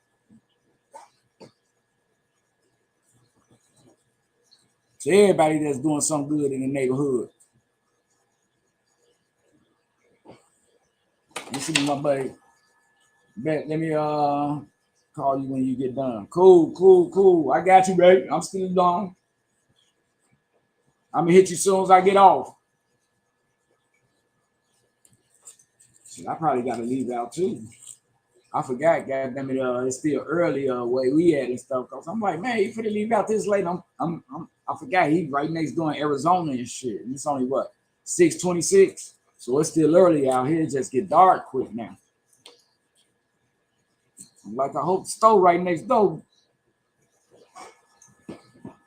Straight up, just be safe.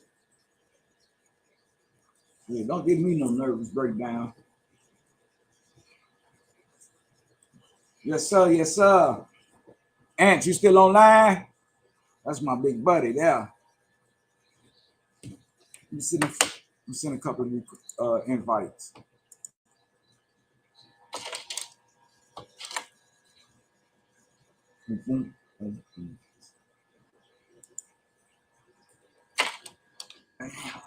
Damn.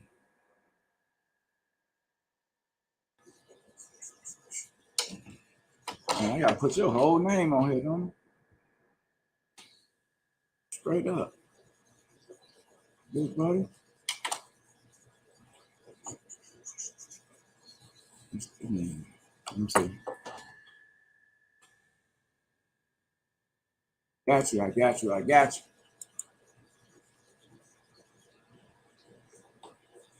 This is sorry, still online. Shoot one to you right quick. Bam.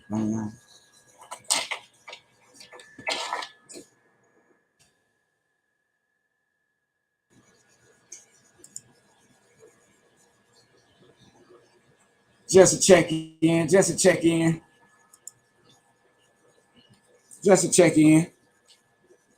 I already sent one right there. I think I had something one. Let me see. I don't know.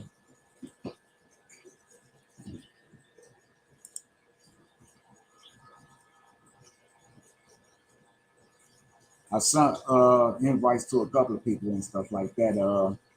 I don't know if y'all can write on the board and stuff like that. Let me see.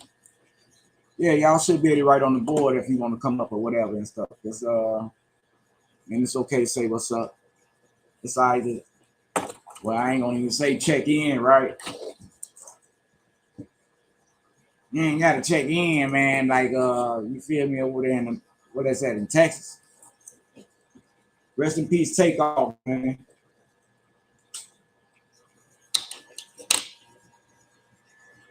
You know, I don't know what that was all about, but man, it's tough love. Topic of the show is tough love today. You know, I want to thank all my guests that came on. I don't know if they're coming back on or not. And I still want to thank them for coming on, you know what I'm saying, shedding light. You know, we touch bases on a lot of things, though. You know, when they come on, they always touch bases on a lot of things. They always take it back, you know what I'm saying, and give you that information. They give you that history and stuff like that, you know what I'm saying, of what's going on today. You know what I'm talking about? Things that have been hidden, things that have been taken up out of the schools and stuff for kids to learn, even high school. You know what I'm saying? You can tell by the way they talk, you know what I'm saying? It's high school and all this type of stuff, but younger kids can learn too. Part of their culture and stuff like that. You know what I'm saying? They deal with, you know what I'm saying, astrology, you know what I'm talking about, political type of things, you know what I'm saying? The economy, you know what I'm saying? It don't matter what on this station, you know what I'm saying, we talk about. But most of all, you know what I'm saying, this is a station that, you know what I'm saying, we get together and talk about things that, you know what I'm saying, that can benefit us. You know what I'm saying?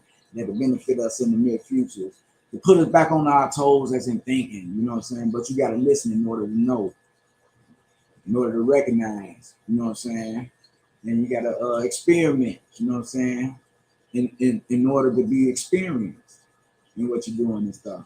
So these guys try to take your mind and take it off the same thing that happen in the hood every day and, you know, never changes and shit, the thought process and stuff like that, to take it into another level and shit. You know, a person might get up one day and take the bus somewhere to one of their passion. They got something going on and stuff like that, and go and take the bus to that place and come affiliated, like going like what, 2-3 times a week. Next thing you know, that person working in that environment, advancing in that environment, whatever their passion is and stuff like that. Graduating in that environment, becoming in that environment, you know what I'm saying? By having a part in that environment. So like it's an old saying, say reach for the stars or whatever and stuff like that. They ain't gonna come to you. Main part, reach. You feel me? Action. Action word. You gotta reach for it. It ain't gonna come to you. You feel me? You know, the thought process, you know what I'm saying, is with it too. But it's only a thought. You know what I'm saying? You can make a decision, but it's just a thought. Until you execute. Until you take that step. Until you try it. You know, talking about it and doing it is two different things. So as long as we're taking that step and putting our best foot forward to what we're doing, it's going to get greater. Just like in the show, I told you things progress. The more you participate, the more you dedicate yourself to it, it's going to come to you. You got to focus on that one thing in order to be the best in it. And remember, after you be the best, there's still more room for learning because nothing is perfect. Being perfect is improving. Practice makes improvement, not perfect. But I'm about to end this show. I want to once again thank my guests for coming on the show. You know what I'm saying? I hope we can hook up again and go through our day. You know what I'm saying? Talk about situations and how we can get up out of our situation. Learning from our trials, our tribulations. We getting self-inventory. The truth. We know it's the truth because it's about us. Ain't no speculation. One read out of no book or none. We did it by experience. Physically. Person can't doubt that. Nothing that you've been through. Substance abuse counselor can't cure a patient if they never went through it. If they never did it.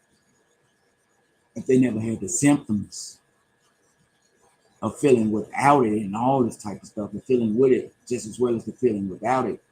The heartaches, the pains, the bones, diarrhea, the runny nose, all that. Somebody that read about it can tell a person that's going through it a lot about it. Unless they experience it.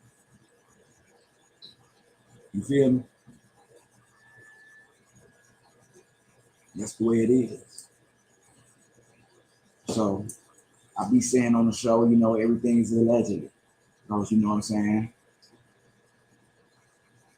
You can listen, agree, take it in, reevaluate it in your head, and come up with your answer. And that's the good part about personalities at a table. You get to take those things and you get to reevaluate it. You throw out what you think is not right and you keep what you think is good. You hold on to that and apply that to whatever, you know what I'm saying, your situation is. You feel me? And that's the way it is. Because everybody got differences. Don't nobody think alike. Ain't nobody like two typewriters typing the same thing, thinking alike at the same moment. No. Everybody is an individual. And I'm about to get up off here because I got to leave out and go to the store too myself. I know it don't get dark it don't get dark outside already. So, you know what I'm saying? Once again, I want to thank everybody for tuning in. I'm going to get ready and end food for thought for the day. I might come back on later on, you know what I'm saying? With my people on. And I want everybody to keep in mind to be aware, to be alive at all times. Be open-minded. Be cautious of your surroundings. Because we know when the play ain't going right or whatever and stuff. Your safety is the most important thing. Because if you're not all right, ain't nothing around you going to be all right. You got to think for our kids and everything now. You know what I'm saying? Our parents that we taking care of and everything. So we got to put our best shoes on. The shoes that we know we can fit. You know what I'm saying?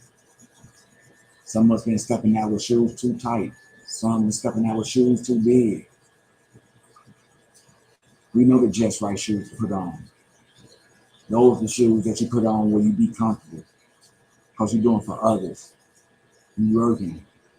You're helping people. Good information. Those are the shoes that we can fit. Use your best judgment out of a situation.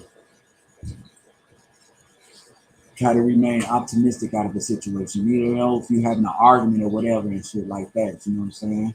Bring it to a close. Be optimistic about it. Be like, I'm gonna end this motherfucker and I'm gonna come back tomorrow. We're gonna be cool. You feel me? That's the good part about coming back and doing it again, rehearsing it, getting it down pat to where you don't have to go through it no more. Some people get real messed up in the mind and shit and go back and go get a gun and try to change the whole narrative and the situation. Which it don't work. It's diving deep down up in the hole. I don't know what time I'm gonna come back on, y'all. But y'all will know when it pop up there on the screen. Thank y'all for tuning in. I want to thank my guests. Let my brothers know I love y'all and stuff like that. You know, speak with me, though. You know what I'm saying? It's gonna work out for the greater it is. We don't trust somebody on this program. You know what I'm saying? Because all of us get emotional about growing and things like that. We want to know which way to go, and we want them to know. We want them to tell us the truth. You know what I'm saying? They ain't gonna listen to us if they think we good as them. Or we watch the man. And we got a lot to give. So until next time, you know what I'm saying? If you brothers free, you know what I'm saying? You're gonna holler and you can get back. You know what I'm saying? Together on the same demo. Once again, y'all, thanks for tuning in to Food for Thought. I'll be looking forward to seeing y'all again real soon. And thanks a lot. Cool.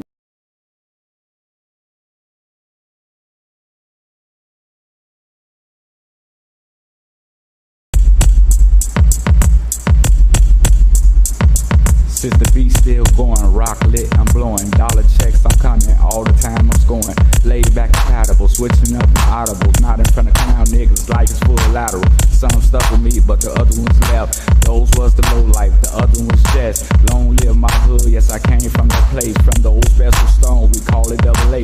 You might see me on the tube, you might see me on the street, but I made it in the lab, making beat. I beat the blocks, I beat the rocks, I beat the cash, I beat that ass, I beat the finish, got you lacking in the past. I did the dad, I did it by myself. I did the product, and I didn't need no help. I did the ups, I beat the downs, I beat the roads, heading to a new town. The shit got hard, I beat the odds, I beat the family. Now we all apart. Now